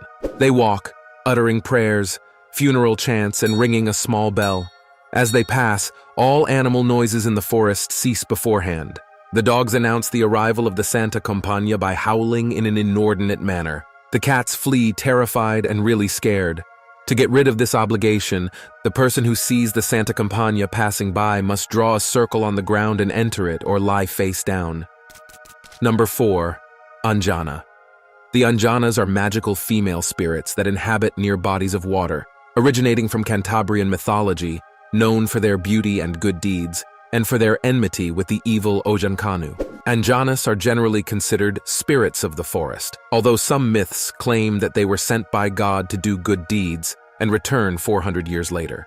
In any case, they are known to guard the forest, guide those lost in it, reward the good, punish the bad, and repair or even anticipate the havoc the Ojankanu may wreak. Anjanas can be seen inhabiting springs, often talking to the water, or strolling through the forest eating fruits and honey. They also build palaces inside natural grottos and fill them with gold and treasures with which to tempt the greedy and reward the good. They will also be found on the eve of the spring equinox, dancing until dawn and scattering roses. Finally, although generally good, some Anjanas can turn bad. These beautiful human-like spirits have long black or golden, braided or straight hair, fair skin, and slanted calm eyes with black or blue pupils. Anjanas often wear white dresses and blue cloaks, adorn their hair with silk ribbons and garlands, and carry a magical staff or pickaxe that may be golden, green, or change color every day depending on the myth. Anjanas are shapeshifters and can disguise themselves as nightingales, beetles, or trees. Leaving aside their general protection, Anjanas will also visit villages to bring gifts to the good, as well as bring clothes to the poor at Christmas once every 4 years. Number 5. Basajan. The Basajan, or Lord of the Woods, is a hairy and generally peaceful giant from Basque and Navarrese mythology. The Basajan were thought to build megaliths and held the secret to various skills and technological advances that humans learned through deception. The Basajan are huge humanoids, 2 to 5 meters tall, covered in hair, with beards and long hair, sometimes reaching their feet. The Basajan also had a female counterpart, the Basandere, who lacked a beard. Some versions of the myth claim that their souls were circular, much like the hooves of a cow. The Basajan used to be shepherds, often seen guarding huge flocks of sheep, whistling and shouting to warn human shepherds of approaching storms or packs of wolves, expecting a piece of bread in return, which would be picked up while they slept. The Basajan, like the Gentilak, harnessed their strength to build megaliths and knew agriculture, music, blacksmithing, carpentry, architecture, and similar technologies long before humans. Martin Cheeky, or Saint Martinico, was a human trickster, known for stealing the knowledge of the Basajan through luck and wit. The Basajan were known to keep large piles of wheat grains obtained from agriculture but shared none with humans, so Martin put on huge, loose boots and climbed up to meet a Basajan and made a bet. Whoever managed to jump the highest over the pile would get the pile of wheat. Naturally, Basajan won, and Martin fell into the heap, collecting a multitude of grains in his boots. Having collected the seeds, mankind lacked only the knowledge to use them, which Martin gained by eavesdropping on a singing Basajan, learning not only when to plant a multitude of crops, including the newly obtained wheat, but also learning about music for the first time. The Basajan myth is supposed to have its roots in human coexistence with Neanderthals, both because of the knowledge they had when they first met humans and because of the hairy descriptions shared by both Neanderthals and Basajan. Number 6. Gentil. The Gentiles were a race of giants in Basque mythology. It was believed that the Gentiles lived alongside the Basque people. They threw rocks from one mountain to another, which led to various tales and explanations about the ancient stone buildings and large isolated rocks. It is believed that giants created the Neolithic monuments, such as dolmens, found throughout the Basque country. Even the Basque ball game, pelota, is attributed to these stone throwers. The tradition is still alive in the Basque power games of lifting and throwing stones. Some attributed to the Gentiles the defeat of Roland at the Battle of Roncevaux, where the Basques defeated the Frankish army by throwing stones at them. They are also said to have invented metallurgy and the saw, and to have first cultivated wheat, teaching humans how to farm. However, they were unwilling to move into the valleys from the mountains, with a certain unwillingness to progress. They disappeared underground under a dolmen in the valley of Aratzaren in Navarra, when a portentous, luminous cloud appeared, perhaps a star, which is said to have announced the birth of Christ and the end of the Gentile era. Other stories say that the Gentile threw themselves off a mountain. Only Olincero, a giant who appears at Christmas, remained. When making this video, I realized that I didn't know many of the beings in this list. If you know any of them that should be in part 2, write me below in the comments. Number 7. Shana. While it might look like the top number 4 on this list, Anjana, one comes from Cantabria and the other from Asturias. The Shana is a character found in Asturian mythology. A Shana can be a beneficent spirit, offering love water to travelers and rewards of gold or silver to those found worthy through some undefined trial, while others may attack people and steal their food. They live in springs and caves. Stories about Shanas can be divided into 4 broad categories. First, stories in which the Shana has a child. In these stories, the Shana exchanges her baby for that of another woman. Second, stories of Shana who suffer a curse. In these stories, an act performed according to a secret law can disenchant them. Third, Shanas who possess treasures and riches. The Shana may have acquired the riches by accident or by gift or theft. Sometimes the human character in the story gets the treasure, but most often not. Finally, stories about Shanas who are malicious. The most important tales in this category are those in which the Shana enters a house through a keyhole, those in which the Zana carries off and charms someone. Their hypnotic voices can be heard during spring and summer nights. Those who have a pure soul and listen to the song will be filled with a sense of peace and love. Those whose souls are not pure will feel like they are being suffocated and may go mad. Here's Johnny. Always female, it is a creature of extraordinary beauty that is believed to live in springs, rivers, waterfalls, or wooded regions with pure water. Shanas are generally depicted in one of 2 ways. In one, they appear as young, very beautiful Nordic girls with long blonde hair. She is usually depicted as petite or slender with long blonde or light brown hair, most often curly. This image is usually associated with Shanas who possess treasure or those under a spell. In contrast, in tales in which Shanas steal children and enter houses to bite or steal, the Shanas are small, thin, and dark in color. Number 8. Muladona. The Muladona, also known by the name of Donamula, meaning mule woman in Catalan. It is a mythological being well known in the peninsula, more specifically in Catalonia, where according to legend the Muladona was a woman who was not religious and was quite irreverent, and therefore the villagers cursed her, turning her into a mule woman. Since then, the Muladona walks through the mountains, and when she sees a shepherd with a group of mules tends to join the group, which alters the mules to the point that it is said that many of them, frightened and rowdy, came to die by rushing down the ravines because of the alteration that had caused them to see the Muladona. The appearance of the Muladona is the same as that of any other mule, but it was more shoddy. Its mane is like that of a woman's hair, and its face, without ceasing to be animal, has a certain human appearance. But if you do not look very carefully, the Muladona can go unnoticed by many shepherds. Number 9. Mura. Beautiful and seductive, Mura live under a spell. They are said to occupy liminal spaces and are stone builders of formidable strength. They will appear to you singing like nightingales and combing their beautiful manes, golden like the sun or red like fire. If you are lucky, they will promise you treasures if you are able to release them by breaking the spell. According to folklore, the enchanted Mura are the souls of the young maidens who were left guarding the treasures held by the males, Muros, before heading to Murama. The fairy tales starring the enchanted Muras are of Celtic origin. They are related to other female water divinities. Almost every Portuguese or Galician village has a story about them. Just as the Mairu of Basque mythology built dolmens, the Muras are also builders of ancient monuments. Enchanted Muras were believed to be the builders of Paleolithic hill forts, dolmens, and megaliths. They are also believed to live there. The Muras are also guardians of gold that can appear in many forms, such as figs, charcoal, skirts, skeins of thread, animals, or tools. One can be rewarded with this gift by a Mura, or it can simply be found or stolen. I don't need the gold of a Mura to be happy. I am satisfied that you are liking this video and that you are subscribing. That is very useful for me. Number 10. Coco. The Coco is a common monster in many Spanish-speaking countries. El Coco is a being that likes to scare children who do not want to sleep. His favorites are those who do not obey or who misbehave. El Coco likes to hide in the rooms of badly behaved children, as well as in their closets, drawers, and under the bed to scare them at night. In Spain, parents sing lullabies or tell rhymes to children, warning them that if they don't sleep, El Coco will come looking for them.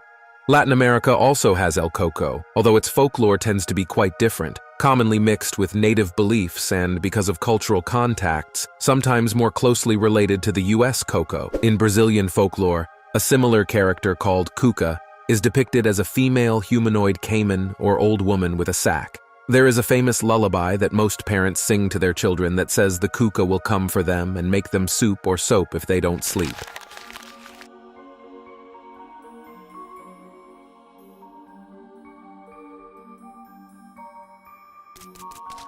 Number 1. Tao and Karana.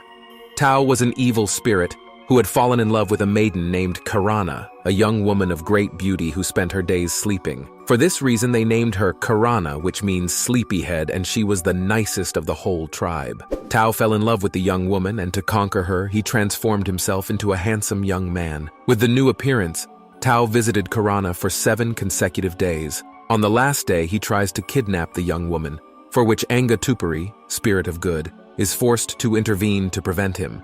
For this, he engages in a fight with Tao that lasts 7 days. Finally, Tao, using tricks, defeats Angatupari. Tao took Karana. This caused deep sadness and indignation in the tribe, so it was decided to give an exemplary punishment for the transgressor.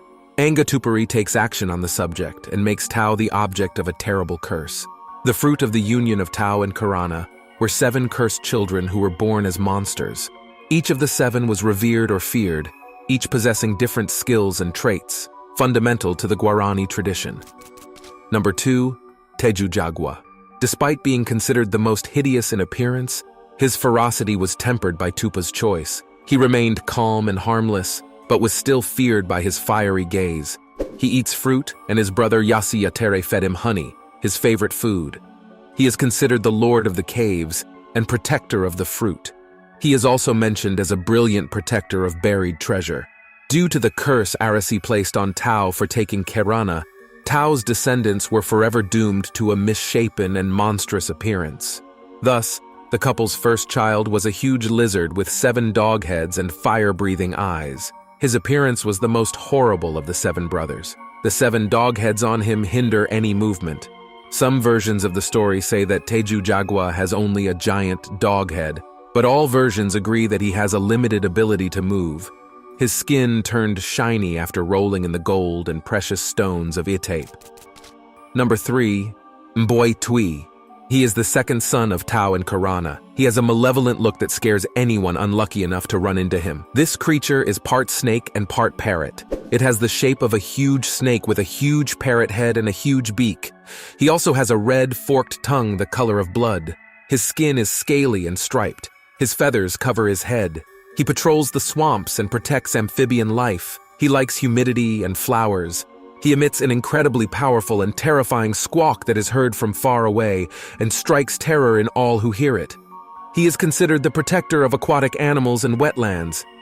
And you can become our protector. Subscribe, activate notifications, and above all, comment. What is your favorite creature, myths, and legends of your region? Or what other gods and mythologies would you like to have on the channel? And now we can continue.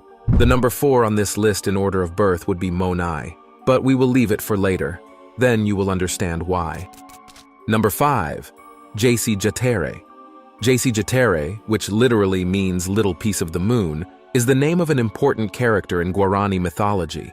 One of the 7 cursed children of Tao and Karana, Jaci Jatere is one of the most important gods among the Guarani-speaking cultures of South America, especially Paraguay. His domain is Tanap, hidden treasures, and yerba mat. Jaci Jatere is also considered the lord of the siesta, the traditional midday nap taken in many Latin American cultures. According to a widespread version of the myth, Jaci Jatere leaves the forest and wanders the villages in search of children who are not napping. Although generally invisible, it is said that he is shown to children he does not find napping, and that anyone who looks at his cane falls into a trance. He can even lure them into the forest with a distinctive whistle. What happens to these children in trance differs depending on which version of the story is told. Many Guarani myths have multiple versions because no written version of the language existed, and all myths have survived only as word-of-mouth accounts. In the most beautiful version of the tale, Jackal-headed is considered a friend to those disobedient children. She takes them to hidden places in the forest to play and feeds them with honey and fruits. At the end of the nap, when everyone is tired from the play, Jackal-headed gives them a magical kiss that transports them back to their beds with no recollection of the experience. Most versions of the story are less than fair. Commonly, Jackal-headed leads entranced children into a cave where he gouges out their eyes and imprisons them for an untold amount of time, feeding them wild fruits and berries until they run wild as animals.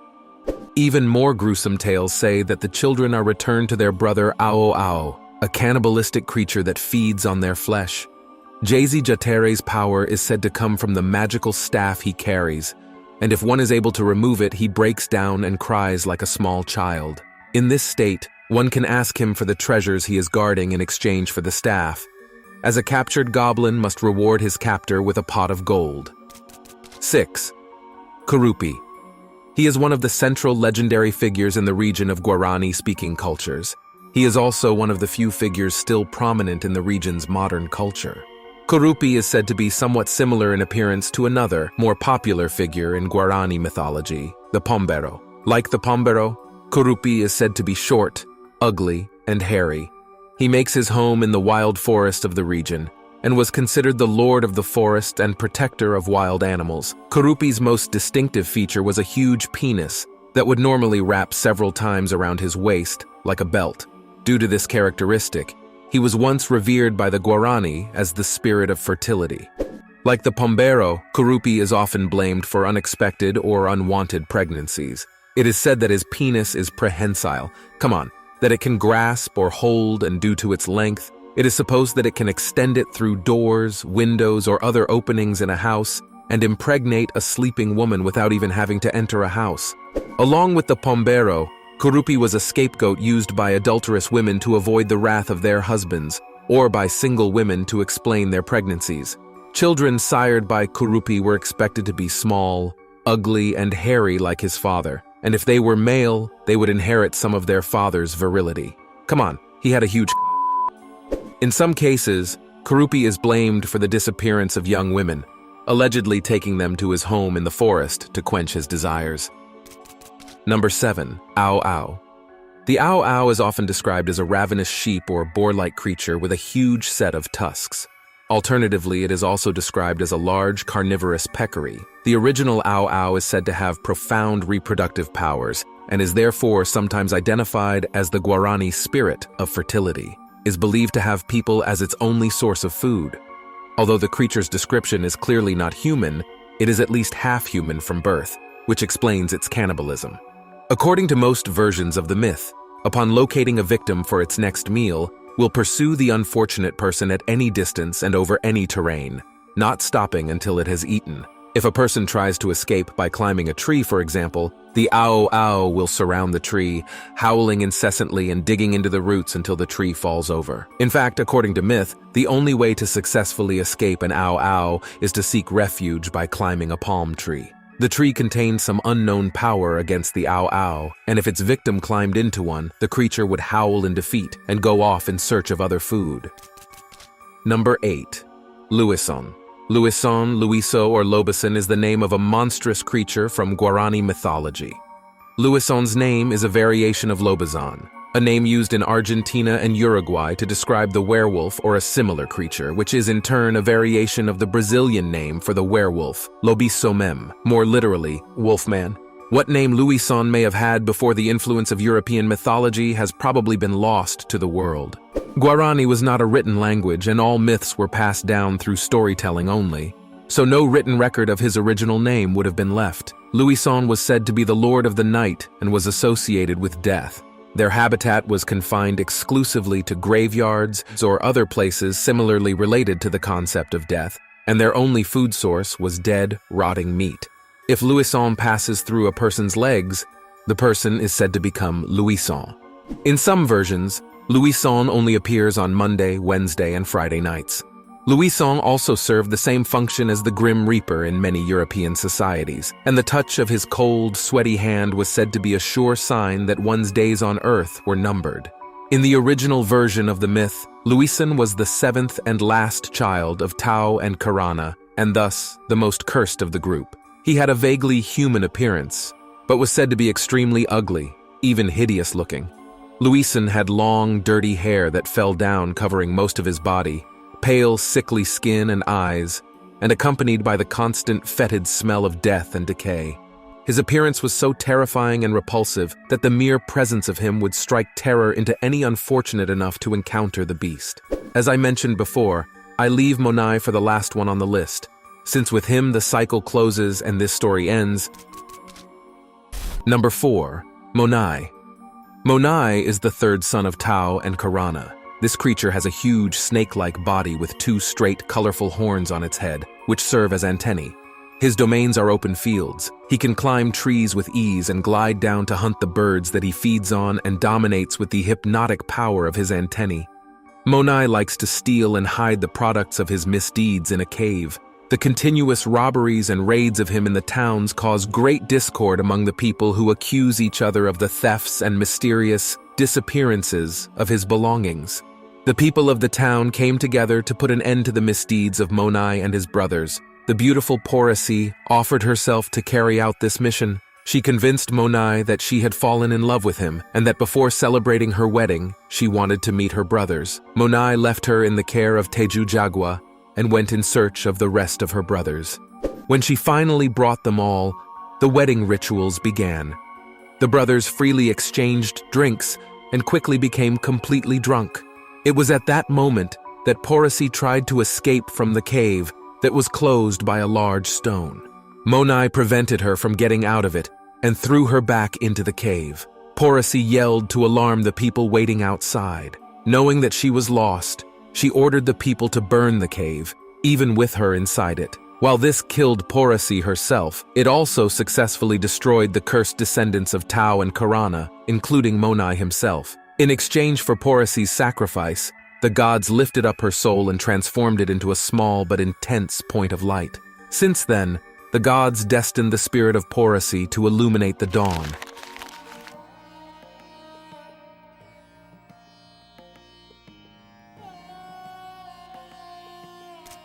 Number 1. Kamadhenu. Kamadhenu, also known as Surabhi, is a fascinating figure in Hindu mythology. She is described as the mother of all cows and is a perfect example of generosity and abundance. According to legends, this incredible divine creature has the power to grant all wishes and originated from the ocean of milk when it was churned by the gods and demons in search of the nectar of immortality. Visually, Kamadhenu is a splendid and otherworldly figure. Her body is that of a cow, a symbol of motherhood and sustenance in many cultures, but her face is human, suggesting intelligence and divinity. Her wings are those of a bird, which represent freedom and mobility.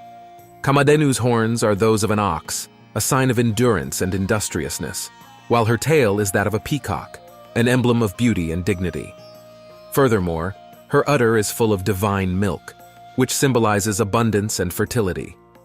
A fascinating legend about Kamadhenu involves her son, Nandi. When Kamadhenu was disturbed during her meditation by other cows, she responded by producing a large quantity of milk that flooded Shiva's abode. This disturbed Shiva's meditation, and he became enraged and wounded the cows with a ray of fire from his third eye. To calm him down, the gods offered Shiva the magnificent bull Nandi, who was the son of Kamadhenu. Number 2. Nandi. Nandi, the noble white bull, occupies an important place in the pantheon of Hindu mythology. He is not just an animal or a pet, but also an ardent devotee, the Vahana, vehicle, of Shiva, and his gateway to the divine world. Nandi grew up with immense love and devotion for Shiva, so much so that his life and purpose became intertwined with that of the god himself. Nandi is a majestic vision, bright, pure white, with powerful horns and a robust, strong body. But the most impressive thing about him are his eyes, full of unwavering devotion. Nandi's constant and protective presence in front of Shiva temples is said to be a reminder of his eternal devotion. On one occasion, when Shiva's anger threatened destruction, It was Nandi who intervened to calm the god. To do so, Nandi absorbed all of Shiva's wrath, an act that granted her eternal divinity and a position of honor as Shiva's chief attendant. Number 3. Airavata. This celestial white elephant is often mentioned in ancient Indian literature, especially in sacred Hindu texts, such as the Puranas. Airavata is the vehicle or vahana of the king of the gods, Indra, and is often portrayed in ancient illustrations and sculptures with Indra riding on his back. Airavata is no ordinary elephant. It is said to be a divine elephant that was produced during the mythical Sagar Manthan, or churning of the ocean of milk. According to mythology, when the gods and demons churned the ocean of milk in search of Amrita, the nectar of immortality, various divine beings and objects emerged, one of which was Airavata. He has the power to control clouds and rain. Some legends claim that Airavata used his trunk to draw water from the underworld and sprinkle it on the clouds, and that Indra then used these clouds to bring rain to the earth. This is probably why elephants are often associated with rain and fertility in Indian culture. However, the story of Airavata being born from the two halves of Garuda's eggshell appears to be a fusion of several narratives. Generally, Airavata is said to have been born from Sagar Manthan, and Garuda, the divine bird, has its own separate birth story. In short, each of these divine beings has their own unique and fascinating story in Hindu mythology. And although their stories sometimes intertwine and intersect, they are also quite distinct and specific. Number 4. Narasimha. Narasimha, the fourth incarnation of the god Vishnu in Hindu mythology, is distinguished as a fierce yet divine entity, embodying a confluence of terror and benevolence. His appearance is terrifying, a fierce combination of man and lion, with a lion's face adorned with a furious mane and intense eyes, and a robust, muscular human body. His open mouth roars with divine fury, and his nails are deadly claws. But despite his fearsome appearance, Narasimha is a profound representation of divine protection and cosmic justice. Narasimha's roar echoes through the cosmos, shaking the pillars of ignorance and arrogance.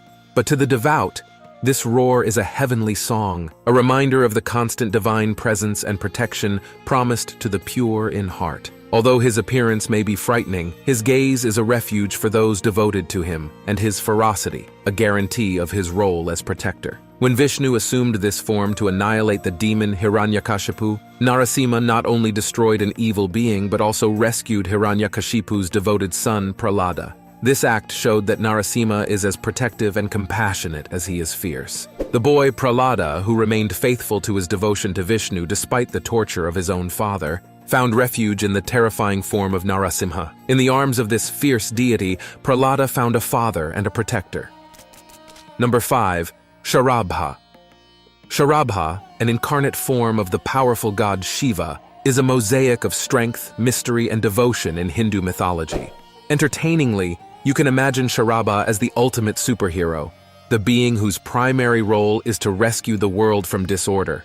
Imagine a being with a body that is spectacularly terrifying and fascinating at the same time. Legends describe Sharabha as a creature with 8 legs, more powerful than a lion and an elephant combined, alluding to his extraordinary strength. Imagine this creature with a majestic and terrifying appearance, whose roar is like thunder and whose mere presence can make the bravest tremble. The front of Sharabha is that of a gigantic bird, a winged creature that symbolizes freedom and the ability to fly above all earthly things. Their wings are not only for flight, but are also deadly weapons capable of scratching and tearing with ease.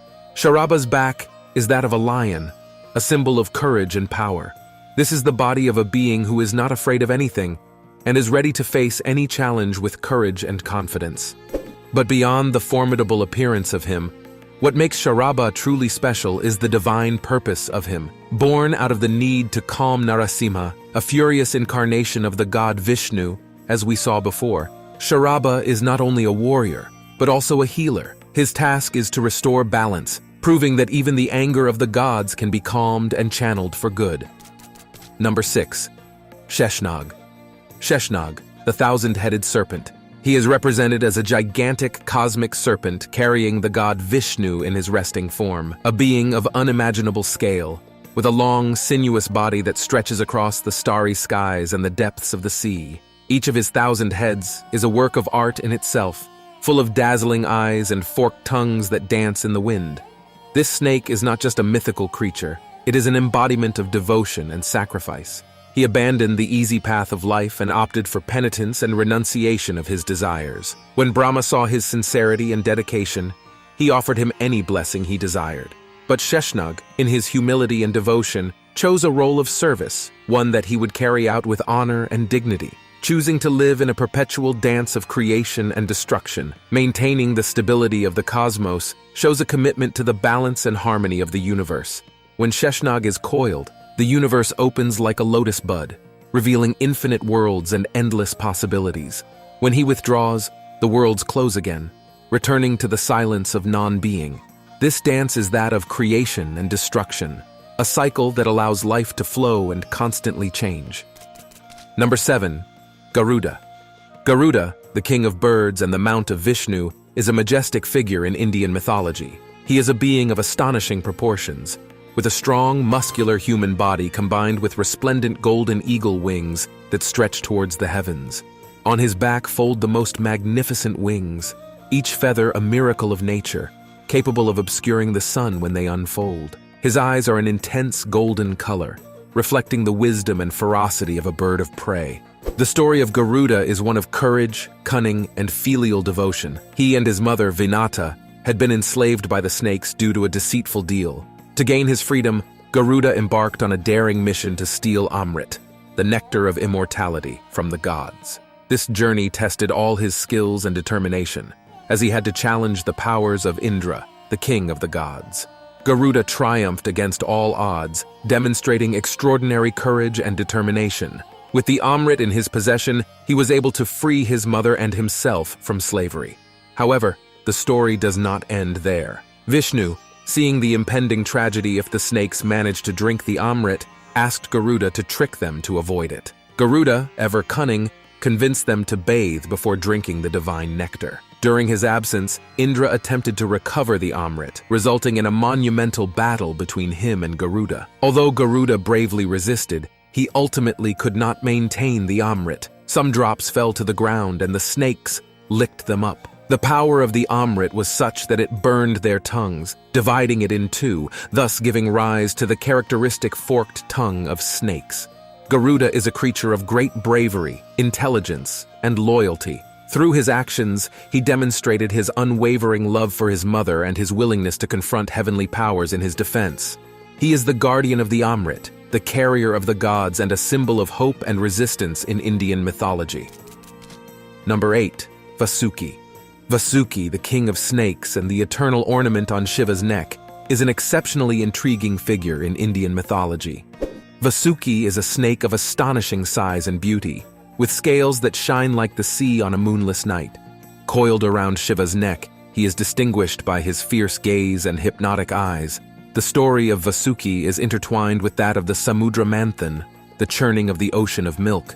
In this epic legend, Vasuki became the rope with which the gods and demons churned the ocean to obtain the nectar of immortality. During the process, a poison emerged from the sea so powerful that it threatened to consume the universe. It was Shiva, the ascetic and destroyer, who intervened, swallowing the poison to save existence itself. However, Shiva did not ingest it, but retained it in his throat, acquiring the name Nilakantha, or the blue-throated. Vasuki, impressed by Shiva's sacrifice, offered himself as an ornament around Shiva's neck. Some say that the snake helps contain the poison in Shiva's throat, preventing its descent through the divine body. Vasuki's symbolism is rich and complex. Vasuki's 3 turns around Shiva's neck are a constant reminder of the cycles of time, past, present, and future. The serpent's fixed gaze to the right symbolizes the preservation of justice and natural order in the universe, a reflection of the perennial laws of reason that Shiva personifies. Number 9. Makara. Makara, a spectral guardian who arises from the fusion of the terrestrial and the aquatic, is an iconic figure in Indian mythology, with the front often depicted as a deer, crocodile, or elephant, and the rear with a fishtail. Makara is a vision of duality, symbolizing the intersection of 2 worlds, the earthly and the aquatic. This amphibious being is not only a creature of mythology, but an emblem of protection, revered for his ability to safeguard mortals and immortals alike. He has been designated as the vehicle of the river goddess Ganga, whose waters are said to purify mortals of their sins, and also of Varuna, the ancient Vedic deity of the sea and skies. Beyond his connection to these gods, Makara has taken on a role of great importance in the sacred architecture of India. As a mythological guardian, his image adorns doors and thresholds, symbolizing a protective shield against evil. Makara's intricate carvings are found in throne rooms and at the majestic entrances of temples, where his ever-watchful eyes protect the sacred sites. Makara's form is a testament to Indian mythology's fascination with hybrid creatures. Number 10. Mushika. Mushika, Ganesha's faithful mount, is an intriguing and endearing figure in Hindu mythology. He is not just an ordinary mouse, but a creature of great meaning and symbolism. Mushika is generally described as a small, golden rodent, attentively observing his surroundings with bright, sparkling eyes, ready to fulfill any task that his lord Ganesha may require. According to ancient Hindu scriptures, Mushika was originally a demigod of music, named Krauncha, who was cursed and transformed into a mouse by the sage Vamadeva. Krauncha had accidentally stepped on and damaged Vamadeva's staff, earning him the curse. In his mouse form, Krauncha wreaked havoc on people's lives, destroying farm fields and homes. When Krauncha arrived at the ashram of the god Ganesha, he managed to subdue him. Krauncha, full of remorse and regret, apologized, and Ganesha, ever the forgiving one, lifted the curse, but on the condition that Krauncha, now Mushika, would serve as his vehicle, helping Ganesha remove obstacles from the lives of people. The image of Ganesha riding Mushika is a powerful symbol in Hindu mythology, representing the ability to master our baser passions and desires, as well as overcome the greatest obstacles with wisdom and intelligence, qualities embodied by Ganesha. Although small in size, Mushika demonstrates the importance of humility, diligence, and loyalty, devotedly serving Ganesha and assisting him in his divine work of removing obstacles. Number 11. Timingala. Timingala, a sea creature described in the ancient Indian epic of the Mahabharata, is a figure of mythical and terrifying proportions. Its name, Timingala, suggests its predatory nature. It is a word composed of two Sanskrit terms, Timi, which means fish, and Gila, which means swallow. Together they give a clear picture of a beast that is a fish-eater, a creature whose size defies all logic and understanding, whose mere movement can stir the ocean waters and cause turbulence.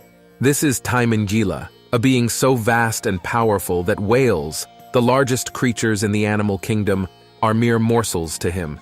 Its presence in Indian mythology tells us about a creature that lives in the depths of the ocean, where sunlight does not penetrate. There, amid the cold darkness and crushing pressure, Timingila reigned supreme, a predator without rival. Each time it emerges from the depths to hunt, Timingila causes such commotion on the ocean surface that waves rise and crash violently, a warning to all creatures that the great predator is on the move. And when it opens its vast mouth to swallow a whale whole, the sea around it churns into a violent whirlpool, sweeping the unfortunate creatures towards their certain death. The myth of Timingila is a reminder of the unfathomable and terrifying nature of the ocean, a place where creatures of unimaginable size and power can exist in the darkness. Number 12. Navagunjara. Navagunjara is a truly fascinating and unique creature, an enigmatic fusion of 9 different forms of life.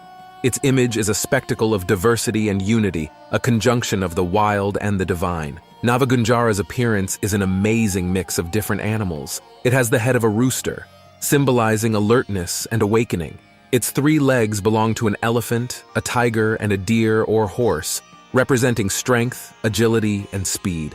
However, one of its members is a human arm, raised in a sacred gesture holding a lotus, a flower associated with purity and spiritual beauty. Navagunjara's neck is that of a peacock, a bird famous for its dazzling plumage and grace. Its back is the hump of a camel, known for its endurance and strength in difficult conditions. At his waist, he carries the ferocity of a lion, the king of the jungle. Finally, its tail is a snake, often seen as a sign of rebirth and transformation. Navagunjara, as a creature, breaks all conventions. It is an enigma that defies any attempt at classification. But in their diversity lies a message of unity, the idea that all beings are interconnected and part of a greater whole. Number 13, Matsya. Matsya is the avatar of Vishnu who took the form of a fish to rescue humanity from a great flood that threatened to destroy all life. Matsya, a majestic aquatic creature, is more than just a fish. It symbolizes the promise of preservation and resurrection, and represents a fresh beginning after the end of a destructive cycle. As large as a whale, this rainbow fish is a testament to divine omnipotence, a being capable of providing food for an entire country for an entire year.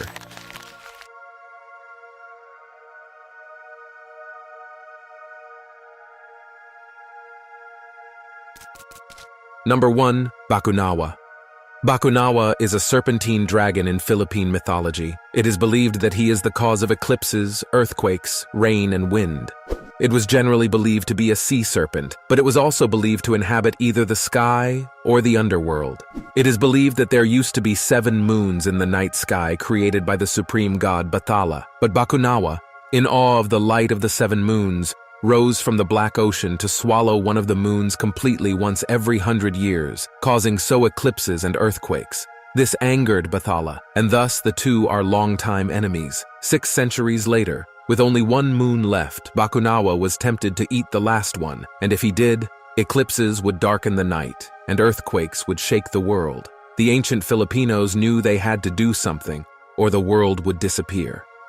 Finally, they came up with an idea. The Bakunawa are afraid of loud noises, so all the ancient Filipinos gathered some pots and pans and ran to the ocean. Soon, the Bakunawa leaped out of the ocean, aimed for the last moon, and closed its jaws around it. When the Bakunawa teeth grabbed the 7th moon, the ancient Filipinos began banging their pots and pans and yelling and shouting and began beating loud drums. The Bakunawa was so scared that he spat out the 7th moon just as he was about to swallow it whole and crashed into the ocean.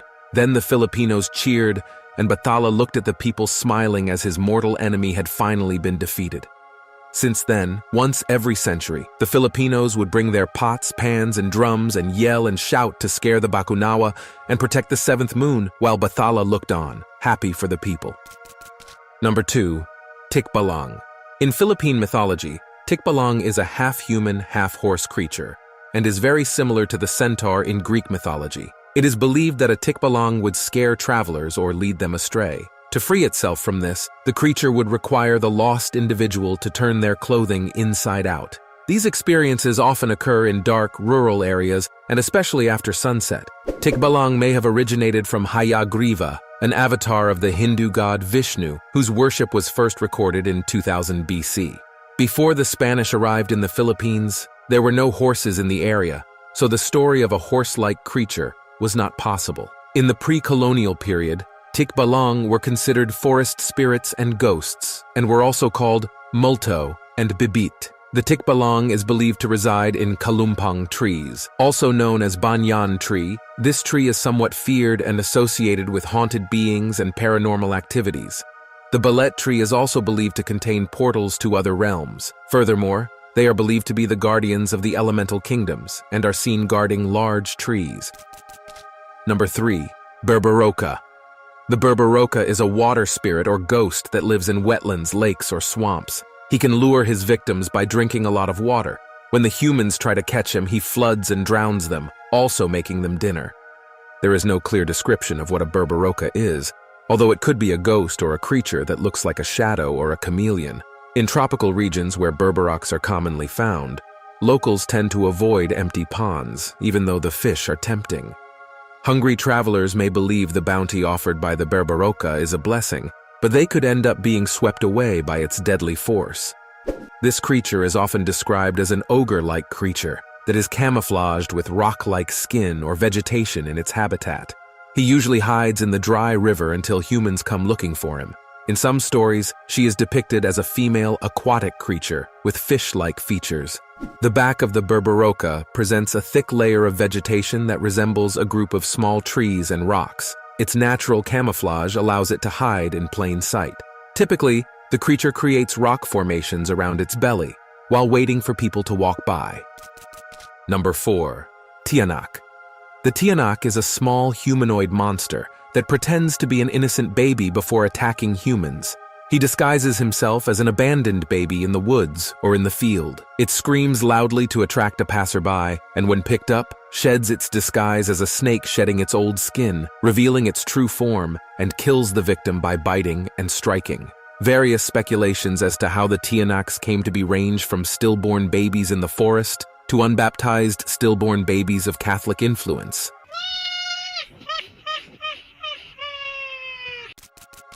Number 5. Batabat. In Philippine mythology, the Batabat or Bangungot is a vengeful demon. These demons were blamed as the cause of the fatal nocturnal disease called Bangungot. They usually come into contact with humans when the tree they reside in is cut down and made into a support pole for a house. The Batabat forbids humans from sleeping near its post. When a person sleeps near it, the Batabat transforms into its true form and attacks that person. She sits on her victim's chest until he suffocates. To avoid Batabat, one must bite their thumb or wiggle their toes. In this way, the person will wake up from the nightmare induced by the Batabat. Number 6. Manananggal. The Manananggal, self-segmenter, is a Filipino aswang, evil spirit, that separates its torso from its lower half and then takes flight at night to eat the babies. This creature's name was derived from the Filipino word tanggal, which means to separate due to this being's ability to separate from its lower body. To feed, it chooses an isolated spot where it will leave its lower torso while hunting at night. When detached from his lower torso, he gains the ability to fly. Then he leaves in search of houses where pregnant women reside. Choosing a suitable victim, Manananggal lands on the house and inserts his tongue through the ceiling. The tongue is long, hollow, and extremely flexible. He uses it to pierce the sleeping woman's uterus and suck out the fetus. On other occasions, he seduces men with his beauty and lures them to a private place before eating them alive. The inside is usually eaten, such as the heart, stomach, or liver. Sunlight is deadly to Manananggal when he is in his monstrous form. If its two halves are still separated by dawn, it will be destroyed. According to legend, in order to destroy Manananggal, one must search for the lower torso that it leaves behind during its nocturnal hunts. Salt, ash, and/or garlic must then be placed on top of the exposed meat, preventing the monster from combining again and leaving it vulnerable to sunlight. Small containers of salt, ash, and uncooked rice and the smell of burning rubber are said to deter Manananggal from approaching the house.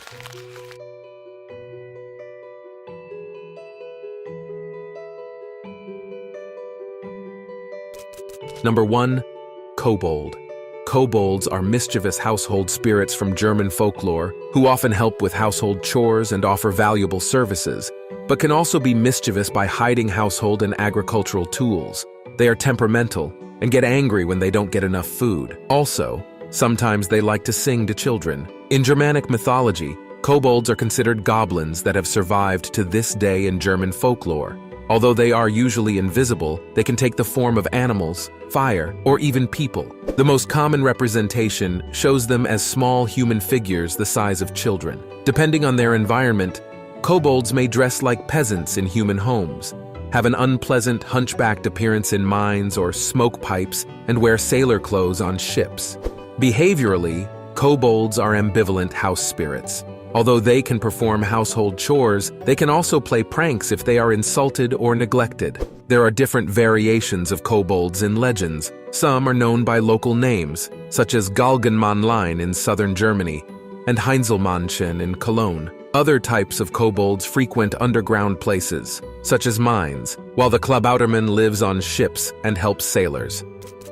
Number 2. Pixie. Pixies are known to be magical beings. They are believed to have supernatural powers and abilities, such as the ability to fly, control nature, or cast enchanting spells. Pixies are usually depicted as small beings, usually the size of a child, with a human-like appearance. They are often described as having transparent wings, allowing them to fly, and are associated with ethereal beauty. Pixies are known for their playful and mischievous nature. They love to make mischief and play pranks on humans and other beings. Sometimes they tend to hide things or move objects around just for fun. These creatures are intimately connected to nature. They are said to inhabit forests, meadows, and gardens, and are especially attracted to places with an abundance of flora and fauna. Despite their mischievous behavior, It is believed that pixies can also be protectors of nature. Some legends say that they watch over the preservation of the forests and punish those who damage the environment. Although they can sometimes cause problems or play tricks, they can also help those who show respect and care towards nature. Pixies are recurring characters in fairy tales, fantasy literature, and movies. They are often portrayed as charming and mysterious beings who bring magic and joy to stories. Number 3. Changeling. A changeling is a legendary creature present in various folklore traditions, especially in Celtic and Scandinavian cultures. A changeling is believed to be a supernatural being that is left in the place of a human baby, while the human baby is taken to the fairy world. The belief in changelings arises from the ancient idea that fairies or fairy beings had a particular interest in human babies and could steal or change them. This belief was used to explain strange behaviors or illnesses in children. According to legends, they may have distinctive characteristics that differentiate them from human babies. They are said to be pale, sickly, deformed, or abnormally small. They are also believed to have an insatiable appetite and unusually intense gaze. It is said that fairies or fairy beings change human babies for different reasons. Some legends maintain that they do this to raise human babies in the fairy world, while others mention that they use them as surrogates to satisfy their needs or for revenge. People believed there were ways to detect and protect themselves from changelings. These measures included placing iron objects around the baby, such as scissors or nails, as fairy beings were believed to fear iron. Another form of protection was to try to get the changeling to reveal her true nature through tests, such as placing them near a bonfire. Scissors, nails, and put the baby near the bonfire to make popcorn? Parents of the Year Award. Number 4. Fairy. The fairy is a mythical being from folklore and romance that generally has magical powers and inhabits the earth in close relationship with humans. Fairies have taken a wide variety of forms within European folklore and literature. Some fairies were beautiful and elegant, others were horrible to look at. In modern times, the term fairy is most commonly used to describe beautiful, feminine-looking fairies who tend to have butterfly wings, nothing like what they were before the arrival of Disney. Fairies are known for their magical powers. They are believed to be able to fly, cast spells, control nature, shapeshift, and possess healing abilities. They are also said to have deep knowledge of ancient wisdom and can bestow blessings or curses on humans. Fairies are intimately connected to nature. They are associated with forests, meadows, lakes, and other natural places. They are said to protect flora and fauna, and are sometimes held responsible for caring for and maintaining balance in ecosystems. Fairies of the past were feared as dangerous and powerful beings who were sometimes friendly to humans, but could also be cruel or mischievous. As we saw before, they often take the children, leaving changing substitutes, and they also take the adults to fairyland. Fairies are said to inhabit their own fairy realms, which may be invisible or exist on a different plane than humans. These kingdoms are often found in hidden locations, such as hills, grottos, or enchanted islands. People transported to the fairy realms cannot return if they eat or drink there. Number 5. Gnome.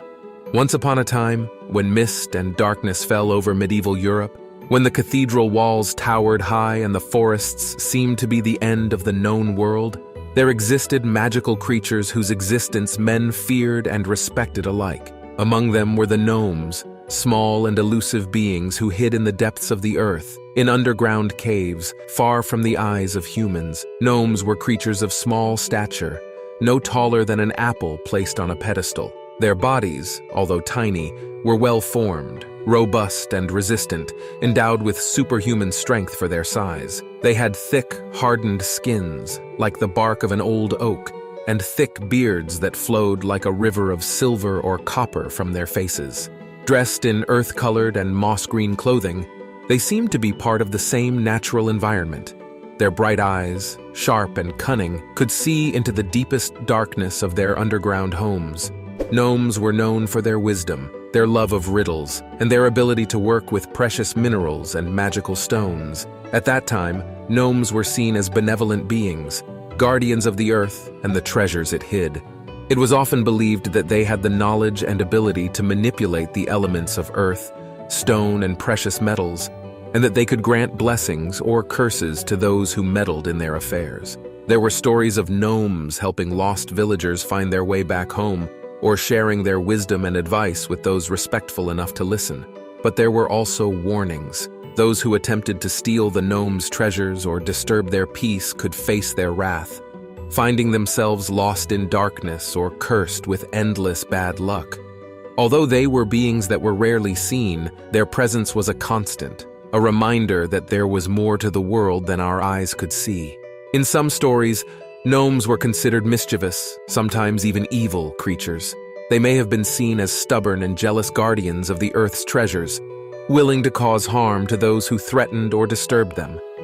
Some stories tell of gnomes setting traps for reckless humans who venture too close to their domain, causing misfortune or even death. It is also said that they were masters in the art of illusion, capable of confusing travelers until they got lost or making the greedy find false treasures. If you have been wanting more mythology, here I leave you 2 other videos. Number 6. Brownie. In the shadows of ancient Europe, where the whisper of the wind told tales of mystical beings and the old forests were home to countless secrets, there were creatures of legends that marked the lives of the men and women of that time. Among them dwelt one of a peculiar and peaceful nature, the brownie. Brownies were tiny creatures, no taller than a tankard, but of a very noble nature. They had sturdy, strong, hair-covered bodies, with bright, shrewd eyes. They often wore rags or very simple clothes, their humble appearance concealing their extraordinary nature. They were considered to be benevolent and homely beings, living in human homes, in the barn, in the attic, or even in an unused corner of the house. They didn't ask for much, just a warm corner to sleep in, and in return, they performed household chores around the home when everyone was asleep. Whispers of old ladies in the crackling fireplace told stories of how the brownies fixed shoes, swept floors, tidied tools, and performed small night jobs. They were shy and avoided being seen, but those lucky enough to catch a glimpse of them told of their sweet and peaceful appearance. But in spite of their kindness, the brownies also possessed a particular character. They did not tolerate disrespect or ingratitude. If a household did not take care of their space or disregarded their efforts, they could turn into boggarts, mischievous and sometimes vengeful versions of themselves, causing disorder and unrest. To keep a brownie happy, families used to leave a bowl of milk or cream or a piece of bread as an offering overnight. It was not a payment, as it was said that brownies did not like to feel employed, but rather a gesture of thanks. Thus, in the silent night of medieval Europe, the brownies worked in secret, helping in the daily life of the families that took them in. Their existence was a mixture of myth and reality, a piece of the magic that was hidden in the world, and that the men and women of the time respected and valued. Number 7. Boggart. In the ancient forests of English mythology, there exists a magical and enigmatic creature known as the boggart. This being, who has captivated the imagination of generations, embodies the duality of good and evil, loyalty and betrayal, in a being of surprising metamorphosis. The boggart, in its original form, is a brownie, a friendly and helpful creature that inhabits homes and farms. The brownie is known for its willingness to help with household and farm chores. However, there is a dark secret at the heart of the brownie. When he feels betrayed or neglected by those he serves, he undergoes a grim transformation and becomes a boggart. This metamorphosis completely alters his friendly and peaceful nature, turning him into a mischievous and malicious creature. The boggart is the dark reverse of the brownie, a being that delights in sowing chaos and terror in the homes he once protected. His appearance becomes distorted. His friendly smile turns into a malevolent grimace, and his eyes glow with a diabolical intensity. Now, instead of helping, the boggart plays tricks and scares the residents, hiding objects, making inexplicable noises, and creating an atmosphere of tension and fear. The transformation from brownie to boggart is a powerful reminder of the dangers of betrayal and ingratitude. It teaches us that even the friendliest and most helpful creatures can change when they are hurt and scorned. This duality shows the fragility of relationships and urges us to value and respect those who support and help us. The boggart shows us that we all have the capacity to change, for better or worse. Number 8. Dwarves. In the vast, deep subterranean realms of mythology, where darkness and stone intertwine, lies a race of legendary beings known as the dwarves. These mysterious creatures, with their robust appearance and love of forging and mining, have captured the imagination of generations with their intricate culture and unparalleled craftsmanship skills. Dwarves are known for their small stature, but their spirit and determination are gigantic. With thick beards reaching to the ground and eyes glowing like fire, the dwarves toil at their work deep beneath the earth, carving precious stones and forging weapons and artifacts with unmatched skill. His skill in metalworking is legendary, and his creations are coveted throughout the kingdoms. Despite their reputation as skilled craftsmen, dwarves are famous for their love of gold and riches. Their passions are said to lie in the vast chambers filled with treasures they have accumulated over the centuries. Dwarves are known for their ferocity and tenacity in protecting their wealth, and any intruder who dares to challenge them will face their relentless fury. But beyond their fame for their forging skill and love of gold, dwarves are also keepers of ancient knowledge and secrets. They are possessors of ancestral wisdom that is transmitted from generation to generation, and their stories and myths are intertwined with the history of the world itself. Dwarves are said to be experts in earth magic and can communicate with rocks and minerals, gaining wisdom and power from the very earth around them. Dwarves also have a deep connection to the mountains, which they consider their sacred homes. They are said to have built impressive underground cities, filled with labyrinthine passageways and delicately sculpted halls. These cities, hidden from mortal eyes, are a testament to the ingenuity and skill of the dwarves. Despite their reserved and sometimes rude nature, dwarves are loyal and supportive beings among themselves. They form a united and cohesive society, where honor and one's word are of utmost importance. They are brave warriors and formidable fighters when challenged, but they are also loyal friends and trusted allies when treated with respect and gratitude. Number 9. Leprechaun. In the green hills of ancient Irish Gaelic mythology lies a fascinating mythical figure, the leprechaun. This tiny being, dressed in extravagant clothing and a top hat, has captured the imagination of generations with his mischievous personality and his association with wealth and hidden treasures. The leprechaun, with his peculiar appearance and mischievous smile, is known for his skill in goldsmithing and shoemaking. They are said to be accomplished artisans, capable of creating jewelry and precious objects with unmatched skill. Their reputation as guardians of treasure has been passed down from generation to generation, and many have searched for their hidden fortune in vain. Despite their playful appearance, leprechauns are cunning and elusive beings. They are known for their ability to elude those pursuing them, running faster than the wind and disappearing in the blink of an eye. Their elusiveness is legendary and has thwarted countless fortune hunters who have attempted to trap them in order to reveal the location of their hidden treasures. It is believed that each leprechaun has a personal treasure, wealth accumulated over centuries and hidden in some secret corner. Some say they are pots full of gold coins, while others say they are chests full of sparkling gems and jewels.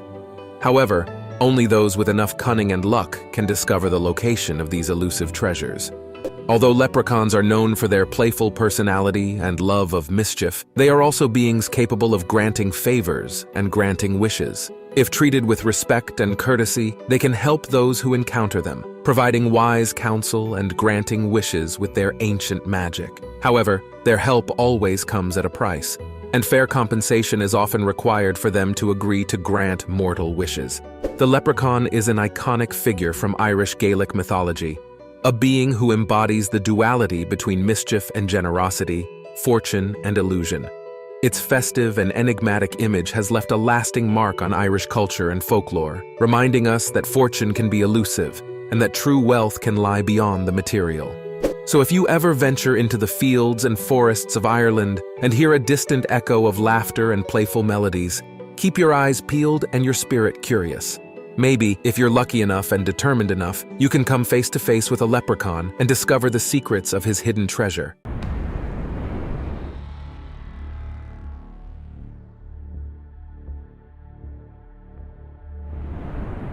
Before the word Rome existed, Celtic people lived in freedom. Each god, creature, being, or monster gave an explanation to every event in life, and the Druids, those friends of the colored mushrooms, helped to interpret their messages and understand their whims. In this video, we are going to see 15 creatures from different areas of Europe in Celtic mythology. Number 1. Night washerwomen. The washerwomen of the night, known in Brittany as les lavandières, are old or spectral women who appear washing clothes in rivers or streams at night, especially in lonely places. They dress in old, worn-out clothes, which may look like they belong to a bygone era. It's like if you're out in the wilderness, walk up to the river and see someone dressed in clothes from 300 years ago. What would you think? Hell and Amish. But a quick glance at their faces would be enough to know that they are not human, or at least that they are lifeless. For their faces are usually pale, thin, with serious and melancholic expressions. Their hands, which are constantly engaged in the task of washing, are wrinkled and worn from eternal toil. And although they are fragile in appearance, they have a supernatural strength, so it would be better not to provoke them. It is said of them that their presence is accompanied by a supernatural silence. The forest is silent. No animal is heard. Neither the air blowing nor the river flowing, only their persistent washing is heard. The sound of hitting the clothes against the stones is the only thing that breaks the silence of the night. In Breton folklore, the washerwomen of the night are associated with omens of death, calamity, or misfortune. The clothes they wash belong to those who are about to die or who have recently died. If you meet them at night, they may ask you to help them wring out the laundry. But helping them can be dangerous, as they may drag you into the water or cause you misfortune. I trusted you. Number 2. Gwyllgi. The Gwyllgi, known in Welsh Celtic folklore as the Dog of Darkness, or the Black Dog. It is a large dog with a dark coat that seems to absorb the light around it. Its eyes are prominent in legends. They glow with a deep red or yellow glow, like embers. The size of the Gwyllgi varies in stories, but it is generally larger than an ordinary dog. Its size and silent gait make it a terrifying apparition on dark nights. The Gwyllgi is known for its spectral nature and its ability to appear and disappear at will. It haunts lonely roads, graveyards, crossroads, and other places associated with death and the supernatural. Its presence is a sign of a bad omen, portending death or misfortune for those who encounter it. It is a solitary being. In legends, its mere appearance is enough to instill deep terror in those who see it. It haunts travelers at night, following them with its fiery gaze. The Gwyllgi also plays a role as a guardian of the boundaries between the world of the living and the realm of the supernatural. Number 3. Ohankanu. The Ohankanu is a mythological creature in the tradition of Cantabrian folklore, a region of northern Spain. This creature is one of the most feared in the pantheon of Celtic myths of the region, and believe me, it is for good reason. Physically, he is a giant of great size and strength, far exceeding the size of a normal human. His skin is tough and rough, with an almost impenetrable toughness. The Ohankanu has a single eye in the middle of its forehead, similar to the cyclopes of Greek mythology. This single large, piercing eye gives him exceptional vision. His long, untidy hair and beard give him an even more savage and fearsome appearance. His voice, powerful and booming, has the ability to instill fear in those who hear it. The Ohankanu is a malevolent and destructive creature. Acts of great cruelty and destruction are attributed to it, such as razing villages, destroying crops, and terrorizing the population. Its temperament is violent and angry, and it enjoys causing chaos and disorder. Despite its brutal behavior, the Ohankanu is intelligent. It is known to employ trickery and deception to trap or confuse its opponents. This creature is also linked to the natural places of Cantabria, such as mountains, caves, and forests. It inhabits these remote places where it can live and act undisturbed by humans. Number 4. Anku.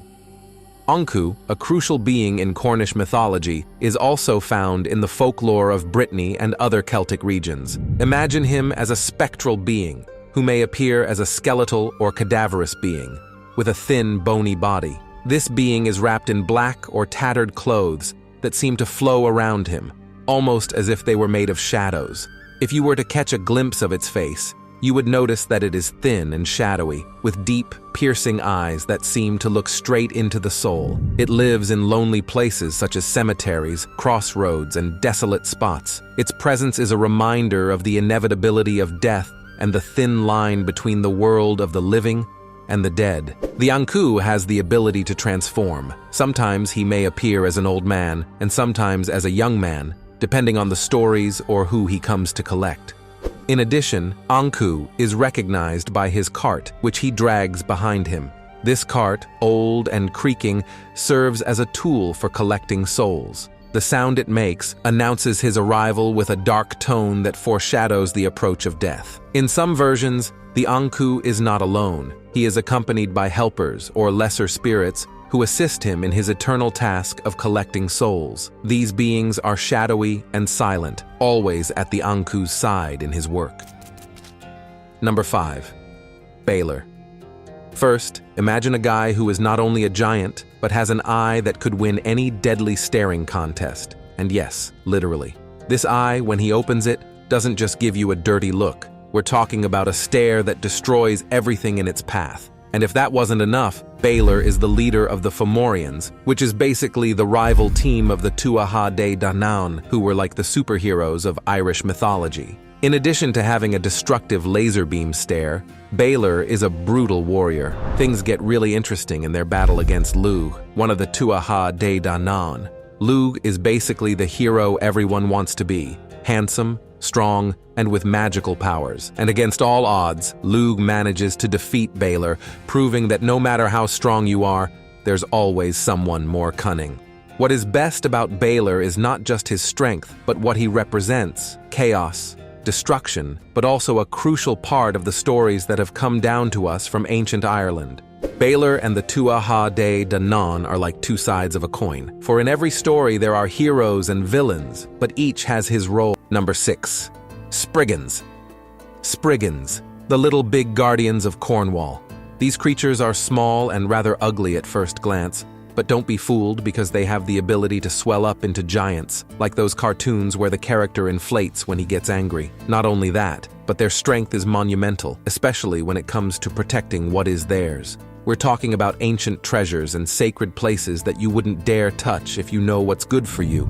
Want to explore an ancient tomb or take a souvenir from a burial mound? Well, the Spriggans are here to show you what a bad idea that is. Not everything in their life is about fighting and protecting. Spriggans love a good prank. They're top-notch pranksters, though their tricks aren't always for laughs. From getting you lost in the woods to hiding your keys, they have a pretty unique sense of humor. And if that's not enough, they control the weather. They can conjure up storms, winds, and fog to confuse or frighten people, and to make sure it's clear to you who's in charge of nature. Number 7. Quelibrae. The Quelibrae, a being that will make you rethink everything you knew about dragons and mythical creatures, as this is not your typical fairy tale dragon. It is a giant beast, with a body that looks like a cross between a snake and a dragon, covered with scales so hard that almost nothing can penetrate them. These dark-colored scales give it the power of perfect camouflage in the mountains and caves of Asturias and Cantabria, making the Quelibrae the ninja of dragons. Despite its size and looking like something out of an old horror movie, this critter is able to fly. It has huge wings with which it soars through the skies, causing equal parts terror and awe. Imagine sitting quietly in your village and watching the shadow of this colossus pass over you. I don't know about you, but I'd be running in the opposite direction. But what would a dragon be without a breath that wreaks havoc? A serpent's can be poisonous or even fire-breathing. This being is a solitary, isolated, and territorial, preferring the tranquility of its mountain cave or the serenity of being near a spring. And as a self-respecting dragon, it hoards treasures that it protects with a ferocity that would make even the bravest of knights think twice. And here's the interesting part. Despite his intimidating appearance and reputation for ferocity, the Quelibrae has its Achilles heel. It turns out that he can be tricked or cajoled, though you have to have the courage and cunning to try. Number 8. Fuath. In the waters of Scotland we meet the Fuath. Forget friendly mermaids and mermen, the Fuath are on another level. This creature varies considerably. Some may look almost human, but they are actually monstrous. green skin, or completely covered with hair and large eyes. Some have scaly skin or skin covered with moss and algae.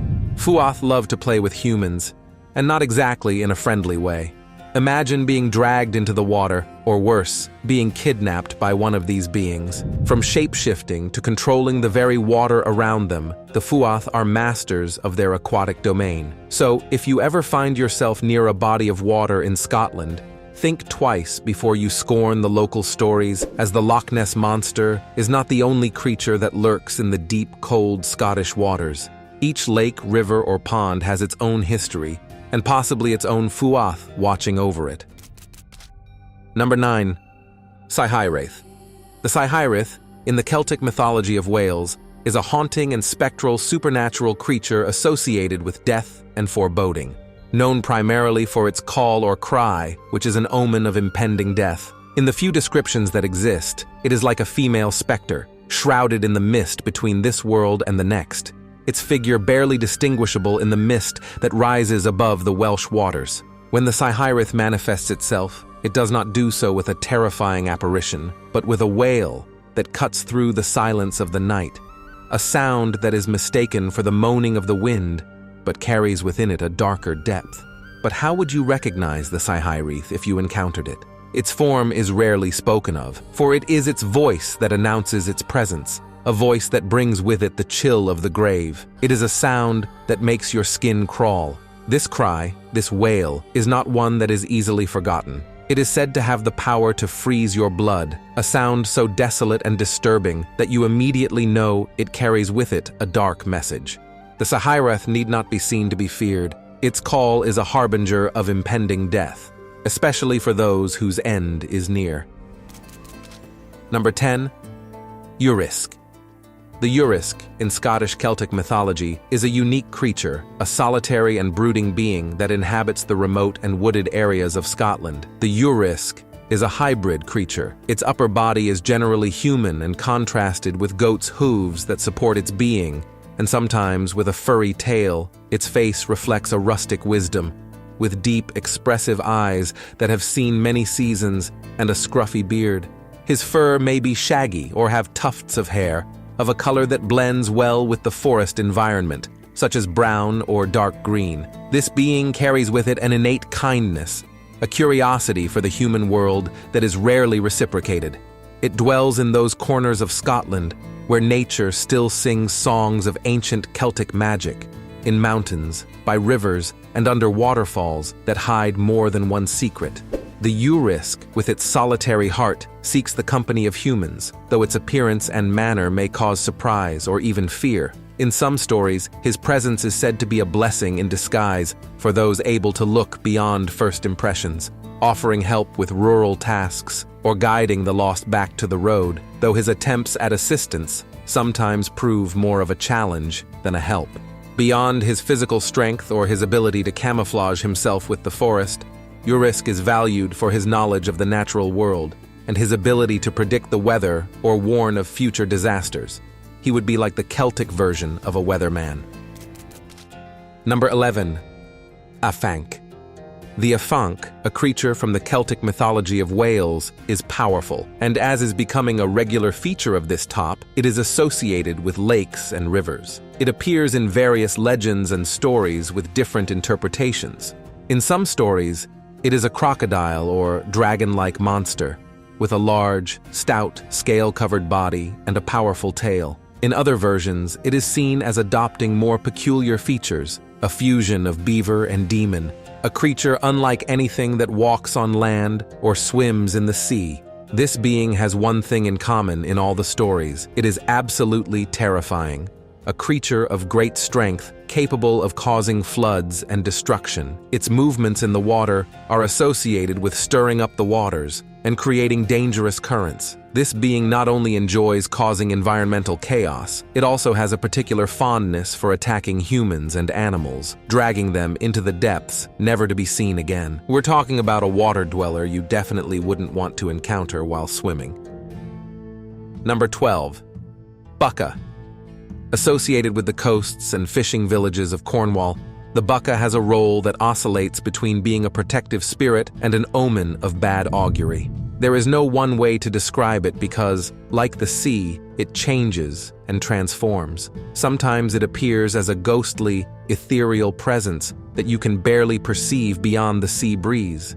But don't be fooled, because it can also manifest itself in much more tangible and, frankly, intimidating ways. Imagine for a moment a huge man with scaly skin, eyes that glow with an aquatic glow, and hair that looks more like seaweed or fishing nets.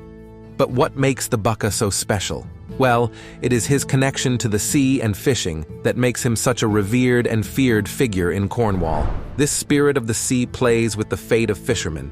In some stories, he is a protector who guides fishermen to fish-rich waters or leads them away from storms and danger. But, like the sea, the bucca can be capricious. Offend him, and you could find yourself with empty nets or in the middle of an unexpected storm. That is why, in coastal villages, it was not uncommon to see offerings or rituals dedicated to this being in an attempt to gain its favor and protection. For fishermen, the bucca can be both their salvation and their undoing. Its favor is as coveted as its anger is feared. Luck in fishing and protection from storms are gifts it can bestow, as long as it is respected and honored according to ancient rites.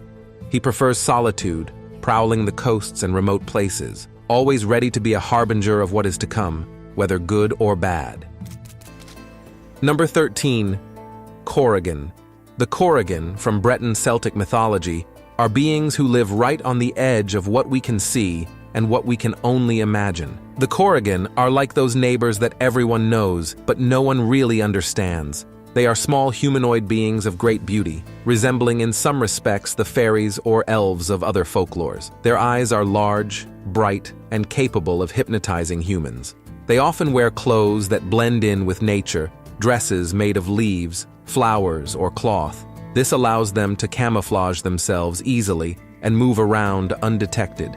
These beings are the soul of festivals that no one sees but everyone feels. They dance in stone circles and near springs, places that are charged with pure magic. And here's the thing, the gorgon are protectors of these places. They love nature and do everything they can to keep it safe, even if that means bringing out their mischievous or even sinister side if someone threatens their home. Gorgon have a gentle side. They can offer you adventures you never imagined, show you things your eyes might not otherwise see. Just don't offend them. They have a vengeful side, especially if they feel you don't respect their space or their rules. Their wisdom seems to come from a time that we mortals can only begin to understand. They say they know what is going to happen, that they can see the fabric of destiny as if it were an open map. Number 14. Anjana. The Anjana is a creature from the Celtic mythology of Cantabria in northern Spain. The Anjana is a woman of breathtaking beauty, dressed in the essence of the forest, with clothes that blend in with nature, as if she were just another part of the landscape. Her presence radiates kindness and serenity. It is her kindness and desire to help that truly defines her.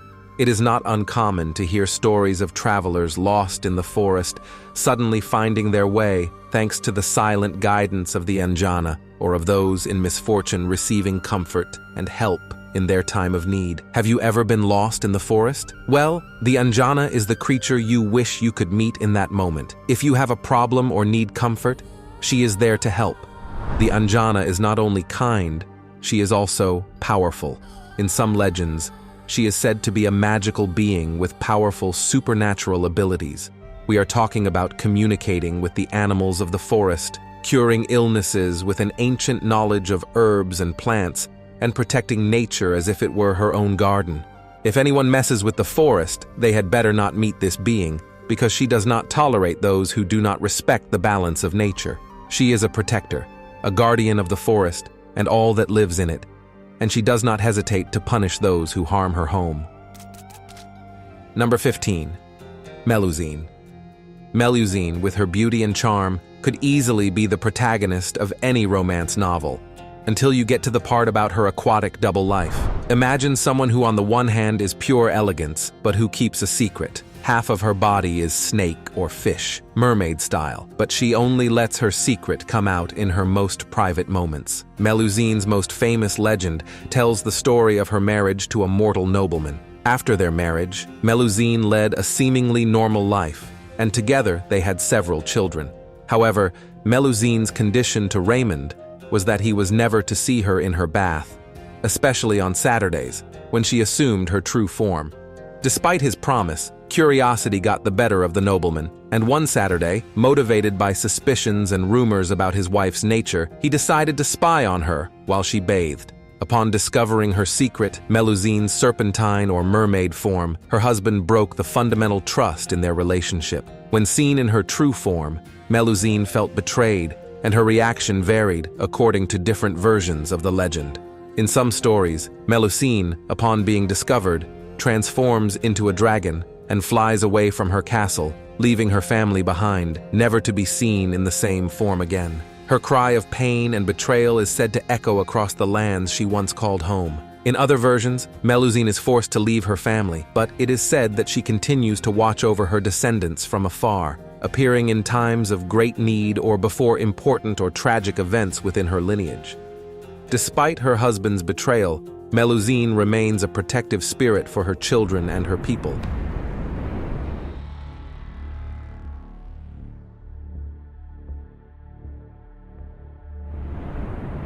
When we think of Greek mythology, creatures such as centaurs or mermaids usually occupy the first places in our minds. But what about those creatures that have remained in the shadows of the most popular myths? In this video, I bring you 10 creatures of Greek mythology that few know about. Number 1. Scolopendra. The scolopendra is a monstrous sea creature with parts of different animals. Its body is composed of numerous segments, similar to a gigantic centipede, and each segment is equipped with appendages or legs that allow it to move quickly and fluidly, both in water and on land. It has enormous jaws full of sharp teeth, capable of tearing its prey with ease. Its skin is thick and scaly, providing protection against attacks and making it difficult to capture or kill. It can vary in color, from dark tones to more striking colors. Its eyes are bright and capable of seeing into the dark depths of the ocean, where it resides and only occasionally emerges to attack ships and sailors. Its presence on the surface is a sign of impending disaster, as it is extremely aggressive and territorial, attacking any intruder that enters its domain. It uses its multiple legs and jaws to capture and devour its victims, and like real centipedes, the mythological Scolopendra is depicted as venomous, capable of killing not only with its jaws, but also with its venom. Number 2. Arimaspi. The Arimaspi have a unique appearance, each possessing a single eye in the center of the forehead, similar to the cyclopes. They are fierce warriors, with strong and muscular bodies, always armed and ready for battle. They are rough and wild, with long hair and untidy beards, a reflection of their life of constant struggle and survival in inhospitable regions. They inhabit the margins of the known world, in the remote and mountainous regions of the far north, beyond the lands of the Scythians. These brave warriors are known for their prowess in battle. They are not afraid to face formidable enemies, and their obsession with gold and riches leads them to continually clash with griffins. According to legend, the griffins guard enormous treasures of gold in the mountains, and the Arimaspi, attracted by these riches, are constantly trying to steal the gold. Number 3. Myrmidons. Hera, queen of the gods, sent a plague to kill all the human inhabitants of Aegina because the island was named after one of Zeus's mistresses. King Aeacus, son of Zeus and intended target of Hera, along with his mother, prayed to his father to find a way to repopulate the island. As the Myrmidons, the ants of the island, were not affected by the disease, Zeus responded by transforming them into a race of men, the Myrmidons. They were as fierce and resilient as the ants, and like the ants, they have absolute loyalty. They follow their leader with unwavering devotion, making them a formidable force in battle. After their transformation, Myrmidons presented themselves as robust, strong, and disciplined men. Their appearance is that of well-trained warriors with athletic bodies. Due to their ant origins, they wear brown armor and maintain strict organization and discipline. They are known for their ability to act together, moving and fighting with almost superhuman precision. In combat, they are courageous and skilled warriors. Their rigorous training and cohesion as a unit allow them to outmaneuver their enemies on numerous occasions. But if the Myrmidons are famous for anything, it is for their role in the Trojan War, where they fought under the command of Achilles. Number 4. Ichthyocentaurs. Ichthyocentaurs are creatures that combine parts of humans, horses, and fish. Their upper body is that of a human, with a male torso and head. They also have human arms that can wield tridents, seashells, or fishing nets. The middle part of their body is that of a horse, similar to centaurs.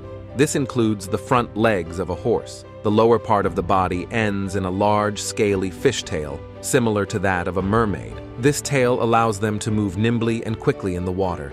And as sea creatures, they are excellent swimmers. These creatures are associated with the gods of the sea, especially Poseidon. They are their servants or companions, helping to control the waters and protect sea creatures. One of the most famous stories about the ichthyocentaurs is their appearance in the myth of the birth of Aphrodite, Bythos, and Aphros. They assisted the goddess when she emerged from the sea foam and guided her to the shore.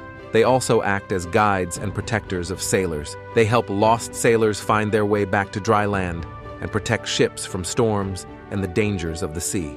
Number 5. Argos panoptes. Argos panoptes, also known as Argos of the 100 Eyes, appears in several legends of Greek mythology. His name, Panoptes, means the all-seeing one. Argos panoptes is famous for being a tireless watchman and for his unique appearance that distinguishes him from other mythological creatures, as he has 100 eyes spread throughout his body. Thanks to these eyes, he can maintain constant vigilance, for while some of his eyes sleep, others remain open, ensuring that he is always vigilant. Despite his many eyes, Argus has a humanoid form. He is the perfect guardian. In addition to his watchfulness, Argus is strong and loyal, devotedly fulfilling the tasks given to him by the gods, though he is especially loyal to the goddess Hera. His most famous story is when he acted as guardian of Io, a priestess of Hera, who was transformed into a white cow. Hera, suspecting Zeus' infidelity, assigned Argus to guard Io and make sure she did not escape or be released by Zeus. Zeus, wishing to free Io, sent Hermes to rescue her. Hermes, disguised as a shepherd, played music and told stories to lull the 100 eyes of Argus. Once all the eyes were closed, Hermes killed Argus and freed Io. As a tribute to her faithful guardian, Hera took the 100 eyes of Argus and placed them in the feathers of the peacock, her sacred bird. Number 6. Mormo. Mormo, a creature associated with witchcraft, specters, and night terrors, is a monstrous and demonic creature with a deformed face, sharp fangs, and glowing eyes full of evil. In addition, it can have animal features such as claws, bat wings, or goat legs. And to make it even more interesting, in some versions, Mormo has the ability to change shape, adopting different appearances to deceive and terrorize its victims. This creature is linked to witchcraft and dark magical practices. She is considered a follower of Hecate, the goddess of sorcery and dark ways, acting as her servant or auxiliary spirit. Mormo is known to instill fear, especially in children. In many tales, she is described as a creature that lurks in the night, similar to the bogeyman or bogeyman in other mythologies. Greek mothers told stories of Mormo to frighten their children and keep them obedient, warning them that the creature would come to take them away if they did not behave. Furthermore, in some legends, she is described as a vengeful spirit that seeks to punish mortals for their mistakes and sins. It feeds on the fear and despair of its victims. Number 7. Ophiutorus. The Ophiutorus is a hybrid creature with a body that combines a bull and a snake. Its upper body is that of a bull, with a robust, strong, and muscular torso covered with thick fur. It has prominent horns and a full bull's head, with large eyes and muzzle. The lower part of its body is a long snake tail that extends from the torso of the bull. This tail is scaly and can move with the flexibility and agility of a snake. Although not described as aggressive, Ophiutorus will defend itself fiercely if attacked. It is a solitary creature that inhabits remote and difficult-to-reach regions. It prefers to live in the solitude of mountains or deep forests. According to myth, it was believed that whoever sacrificed and burned its entrails would gain the power to defeat the gods. This incredible ability made it highly sought after, but also extremely dangerous. The best-known story of the Ophiuchorus involves Prometheus. During the Titanomachy, the great war between the Titans and the Olympian gods, Prometheus attempted to sacrifice the Ophiuchorus to obtain this divine power. However, his plan was foiled, and he never succeeded in completing the sacrifice. Number 8. Cercopes. These creatures, also known as Cercopi or Kerkopes, are known for their mischievousness and their ability to get into trouble. They were accomplished liars, cheats, and rascals. Their story is full of humor, mischief, and lessons. Cercopes are humanoid-shaped creatures. They are small, human-like, but with a more rustic appearance, messy hair, a scraggly beard, and plain clothes made of coarse fur or fabrics. They are not exactly the kind of characters you would expect to see in a king's court. These little creatures are famous for their mischief and trickery skills. They love to tease travelers, steal from them, and cause trouble wherever they go. They have a mischievous nature, using their wits to get out of sticky situations and trick their enemies. It is not surprising that they especially enjoy challenging authority, mocking the powerful and, in particular, the heroes who cross their path. One of the best-known stories about the Cercopes is their encounter with Heracles, the famous Greek hero. Basilisks and Acmon attempted to rob Heracles while he slept, but of course, it didn't work out well for them. Heracles captured them and, in an act that shows both his strength and his sense of humor, tied them upside down to a pole and carried them dangling over his shoulders.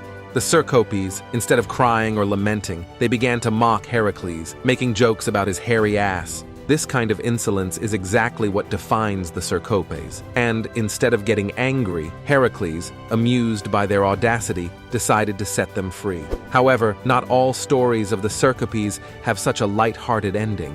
In some versions of the myth, their constant mischief and trickery finally exhausted Zeus's patience. Tired of their constant trouble, Zeus transformed them into monkeys as punishment. Number 9. Cetus.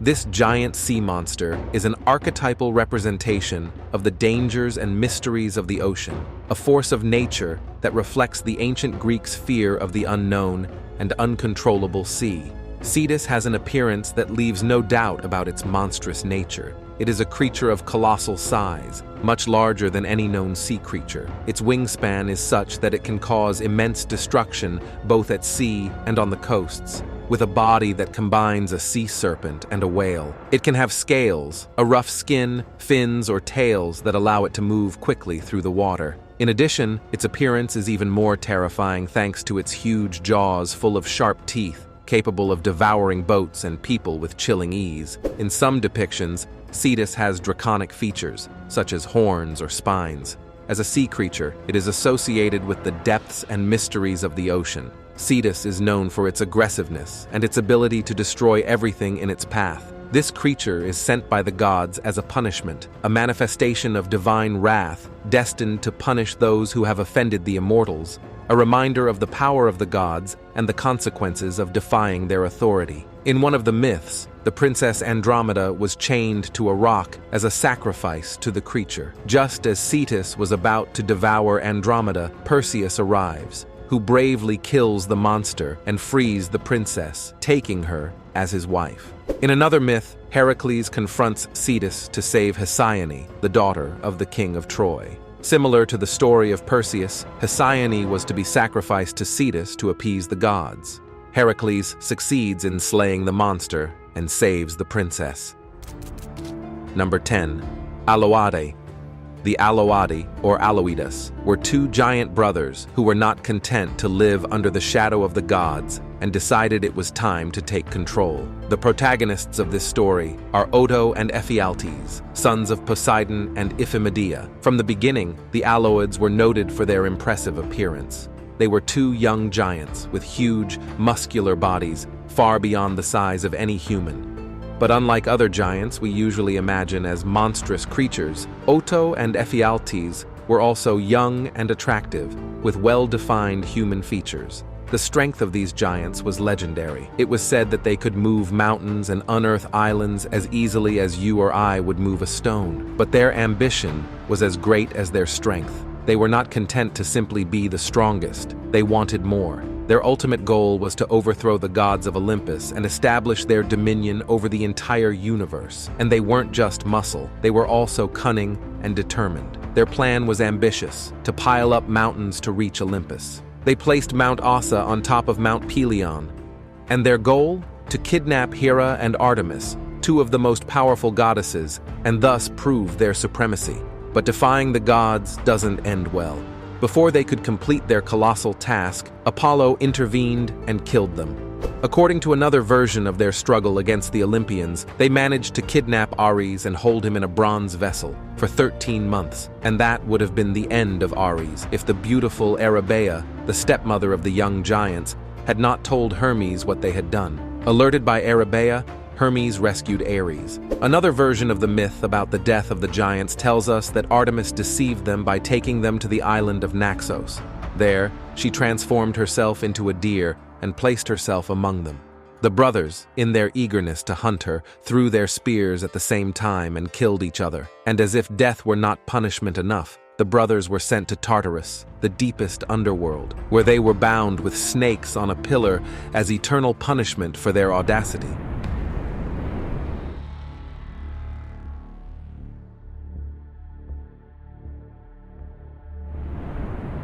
Creatures that will get into your dreams to turn them into your worst nightmare. Black magic, used by witches to create monstrous beings, but also some more friendly and protective beings for humans. These are some of the mythological creatures you might encounter in Africa. Number 1, were-hyena.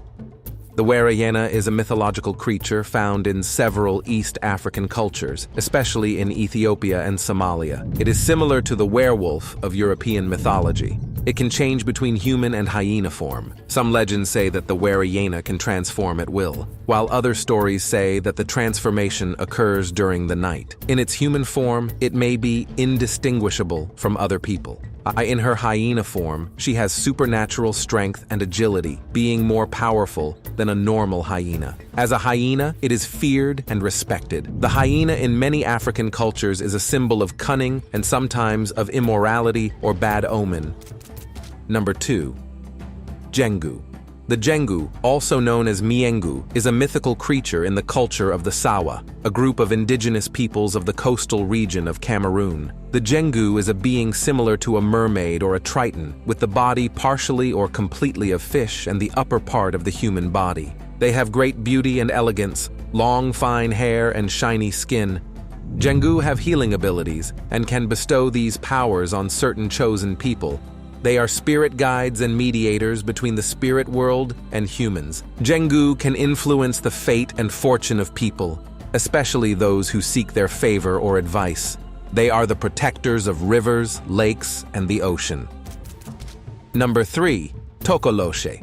The Tokoloshe is a creature of the Zulu and Xhosa peoples in South Africa. This creature is feared in many South African communities, and their stories vary, but there are certain common elements. The Tokoloshe is a small creature, similar in stature to a small child or dwarf. It has an intimidating or malevolent appearance, and may also have exaggerated or deformed features, which makes its appearance more frightening. It can become invisible, and it is thought that drinking water can activate this ability.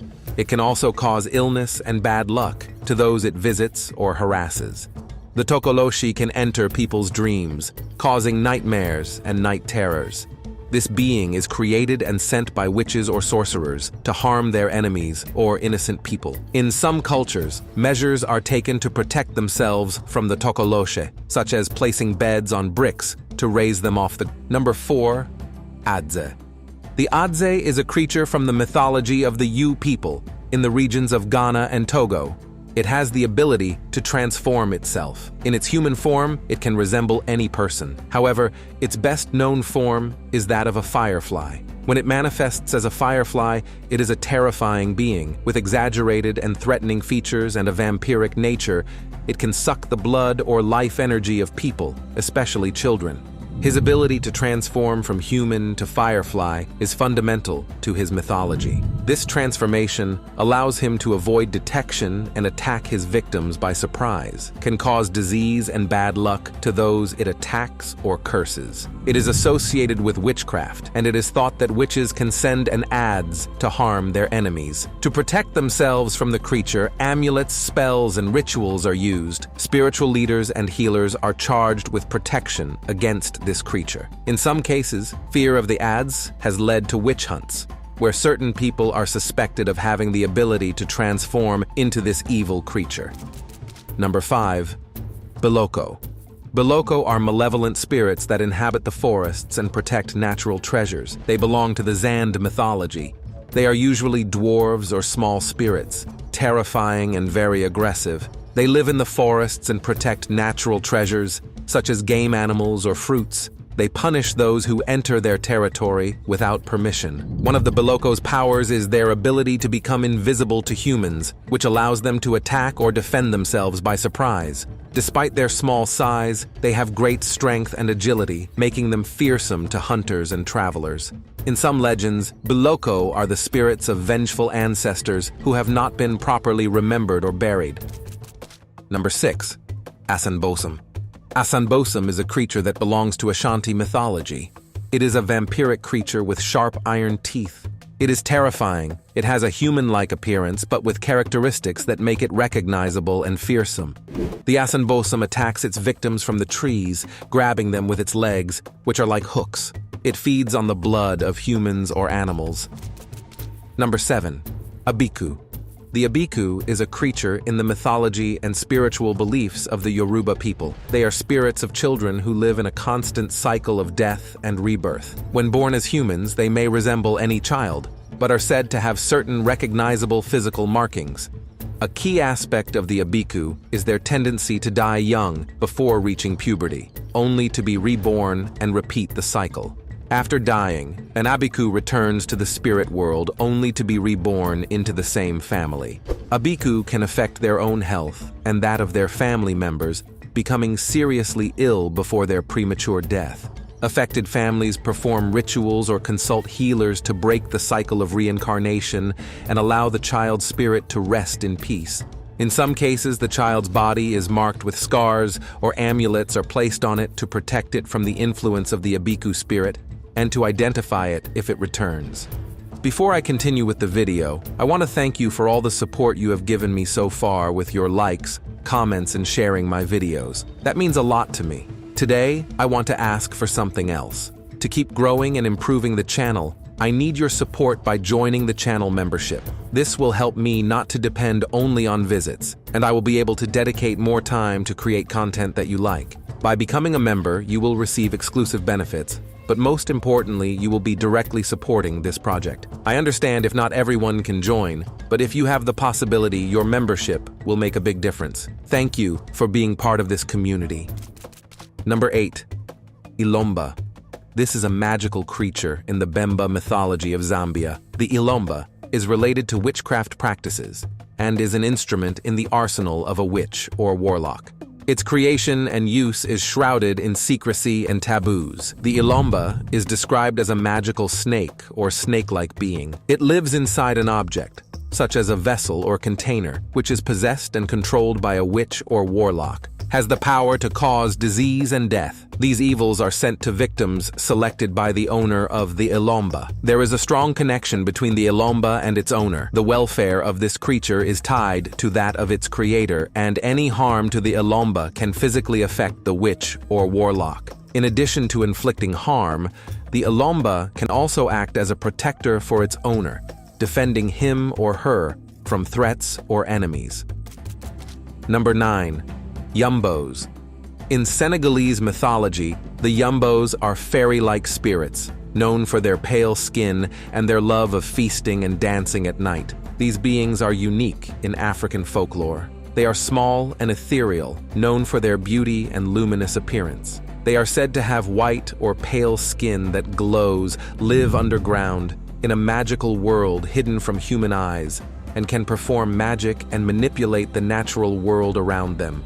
Yumbos are considered benevolent and friendly towards humans and are famous for their nightly festivities where they celebrate with dances and feasts, inviting humans to join them.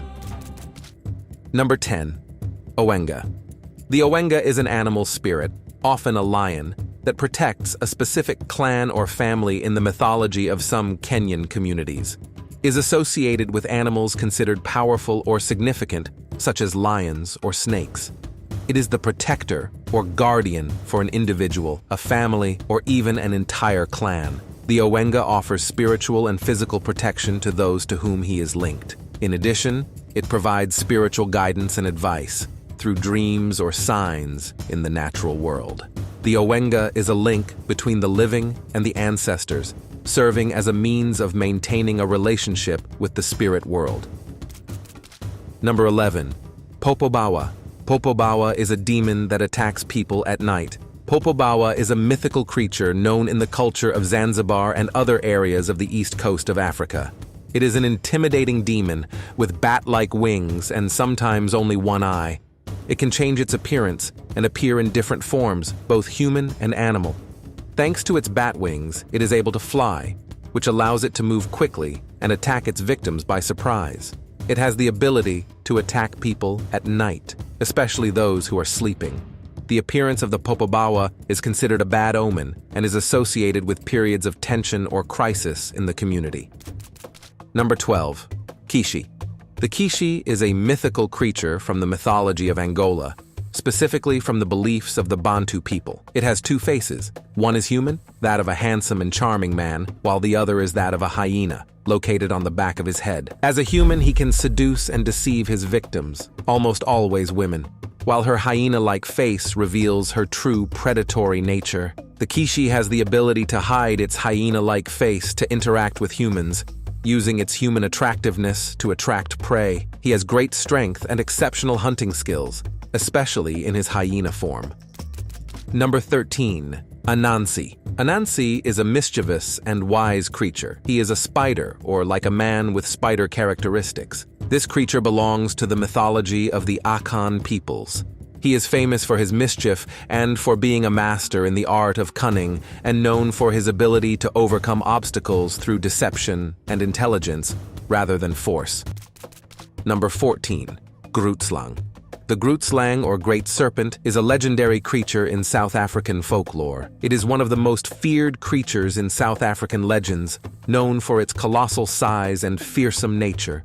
The Grootslang is a terrifying mix between an elephant and a giant snake. Its appearance is intimidating. It is enormous in size, with the strength of an elephant and the cunning and flexibility of a snake. With his incredible strength, he is capable of crushing or devouring any being that crosses his path. And despite his large size, he is agile and fast. Number 15. Aziza. In the faun mythology of Benin, the Aziza are benevolent forest spirits, offering help and advice to hunters and travelers. They are small spirits or fairies that live in the forests, tiny beings with human appearance and supernatural abilities, beautiful and ethereal beings with an intimate connection with nature and the forest. They have a deep knowledge of nature's secrets, such as herbal medicine and where the most valuable resources are found.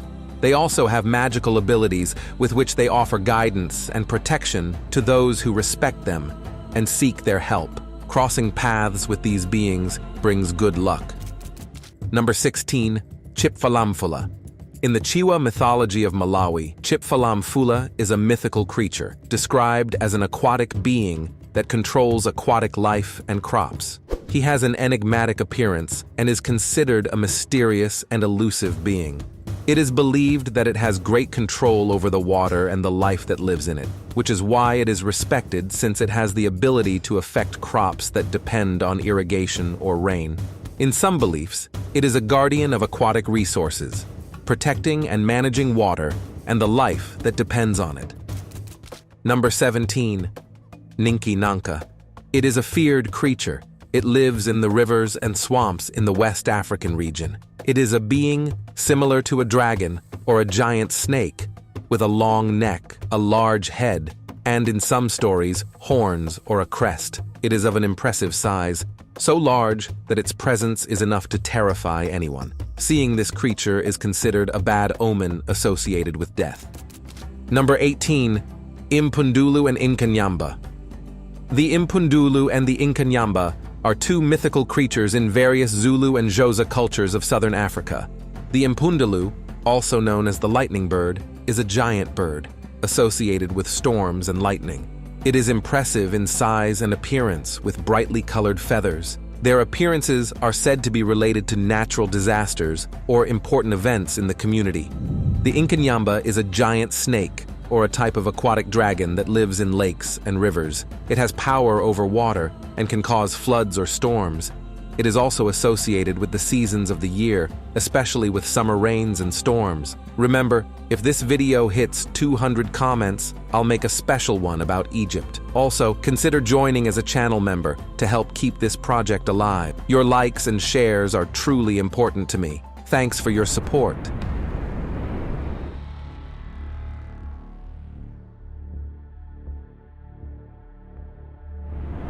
Picture creatures so tiny they could chill in the palm of your hand.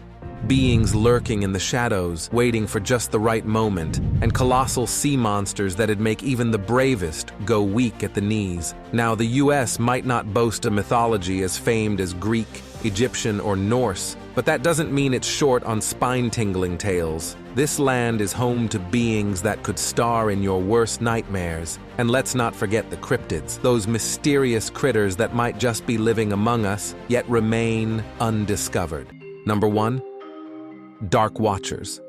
The native Chumash tribe of the central coast of California has been around for thousands of years, and even they call the Dark Watchers the Ancient Ones. The Dark Watchers are mysterious figures that appear at dusk or dawn in the Santa Lucia Mountains of central California, especially in the Big Sur region. They are commonly described as tall, dark silhouettes, often over 10 feet tall. They appear faceless and are sometimes said to carry hats or walking sticks. They are often seen standing and gazing at the horizon without moving. They disappear in an instant, especially if anyone tries to approach them or look directly at them. The true nature and origin of the Dark Watchers is unknown. These figures are said to have been observed by Native Americans and have been mentioned in their oral legends for centuries. The poet Robinson Jeffers mentioned the Dark Watchers in his poetry, further solidifying their place in Californian culture.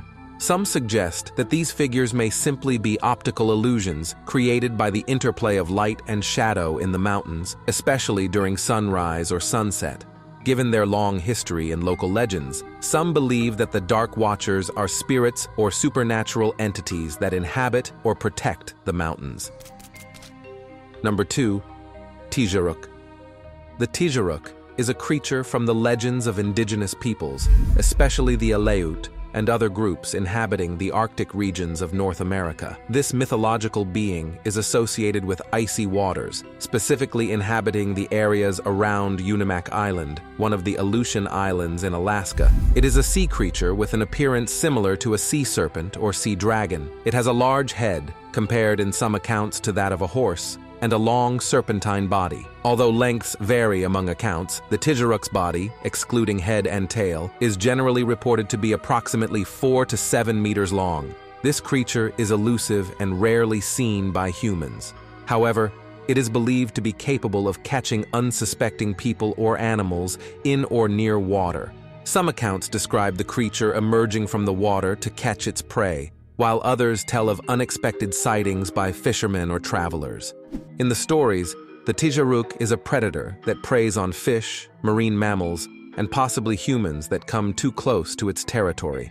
The cold, remote waters of the Aleutian Islands are its traditional home according to legend. These areas are difficult to explore, which has added a veil of mystery to the creature's actual existence. Number 3. Skunk ape. Sightings of the skunk ape tell terrifying tales of a large, hairy, foul-smelling, ape-like creature that runs upright on 2 legs. The skunk ape is a legendary creature that is part of southeastern folklore, especially in Florida. It is one of the many hairy men, or Bigfoot-like creatures, that are said to inhabit different parts of North America. The skunk ape is a large, ape-like creature with long, thick hair that covers most of its body. It can reach heights of 6 to 7 feet, approximately 180 to 2.10 meters. One of the most distinctive characteristics of the skunk ape is its strong, unpleasant odor. This odor is a combination of its marshy territory and its nomadic behavior. It is an elusive and nocturnal creature, associated with swampy areas, dense forests, and wetlands. Sightings of the creature go back decades, with a notable increase in reports in the 1960s and 1970s. People have reported seeing the creature crossing roads, lurking on forest edges, or even peering into the windows of homes. In 2000, an anonymous woman sent 2 photos to the Sarasota, Florida Sheriff's Office that allegedly showed the skunk ape in her backyard. These images, known as the Myaka skunk ape photos, have been the subject of debate. Expeditions have been organized to search for evidence of its existence, and the creature has become something of a tourist attraction in some areas of Florida. Number 4. Menehune. These beings are sort of like little builders in Hawaiian mythology and are closely linked to ancient buildings and structures on the islands. The Menehune have rarely been seen by human eyes. Rare reports describe beings about 2 feet tall, and some witnesses have seen them as small as 6 inches, so small they would fit in the palm of your hand. They are depicted as having human-like features, but smaller in size. The Menehune are believed to be master builders and craftsmen. They are said to work in secret during the night, completing large construction projects in a single day. They are elusive beings, preferring to work in secret, and are rarely seen during the day. If they are discovered while working, they will disappear and abandon their project immediately. The legend of the Menehune is rooted in the ancient history of Hawaii. There are numerous ancient structures such as ponds, temples, and roads on the islands that, according to tradition, are attributed to the Menehune because of their impressive construction and the mystery surrounding their origin. For example, the Alakoko fishing pond on Kauai is one of the most famous sites attributed to the Menehune. According to legend, this pond was built in a single night by the Menehune. If you want to know more about the mythology of Hawaii, I have a video on the channel talking about it. Subscribe and turn on notifications so you don't miss the videos I upload every week. Number 5. The Altamaha, commonly nicknamed Alti, is a sea monster that is said to inhabit the waters of the Altamaha River near Darien and Brunswick, Georgia. The Altamaha is an aquatic creature with a long neck and several fins. Its size is enormous, reaching 20 to 30 feet in length, approximately 6 to 9 meters. Its skin is dark in color, and it is said to have bulging eyes. Most sightings describe it as a fast swimmer, sometimes surfacing for a peek or a breath of air before diving again. Although it is not considered aggressive, its mere appearance has alarmed many witnesses. Many sightings have been reported in the marsh and estuarine areas of the Altamaha River. These reports range from chance encounters to stories of fishermen claiming to have had close encounters with the creature. Native American tribes in the region are said to have told stories of a large creature in the waters of the river long before the arrival of European settlers. The ancient stories about the Altamaha have been passed down for generations. Number 6. Spectral moose.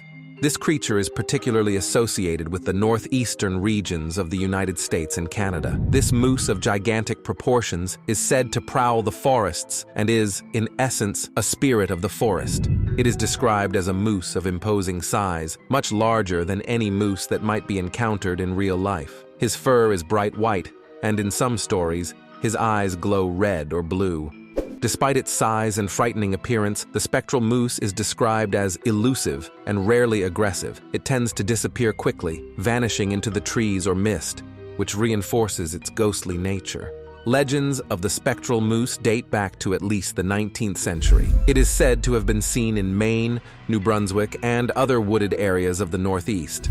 Witnesses claim to have seen the spectral moose after shooting and wounding a real moose, suggesting that the spectral moose may be a kind of protector or avenger of wounded moose. In some encounters, those who attempt to hunt the wraith moose find that their bullets have no effect, passing through it as if it were an apparition. In others, hunters who have claimed to have encounters with the creature experience a series of misfortunes. Number 7. Loveland frogmen.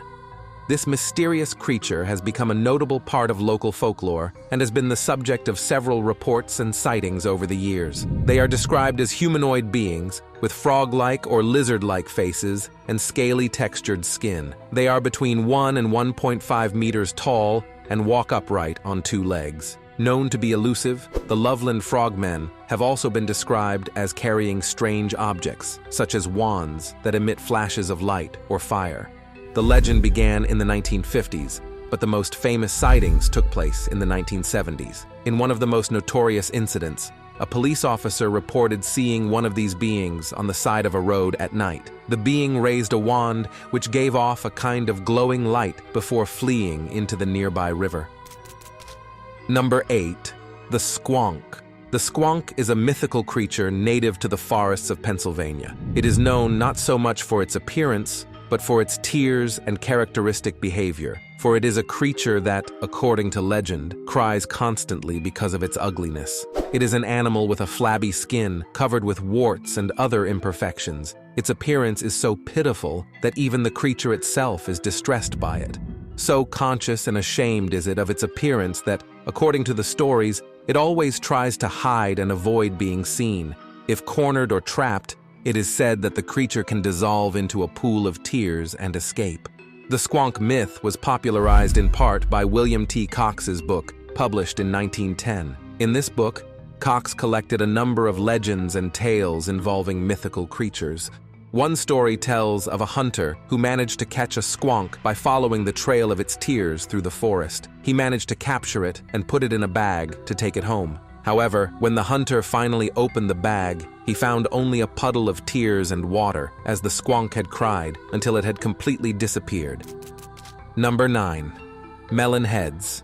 Melon heads are creatures that belong to the urban folklore of certain areas of the United States, particularly in the states of Michigan, Ohio, and Connecticut. Depending on the region, the stories may vary, but there are certain common elements in all of them. As their name suggests, melon heads have abnormally large melon-like heads in proportion to their small bodies. They are described as having bulging eyes and pale skin. According to legends, melon heads are reclusive beings that often hide in forests or remote areas. Some stories tell of them being aggressive or hunting people who wander into their territories. In Michigan, some versions say they are descendants of children who suffered from hydrocephalus and were experimented on by a mad doctor. They then escaped or were released into the forest and became wild. In Ohio, a popular story has it that the melon heads were patients in a psychiatric hospital that burned down, and the survivors took refuge in the woods, breeding among themselves and developing their distinctive characteristics. In Connecticut, the story often focuses on a group of families who retreated into the woods and, through inbreeding, developed mutations, including the big heads. Number 10. Shunka-warakin. The Shunka-warakin is a mysterious creature that is part of the folklore of Native American tribes in the northern United States, especially in the regions of Montana and Idaho. The Shunka-warakin is said to be similar in appearance to a wolf or large dog, but with unusual features. Described as having dark, thick fur, a hunched back, low-set ears, and a mouth or muzzle that resembles neither a wolf nor a coyote. Its nature is fierce and aggressive. It hunts silently, stalking its prey before attacking. One of the most famous tales associated with it is the story of a specimen that was supposedly shot in Montana in the late 19th century. The downed animal, which was unlike any other known in the region, was mounted and displayed in a local shop for years. This display attracted attention and led to speculation as to whether it might be a real example of the legendary creature. Before we dive into the last entry on our list, I'd like to invite you to join as a channel member. By doing so, you'll get a say in key decisions, like voting on this week's video and suggesting topics for future content. Plus, you'll be giving a massive boost to this channel and all the hard work I put in. Number 11. Snallygaster. The snallygaster is a cryptid creature associated with the Maryland and Appalachian region. Over the years, stories and legends about this creature have left a mark on the popular culture of the region. It is typically described as a flying creature with reptilian and avian characteristics. It is depicted with a long, jagged beak, huge wings, and sometimes tentacles coming out of its mouth. Its appearance may vary according to accounts, but it is often attributed with glowing eyes and sharp claws. It emits a high-pitched, terrifying scream. Stories tell of the creature carrying off animals and sometimes even humans. The legend is thought to have originated with early German settlers who spoke of a creature called schneller Geist, meaning swift spirit. And over time the story evolved into the myth of the snallygaster. The connection to Theodore Roosevelt stems from the popularity of stories about the snallygaster in the early 20th century. During that time, local newspapers sometimes carried reports of sightings of the creature, and legend has it that Roosevelt considered participating in an expedition to hunt it down. This idea is based in part on Roosevelt's well-known interest in cryptozoology and hunting expeditions. However, there is no solid historical evidence that Roosevelt actually made plans to hunt the creature or that he had any particular interest in it. The story may be an exaggeration or fabrication derived from a combination of the creature's popularity and Roosevelt's fame as a hunter and adventurer.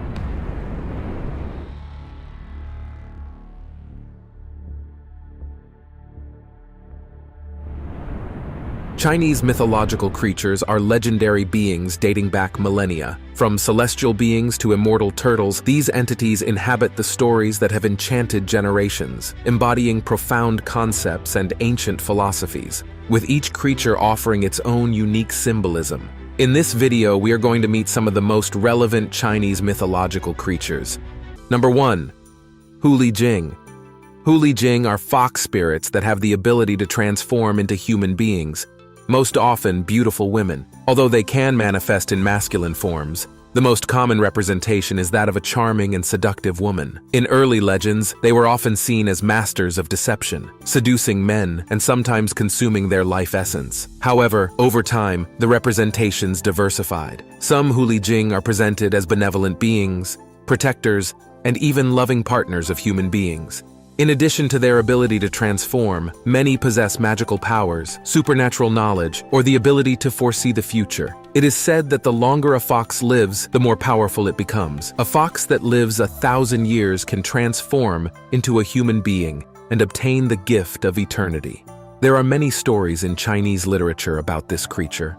Some are tragic love stories between a fox spirit and a human, while others highlight the cunning and deception of the fox spirit. For example, in the famous novel The Jade Pipe, Yao Qinji, a young man falls in love with a beautiful woman who is actually a fox spirit, leading to a tumultuous relationship and an intense battle between the supernatural and the earthly. Number 2. Baizi. Baizi is often described as having the head of a lion and several eyes. Despite his formidable appearance, he is not considered a threatening creature, but rather a wise creature. One of the most famous stories tells of his meeting with the Yellow Emperor, one of the legendary Chinese rulers. During his meeting, he described to the emperor 11,520 types of supernatural beings that inhabited the world and imparted knowledge about each of them. This wisdom was later recorded in a text called the Shan Hai Jing, or Classics of Mountains and Seas. Although unfortunately, the original text with the detailed description has been lost over time. Baizi is a symbol of deep knowledge and esoteric wisdom. His interaction with the Yellow Emperor and the subsequent creation of the Shan Hai Jing reflects the constant human search for understanding and clarity in a world full of mysteries. Throughout Chinese history, the story of Baizi has been a source of fascination and study. He has inspired scholars, writers, and artists, and the story of him has been used as an allegory for enlightenment and the acquisition of deep knowledge. Number 3. Qilin. Qilin stands out not only for its unique appearance, but also for its benevolent character and the deep symbology it carries with it. The description of the Qilin varies, but it commonly appears with the body of a deer or ox, dragon scales, and a lion's tail. Sometimes it is said to have a single antler on its head. His hooves are often described as those of a horse, and his face may bear a serene expression. Unlike many other mythological creatures, the Qilin is known for its gentleness and avoids harming any living being. It is said that he walks with such grace that he does not step on a single blade of grass. The appearance of the qilin is considered an extremely auspicious omen. This creature is believed to appear only during the reign of a just and wise monarch or in times of peace and prosperity. Additionally, it is seen as a symbol of fertility, often representing the birth of great individuals. One legend holds that a qilin appeared before Confucius's mother, presenting her with a jade as a sign of the imminent birth of her illustrious son. Number 4. Baihu. Baihu is a magnificent tiger of immaculate white with an imposing bearing. His appearance denotes power, authority, and a sense of protection. He is one of the heavenly guardians, specifically the guardian of the West. He is associated with autumn and represents the metal element. He symbolizes protection, bravery, and strength, and is often considered the defender against threats and evil spirits. His image is found in temples, palaces, and artifacts, serving as a reminder of divine protection and heavenly authority. It is also common to find him in stories where he helps heroes and monarchs in their fights against the forces of evil. In Chinese cosmogony, he is more than just a tiger. He is a symbol of protection and power. His presence ensures safety, while his image evokes respect and reverence. His importance in Chinese culture remains to this day. Number 5. Jiangshi. The jiangshi, often translated as vampire or zombie, is typically portrayed as a reanimated corpse with pale, discolored skin, dressed in Qing dynasty attire. His arms are rigidly extended forward, and most distinctively, he moves by jumping. These nocturnal creatures emerge at dusk to feed on the qi or life force of the living. In doing so, they leave their victims weakened or, in some stories, transform them into jiangshis. This vampire is said to arise in several ways. It can be the result of a failed resurrection by a sorcerer, a body that has not been buried after some time and has absorbed enough energy, or even a soul that has not been able to reincarnate due to past sins. Although powerful, they have weaknesses. They are repelled by garlic, their image in a mirror, religious songs, and glutinous rice. They also fear the roosters, whose crowing announces the arrival of dawn. Additionally, they are terrified of peaches, which are considered powerful in Chinese mythology. People also write talismans and stick them on the jiangshi's forehead to immobilize him. In many stories, the jiangshi is a manifestation of fears about death and the unknown. It can also represent the consequences of rituals not performed properly, or the importance of giving the dead a proper rest. Number 6. Peng. Within the vast collection of Chinese mythological creatures, the Peng occupies a special place as a representation of greatness, power, and transformation. The Peng is often described as an immensely large bird, with wings spanning thousands of miles. Its size is so impressive that when it flies, it darkens the sky and produces storms. A known story about it comes from the writings of the Taoist philosopher Zhuangzi. According to this source, the Peng was originally a fish known as kun, which lived in the northern seas. The kun was so large that it was difficult to distinguish it as a fish. Eventually, he transformed into the Peng and undertook a great journey towards the south. In the stories, it is said to travel from the North Sea to the South Sea, rising to high altitudes. Its movements are grandiose, and its flight symbolizes transcendence and the ability to overcome minor obstacles by focusing on higher goals. Beyond its size and power, it is seen as a symbol of transformation and aspiration. Just as kun transforms into Peng, it is suggested that individuals have the potential to transform and achieve greater heights in life. The story of the Peng is also often used to discuss the relativity of perspectives. What may seem like a grandiose act to some may be insignificant to others. Number 7. Tianlu. This being combines characteristics of several animals, generally being represented as a fusion between a dragon and a lion. Its scaly body, adorned with a single prominent horn on its head, gives it an imposing appearance that immediately captures the attention of anyone who views it. More than just a mythical being, it is a powerful symbol of wealth and prosperity in Chinese culture. He is believed to have an insatiable appetite for gold and silver, making him an ideal protector of treasure and wealth. In feng shui practices, it is common to place representations of the Tianlu in homes and businesses for the purpose of attracting fortune. Its role is not limited to attracting wealth. He is also credited with the ability to protect her. This makes him a popular deity in temples and other places of importance, especially those associated with wealth and power. Over the centuries, the influence of the Tianlu has left its mark on various artistic and cultural manifestations in China. Whether through sculptures, paintings, or traditional practices, this guardian of wealth remains a revered and respected figure in China. And you can also become a respected and revered figure, not in China, but on this channel. Before continuing with the video, this is a good time for you to give it a like, leave your comment, and the most important thing is share this content with your friends or with people interested in the topic. This is the only way for YouTube to recommend me to more people, which helps me a lot in my work. Thank you for your time, and now let's continue. Number 8. Bixi. This is a creature that combines characteristics of a turtle and a dragon. Its robust, tortoise-like body is frequently adorned with dragon-like features, such as a hairy beard or horns. A notable feature is that he often carries heavy stone steles or inscriptions on his back. Beyond its physical form, it is a symbol of support, resistance, and the perpetuation of memory and history. By carrying inscriptions on its back, it represents the preservation and transportation of knowledge and traditions through generations. It is common to find Bixi statues in temples, tombs, and other sacred places in China. These statues often hold important inscriptions, whether imperial decrees, historical achievements, or sacred scriptures, reinforcing their role as bearers of Chinese culture and history. Number 9. Longma.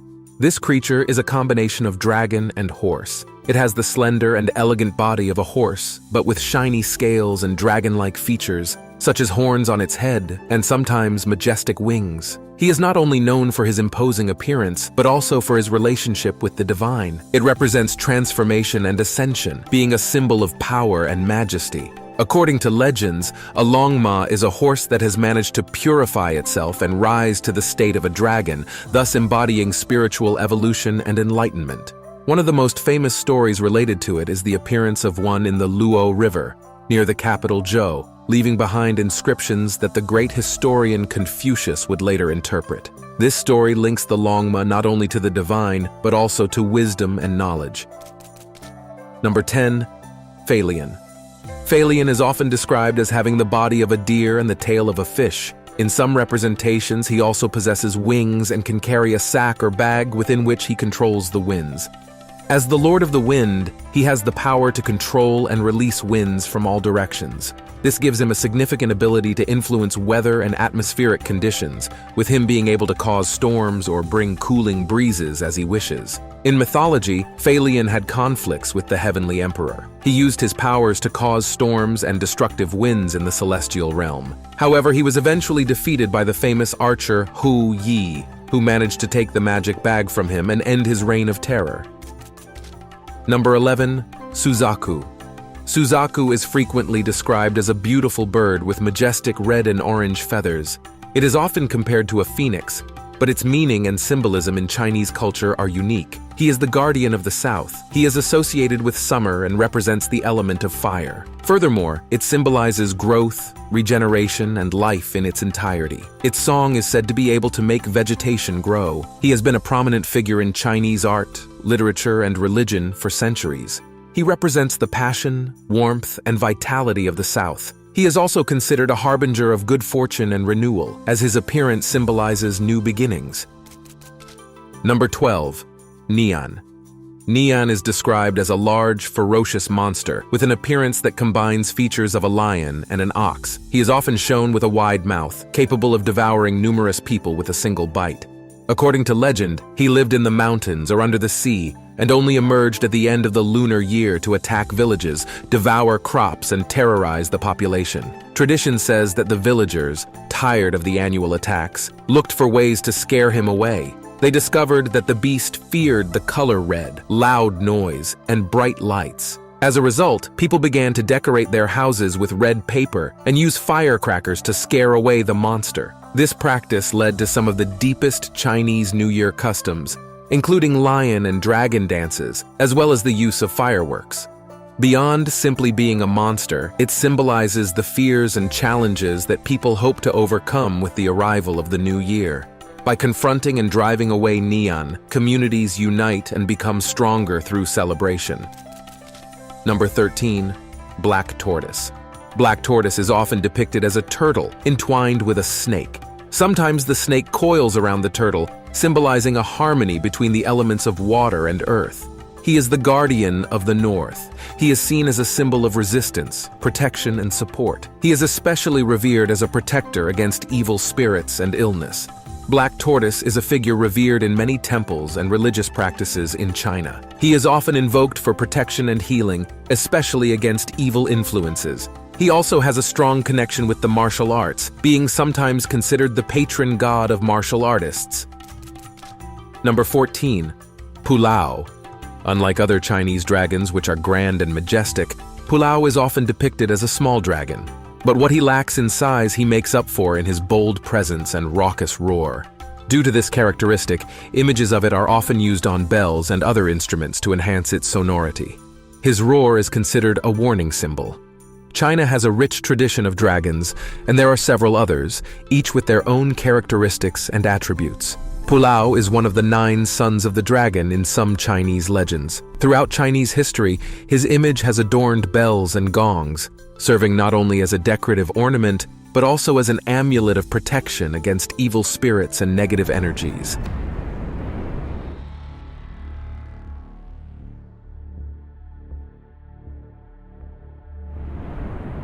Celts, Norse, and even the Roman Empire all have passed through Germany, leaving their small contribution to the mythology and folklore of this country. In this video, we will know a little better the creatures of German mythology. Number 1. Mare.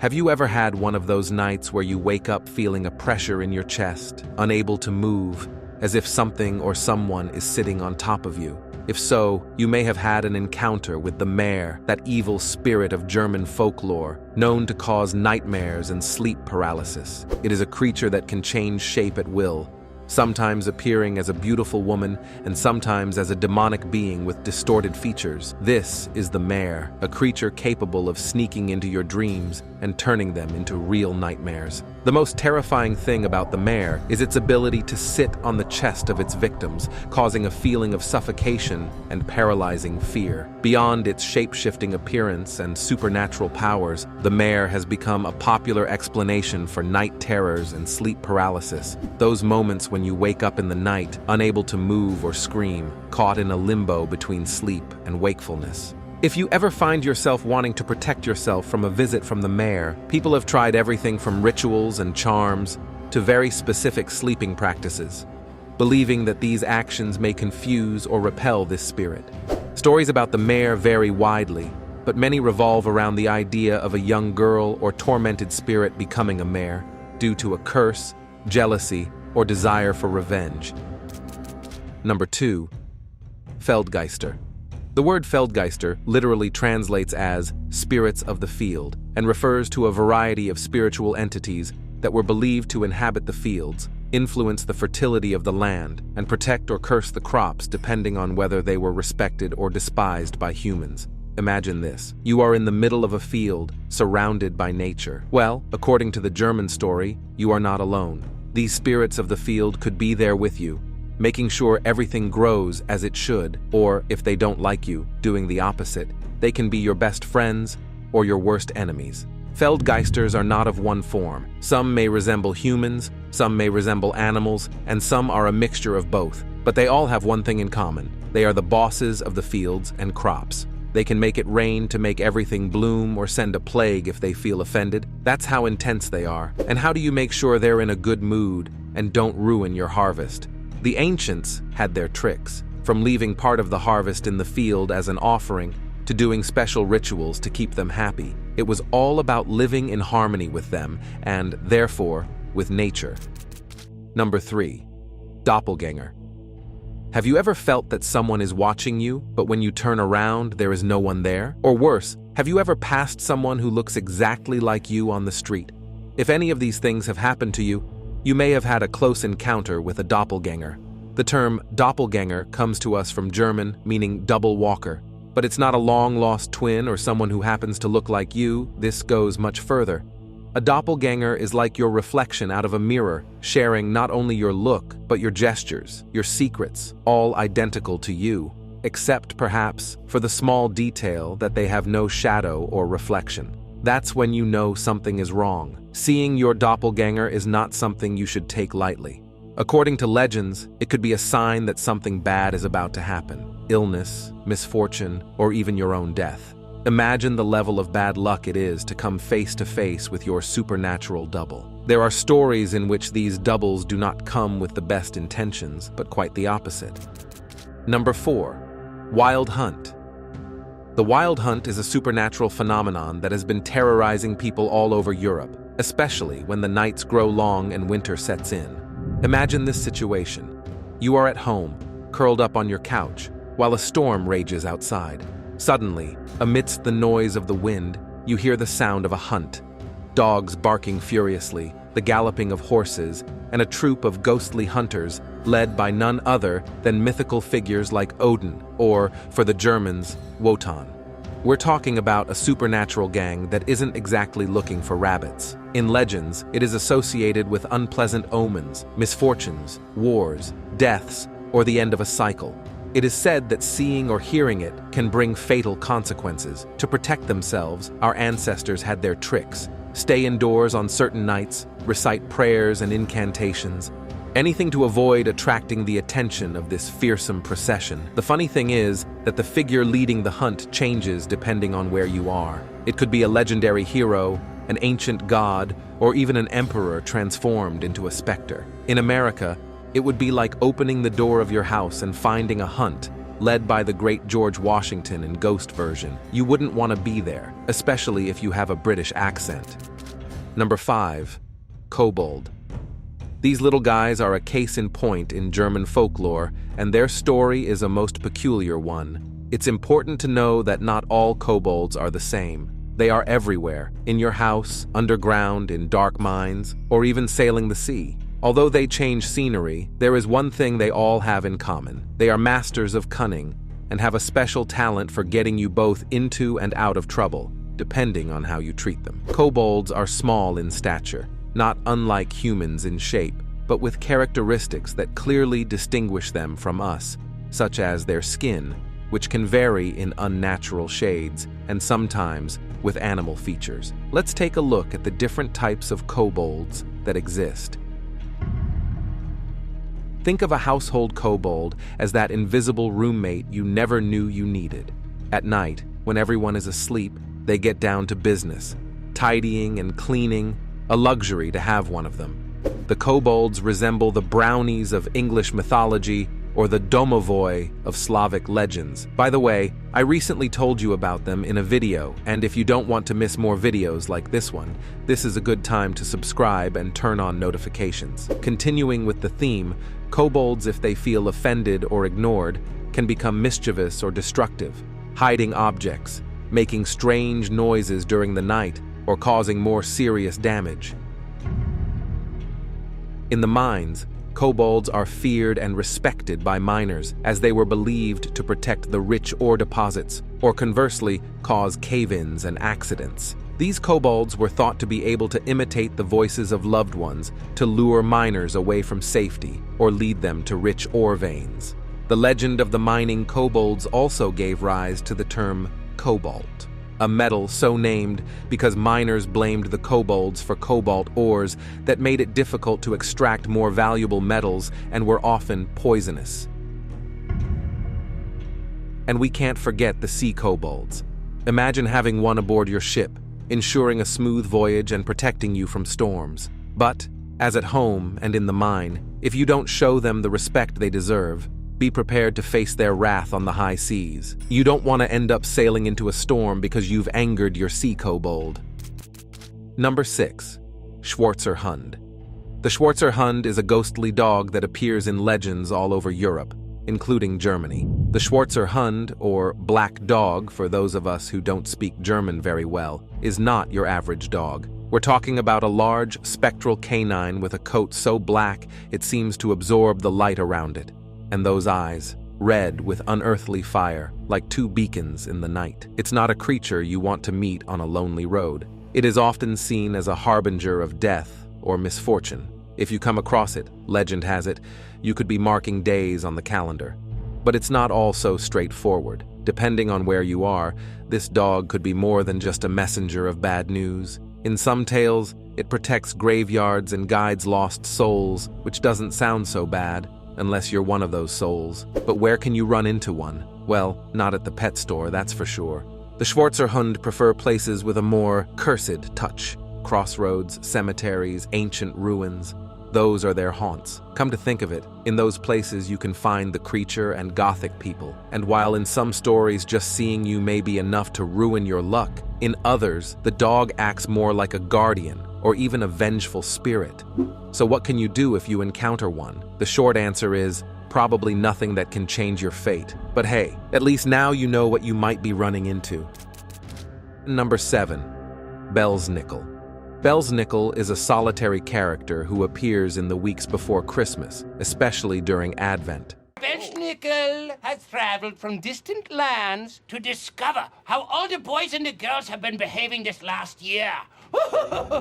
He is rustic in appearance, with shabby clothes covered in fur, sometimes with a mask or a charcoal-stained face. His look is rustic and a bit intimidating, nothing like good old Santa. He has a beard, though of a more earthy and less noble type than, say, Santa Claus. His attire is practical and robust. He carries with him a sack or bag containing candy, nuts, and small toys for good children.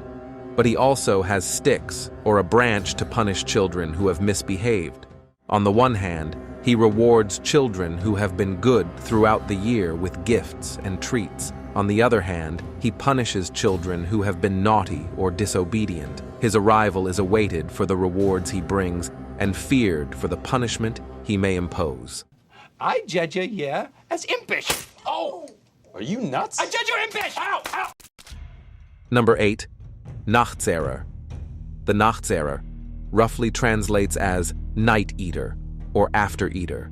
This creature is something like the distant cousin of the vampire, but with a peculiar and rather macabre twist. It is an entity that not only rises from the dead, but also begins to consume its own flesh, and as if that were not enough, that of its relatives, spreading plague and disease. The nocturnal consumer is not the typical monster you might imagine. It is said that those who die in tragic or unnatural ways, especially by suicide, are at risk of becoming these beings. And although there is no specific physical description that identifies them, they are associated with the image of a decomposing corpse, which is creepy enough. But what really puts these beings on the terror map are their abilities. Aside from devouring their own flesh in the grave, these beings have the unsettling ability to terrorize the living, either by consuming their life or energy, transforming into animals, or even creating disease. In the old days, to protect themselves, people resorted to funeral rituals and rather extreme preventative measures, from burying the dead with objects believed to prevent their transformation, to drying out the corpse or placing stones in the mouth of the deceased. All this to make sure that the dead stayed dead.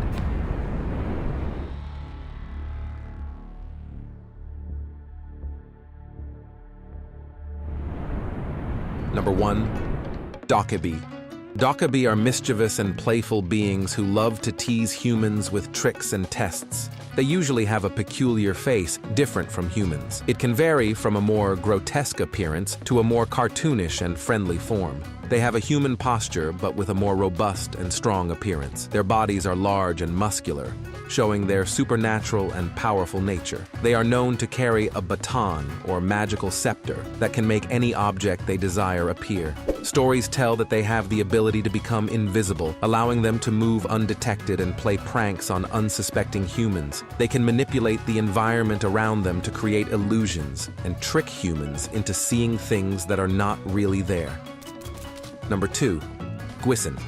Gwisin are spirits or ghosts. These entities can have different characteristics, but are generally associated with the souls of the dead who have not found peace. Many are the spirits of individuals who died tragically, violently, or unexpectedly, and have been unable to pass to the other world due to unfinished business or strong emotions that bind them to the physical world. They are human in appearance, but with a paler, more ethereal hue. Their appearance may be a reflection of how they were in life. They are shown wearing traditional white robes. They may present signs of how they died, showing wounds or marks related to their death. They have the ability to pass through solid objects and change their shape. Some stories attribute to them the ability to manipulate the environment around them, creating illusions and paranormal phenomena. Some gwisen are malevolent and seek to harm the living, while others are simply lost or confused, seeking help to find peace.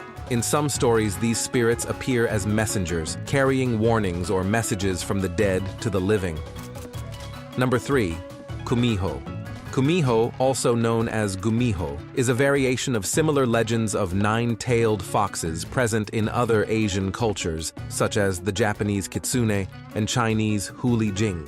Unlike other Asian cultures, the nine-tailed fox in Korea is a malevolent creature with destructive and violent desires. The main characteristic of the kumiho is its fox-like appearance with 9 tails. Its form is an indicator of its power and wisdom. She has the ability to transform into a beautiful woman to seduce and deceive humans, often with malevolent intentions. As a master of disguise and manipulation, she can easily deceive humans, using her intelligence and charm. In many legends, she is known to consume human flesh and has a preference for hearts or livers, has a desire to become human, and can do so through various means, including abstaining from eating human flesh for a period of 1,000 years. Although initially portrayed as purely evil creatures, over time the kumiho myth has evolved to include more nuanced elements, including the nine-tailed fox who desires redemption and humanity. Number 4. Yong. The Yong are a fundamental part of Korean mythology, representing powerful and benevolent forces in the universe. They are guardians and protectors, deeply respected and revered. They are dragons with long, serpentine bodies, similar to Chinese dragons, with beards and whiskers, giving them a wise and venerable appearance. They are covered with shiny scales and have a very slender appearance. The Yong dragon symbolizes wisdom, depth of knowledge, and understanding. It represents power and strength, especially in relation to the forces of nature. Its mythology is strongly influenced by Chinese and Buddhist tradition. Yong are considered protectors and guardians who can help humans in times of need. They are said to have control over the weather and can call down rain to aid in agriculture. Number 5. Heichi.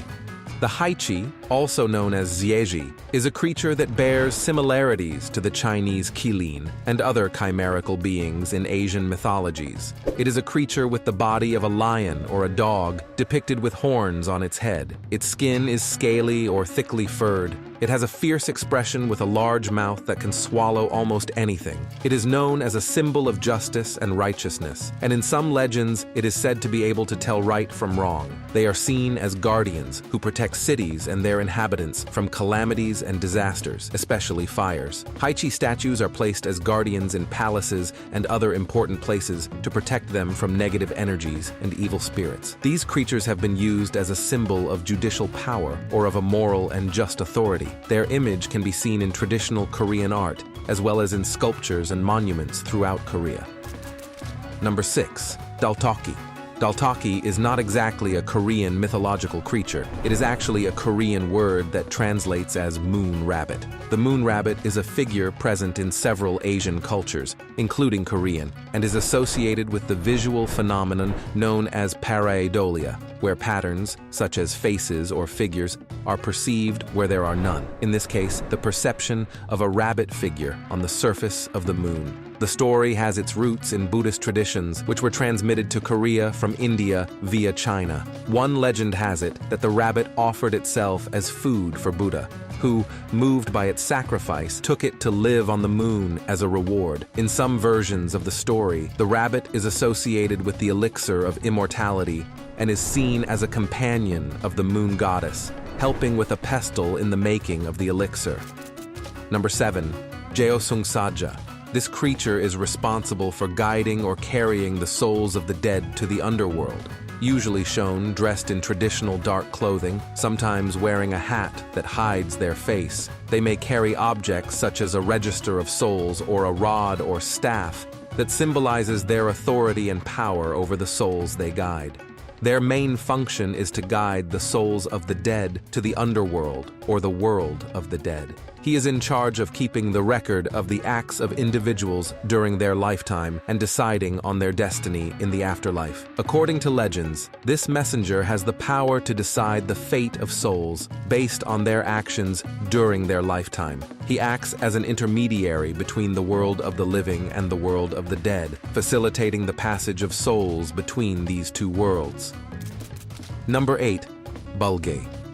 Bulgae, or fire dogs, play a central role in explaining astronomical phenomena such as solar and lunar eclipses. The belief is based on the idea that these events were caused by a bulgae attempting to devour both the sun and the moon. Eclipses were viewed with great fear and respect, as they were believed to mark times of great disorder and chaos, potentially portending disaster or bad omens. The bulgae were depicted as voracious beings, which with their fiery maw attempted to consume the stars, resulting in periods of temporary darkness on Earth.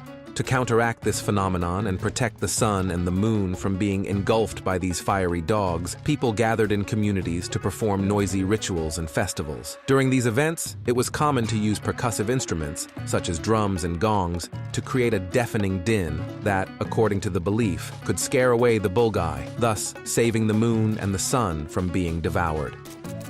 Number 9. Samjoko. The samjoko is also known as the three-legged raven, something common in various East Asian mythologies. It has bright feathers with a variety of colors, a symbol of light and its relationship to the sun.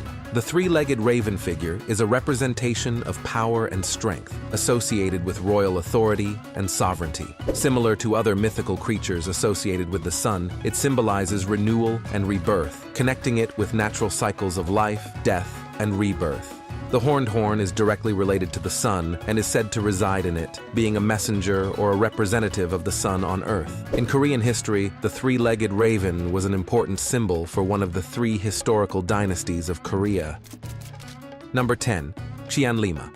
Although primarily a being of Chinese mythology, the concept of the Qianlima has also influenced the cultures of Korea and Japan, where it can be found in various forms and with slight variations in symbolism.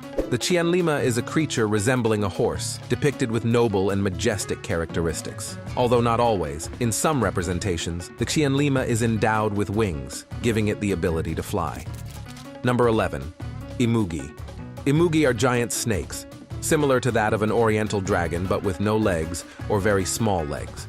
They have prominent scales and can be depicted in various colors, although they are commonly shown in shades of green, blue, or gold.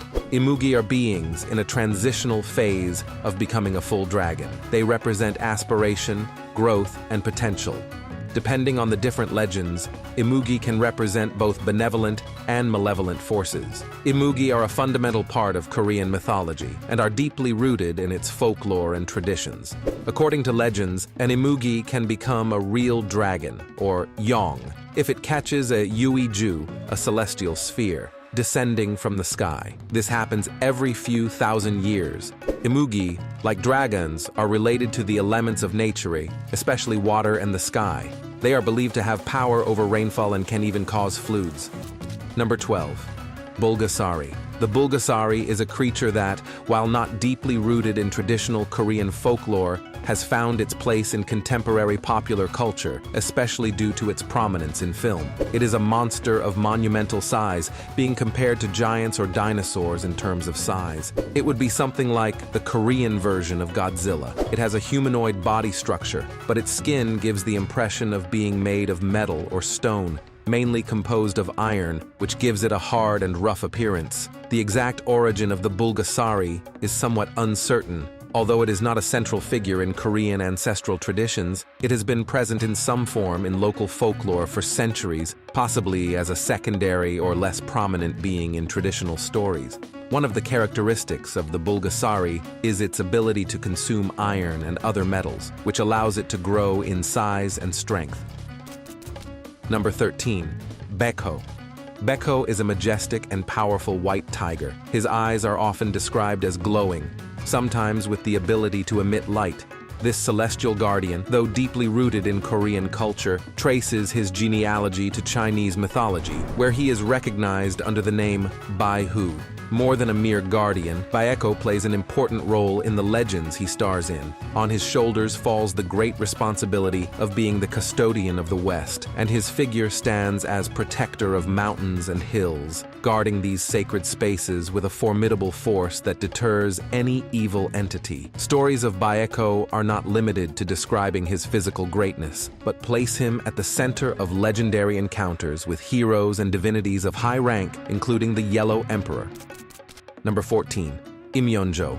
The exact origin is somewhat uncertain, but it is known to be a creature belonging to Korean mythology. It may have influences from various traditions and mythologies, combining elements from different cultures. Despite its human face, its body is generally that of a bird, with feathers and large wings. In some stories, the appearance of the Imyeonjo is seen as a harbinger of important events, both good and bad.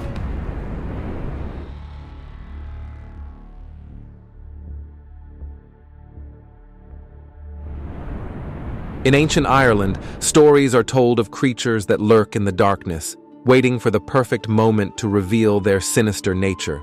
On the darkest nights, when the mist covers the fields, these beings emerge from a parallel reality. These creatures, shrouded in legends that have been told by firelight for generations, inhabit every corner of this land. In this video, we will meet 9 creatures of Irish mythology. 1. Abertash. The Abertash is a small, hunchbacked creature with a grotesque and menacing appearance. He is usually dressed in dark, shabby clothes. The Abertash is not just a weird little guy, he is undead. His skin is pale and his eyes shine with a malevolent glow. He needs to consume human blood to survive, very much in the style of the vampires we know.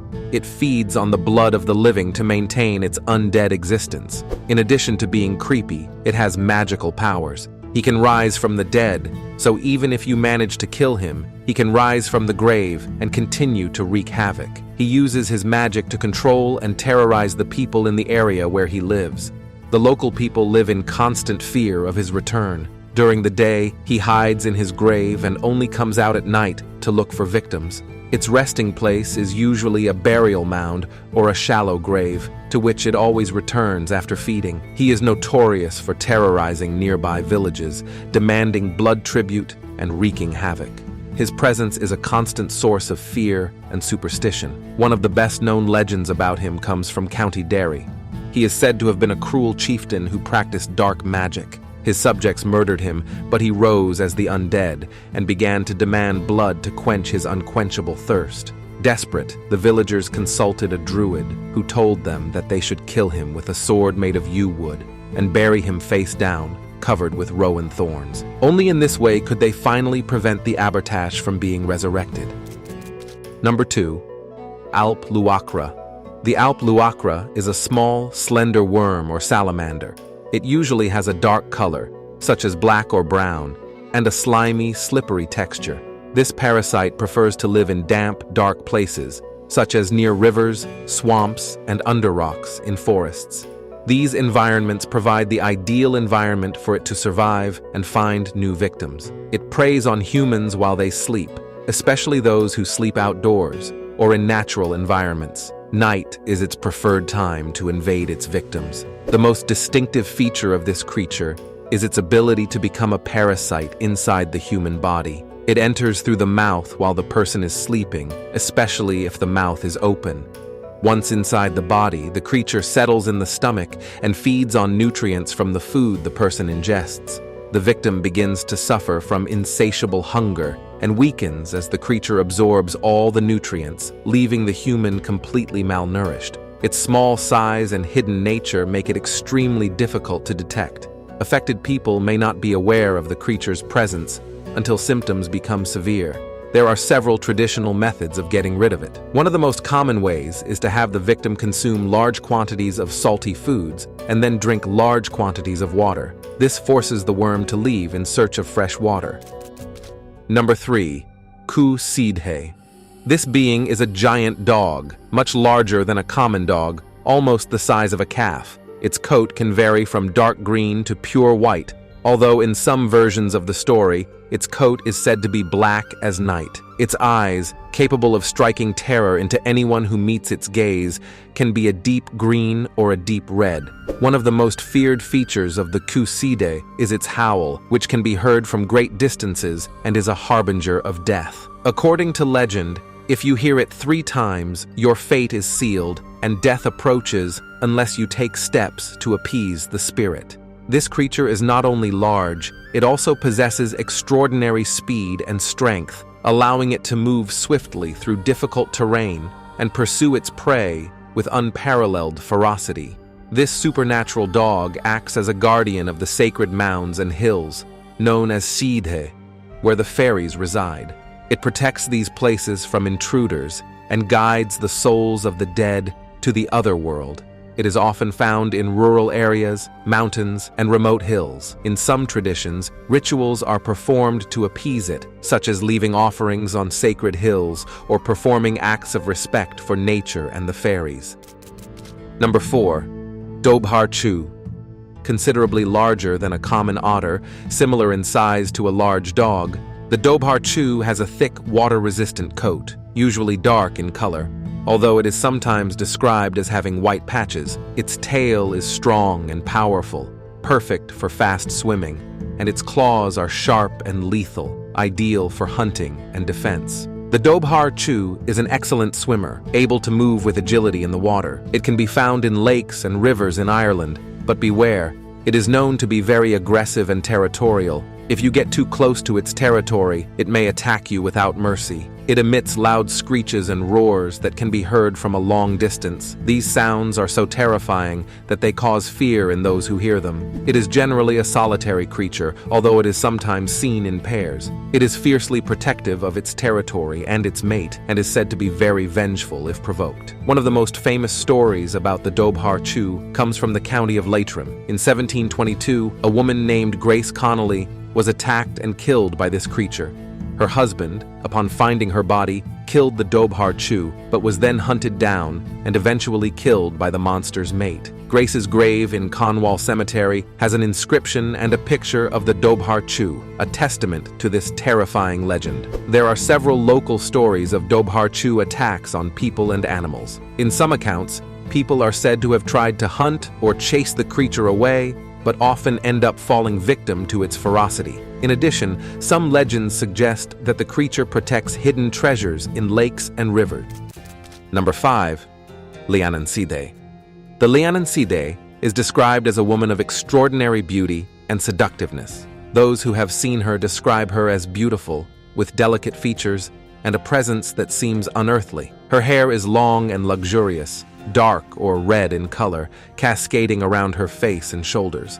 Her eyes are hypnotic, emerald green or deep blue, capable of bewitching anyone who looks directly into them. She is always dressed in elegant clothes made of fine materials like silk. This being can inspire artists, poets, and musicians. She offers her love and inspiration to those who are creative, helping them to reach levels of genius in their work. But this gift of inspiration comes at a cost. It is said that those who fall in love with the Liananside and accept its inspiration live intense but short lives.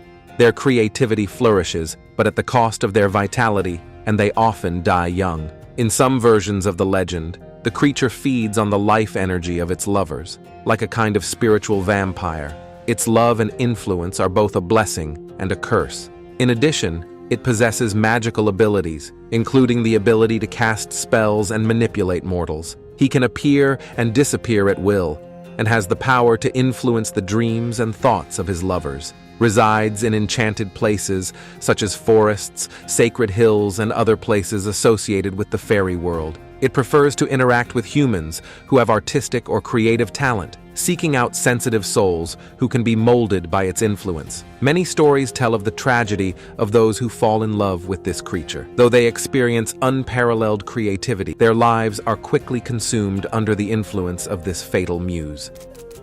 Number 6. Bananach.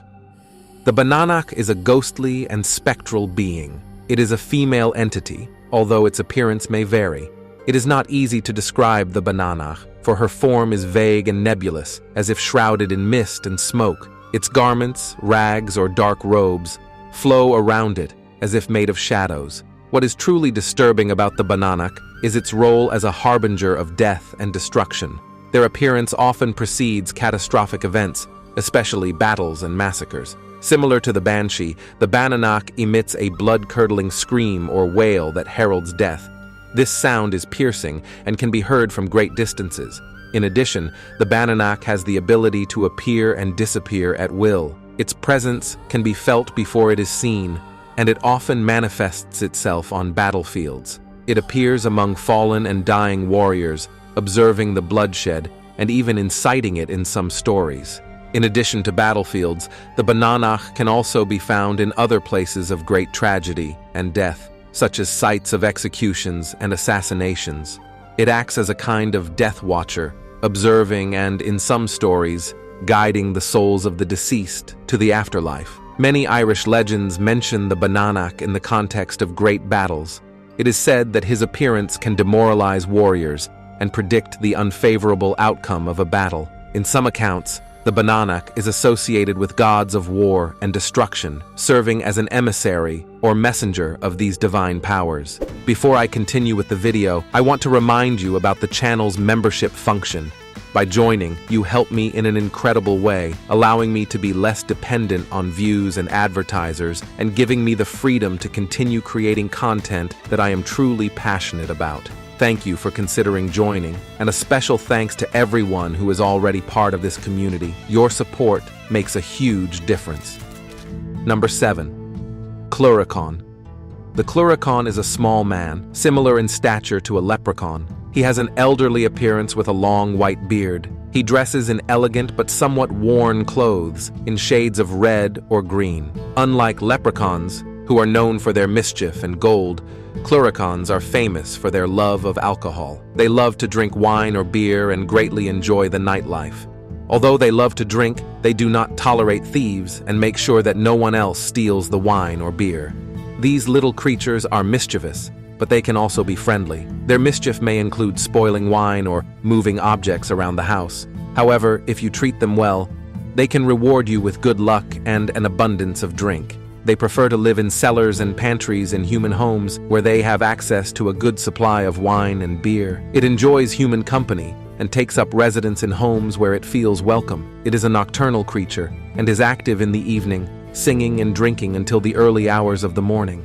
Unlike other feric beings that may be more integrated into communities, the cluricaun is solitary and independent.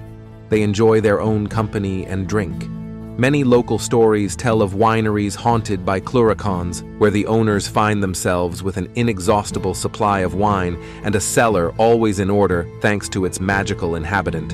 In some legends, the cluricaun not only protects the house from thieves, but also from other evil spirits, acting as a guardian while you enjoy your drink. Number 8. Merrow. The merrow are aquatic beings, similar to mermaids, who inhabit the deep waters of the sea around Ireland. Both male and female merrow are said to exist. The female merrow are particularly striking. They are beautiful, with long green hair that moves like seaweed, blue eyes, and pale skin. Curiously, they wear a red cap, known as a corrigan don or coholín druith, which is what allows them to live underwater. Now, the male merrow are not so graceful. In fact, their appearance is rather grotesque, with scales, flat noses, and green fish-like faces. They are also much less sociable and are rare to see. Merrow can transform into humans when they are on land, but they need their magic cap to be able to return to the sea. Without it, they are trapped in their human form. Female merrow are known for their benevolent nature and their attraction to humans. There are many stories of merrow marrying human men and living on land. However, these stories often end in tragedy when the merrow find their cap and return to the sea, leaving their human families behind. In addition, the merrow have a beautiful voice and incredible musical talent. Their songs can enchant sailors and lure them to the sea. They are also said to possess human souls trapped in small jars under the sea, which gives them a longer lifespan and allows them to maintain their beauty. They live in luxurious palaces under the sea, decorated with pearls and coral, places of great beauty and splendor. Although they can be friendly, they can also be dangerous.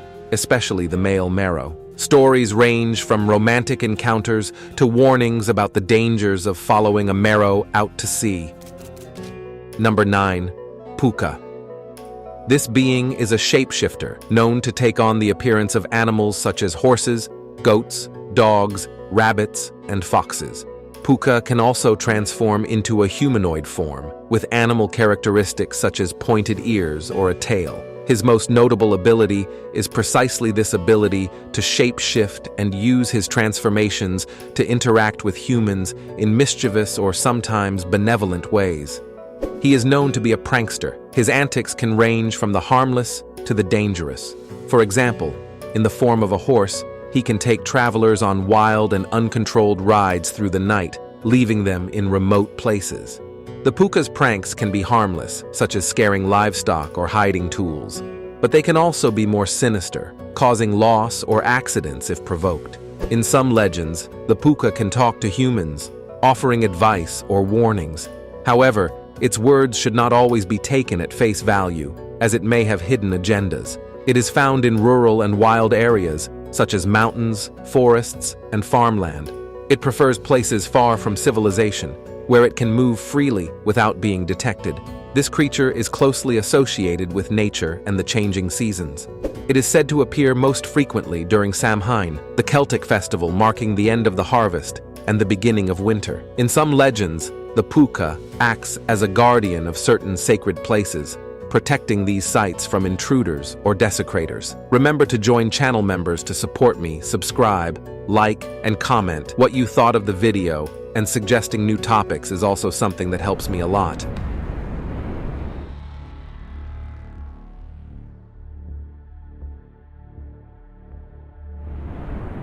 Finland has some of the most terrifying creatures compared to other mythologies, beings that seek to corrupt you or simply enjoy doing evil, although there are also kind and protective. In this video, we are going to meet 14 of the creatures of Finnish mythology. Number 1. Tuonentit. Tuonentit is one of the maidens or servants of Tuonela, the realm of the dead in Finnish mythology. She serves the main deities of the underworld such as Tuoni and Tuonetar. Her main task is to receive and attend to the souls of the dead who come to the underworld. She is one of the first figures a soul encounters when crossing into the realm of the dead. She is depicted as an ethereal figure, dressed in dark or misty robes that reflect Tuonela's sinister nature. Apart from Tuonentit, there are other maidens in the underworld, such as Tuonenpika. These maidens have similar roles, but may differ in their specific tasks within the underworld. Number 2. Ajatar is a forest witch or demonic spirit. She is portrayed as a serpent or dragon. In some versions, she is a malevolent female figure that resembles a witch or hag. Ajatar is known to spread disease and plague, particularly pestilence. She hides in the darkest and most remote corners of the forests, and it is believed that those who enter her territory may become trapped or fall ill. It is the antagonist in stories, a source of fear and malice. She draws people to her, especially those who venture too far into the forest without caution. Ajatar is believed to be the mother of other malevolent beings and creatures in Finnish folklore. Number 3. Lempo. Lempo is the fire of the heart and spirit. It can be the warmth you feel when you fall in love, or the spark that ignites great anger. In ancient Finland, it was respected and feared for its power over human emotions. Lempo was originally conceived as a spirit or entity related to passion, both love and chaos. It is a fiery or luminous creature, sometimes with both human and animal characteristics. Lempo has the ability to ignite passion in hearts, be it love, desire, or even anger. But this passion is not always good. It can lead to obsession or destruction. Imagine someone who suddenly falls madly in love or becomes angry for no reason. In the past, they might have said, Lempo has touched him. For this reason, it was seen as both a blessing and a curse. People used to wear amulets or perform small rituals to protect themselves from its unwanted influence. Invoking other spirits or gods to keep it at bay was common. Number 4. Louhi is a sorceress and the matriarch of Pohjola, a land in the north described as cold and dark. In the Kalevala, Louhi is described as a powerful old witch, cunning and with great magical power. As a sorceress, she is able to shapeshift, control the weather, and cast powerful spells. One of her most famous acts is to steal the sun and the moon, condemning the earth to live in darkness. Louhi has numerous confrontations with heroes, especially with Väinämöinen, Ilmarinen, and Lemminkainen. His best-known story is his attempt to keep a magical artifact, the Sampo, out of reach of the heroes. The Sampo was forged by Ilmarinen, one of the world's greatest blacksmiths and craftsmen. It was created in response to Louhi's request, as a price for betrothing his daughter. The Sampo is a magical artifact, a kind of mill, which has the ability to produce grain, salt, and gold. Although Ilmarinen forged the Sampo for Louhi, he and other heroes, including Väinämöinen, the wise bard and leader, longed to possess it because of its ability to bring wealth, power, and well-being. They faced many challenges, but with their cunning and skills, they managed to reach Pohjola and obtained the Sampo. But while they were trying to run away with it, Louhi found out about their deception. Louhi summoned his powers and transformed his troops into monsters and creatures and pursued the heroes. This ended in a great battle at sea. During the confrontation, the Sampo was damaged and fell into the sea, breaking into pieces and being lost forever. Number 5. Ikuturso. Ikuturso is a sea beast. It is sometimes called the eternal spirit of the sea, or simply the sea monster. It is one of the most well-known creatures in Finnish epics, especially in the Kalevala. It is a colossal being with characteristics of an octopus or squid, with many tentacles or a body covered with spines. It has total dominion over the sea, which allows it to create storms and sink ships. It is known to be virtually invincible and can be a challenge to even the bravest heroes. His size, unpredictable nature, and reputation as an invincible beast made the sea a feared and respected place. Number 6. Näki. Näki is a water spirit, associated with ponds, lakes, and rivers. In Finnish folklore, and also in other Nordic countries, it is known as a spirit that haunts freshwater places. It is a dark and sinister creature, sometimes with partly human and partly aquatic features. Its appearance can be deceptively beautiful or absolutely terrifying. Näki is known for her ability to shapeshift. In addition, it often waits just below the surface of the water to catch unsuspecting people, dragging them underwater.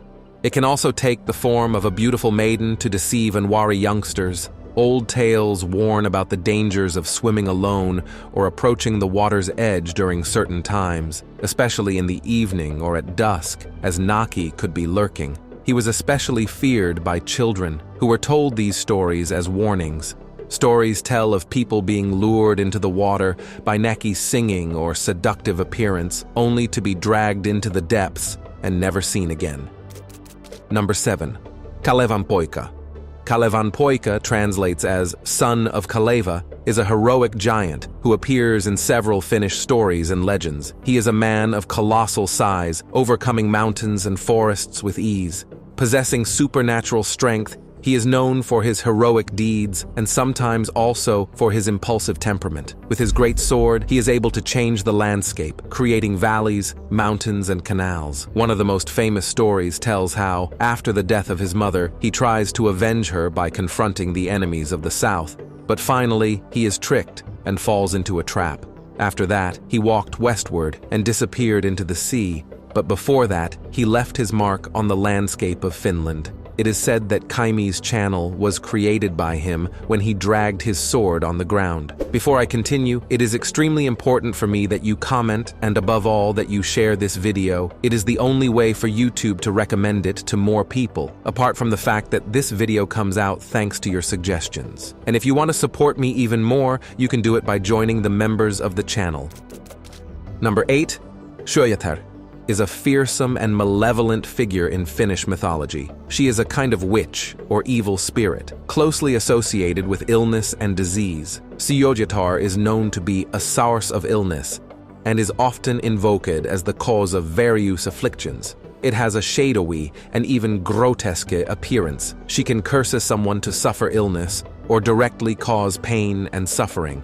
When someone fell ill with no apparent cause, people believed it could be the work of this evil being.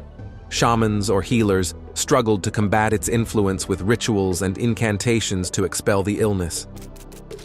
Number 9. Hisi. In ancient Finnish beliefs, Hisi are both to sacred or special places in nature and to beings or spirits. With time and the Christian religion changing local traditions, the spirits associated with Hisi came to be seen as more mischievous or even malicious entities. They are like wild creatures, sometimes with both human and animal characteristics. Hisi were known to cause misfortunes, such as disease in livestock or crop failure. If something went wrong without explanation, a Hisi could be blamed. People avoided certain places, such as dark forests or large rocks, thinking they were home to the Hisi. The idea was that if you entered their territory uninvited, they might harm you or cause you bad luck. To keep these creatures at bay, you could wear amulets, perform rituals, or even make offerings to appease them. There are stories in which the Hisi steal livestock or scare travelers in deep forests. There are also tales in which, if treated with respect, the Hisi could be friendly or help people. Number 10. Haltia is a spirit or guardian entity that protects a place, object, or even animals and people. It would be like a kind of genie or spirit in other mythologies. They can be invisible or take the form of animals, humans, or a mixture of both. The form they take is usually connected to what they protect. A forest haltija could look like a tree or animal. They are known for their ability to protect and bless. They can also curse or play mischief if provoked or disrespected. Number 11. Otso karhu. Otso and karhu are Finnish words for bear. In Finnish mythology, the bear is considered the king of the forest, a powerful and sacred animal. The bear is seen not only as an animal, but as a spirit of the forest. It is respected both for its physical strength and its spiritual connection to the natural world. When the ancient Finns hunted a bear, they performed specific rituals to appease its spirit and ask forgiveness for killing it. It was believed that the bear had a soul that, if properly respected, would return to the forest and be reborn. There are many stories in which Otso is both a protector of the forest and a creature to be feared. In some stories, he may transform into a human or have human qualities. The veneration of the bear is not unique to Finnish mythology. Many cultures around the world, especially those where bears are native, have a deep respect for these animals and see them as spiritual or totemic beings. Number 12. Meninkainen. Meninkainen are small creatures compared to the gnomes, trolls, or elves of other mythologies. They are subterranean beings that live in the hills and mountains. They are usually described as small, no taller than human knee height, with old and wrinkled features. They have a robust stature and earth-toned skin, which allows them to blend in with their surroundings. They are shy beings and try to avoid human contact. They are also said to be very curious. They may cause little trouble or play pranks, but are rarely considered malevolent. Meninkainen help or guide lost humans, especially in the mountains or in the forest. In other stories, they may lead humans to their subway homes, sometimes causing time to pass differently. Meninkainen are considered protectors of the forest and mountains, punishing those who harm the environment. Number 13. Surma. Surma is a creature so feared that its very presence can steal the breath of the living, a dark beast from Finnish mythology that guards the fragile thread between life and death. Is a giant wolf with eyes that burn with an unearthly intensity. His dark fur and imposing presence make even the bravest heart shiver. Legend has it that those unfortunate enough to cross his path and feel Surma's touch meet an immediate and fatal fate. There is no escape, no plea that works. Contact with Surma is synonymous with a final goodbye. The stories about Surma were told to children not only to frighten them at night, but to teach them to be cautious and to respect the dangers. Number 14. Piru is a demon or evil spirit. The word has been used to describe evil entities or forces. It is a dark creature with terrifying characteristics. Associated with evil, Piru can cause misfortune, disease, or tempt people to evil deeds. It also has powers of transformation or deception. People feared him because he could bring bad luck or even death. It was also associated with temptation, leading people astray. Certain herbs or amulets, rituals and prayers could repel this entity. In stories, Piru tempts people to make deals, sometimes with dire consequences. In others, it appears as an obstacle that heroes must overcome or trick. Leave a comment and like before you leave, and thanks for making it to the end. I recommend these videos of mythological creatures.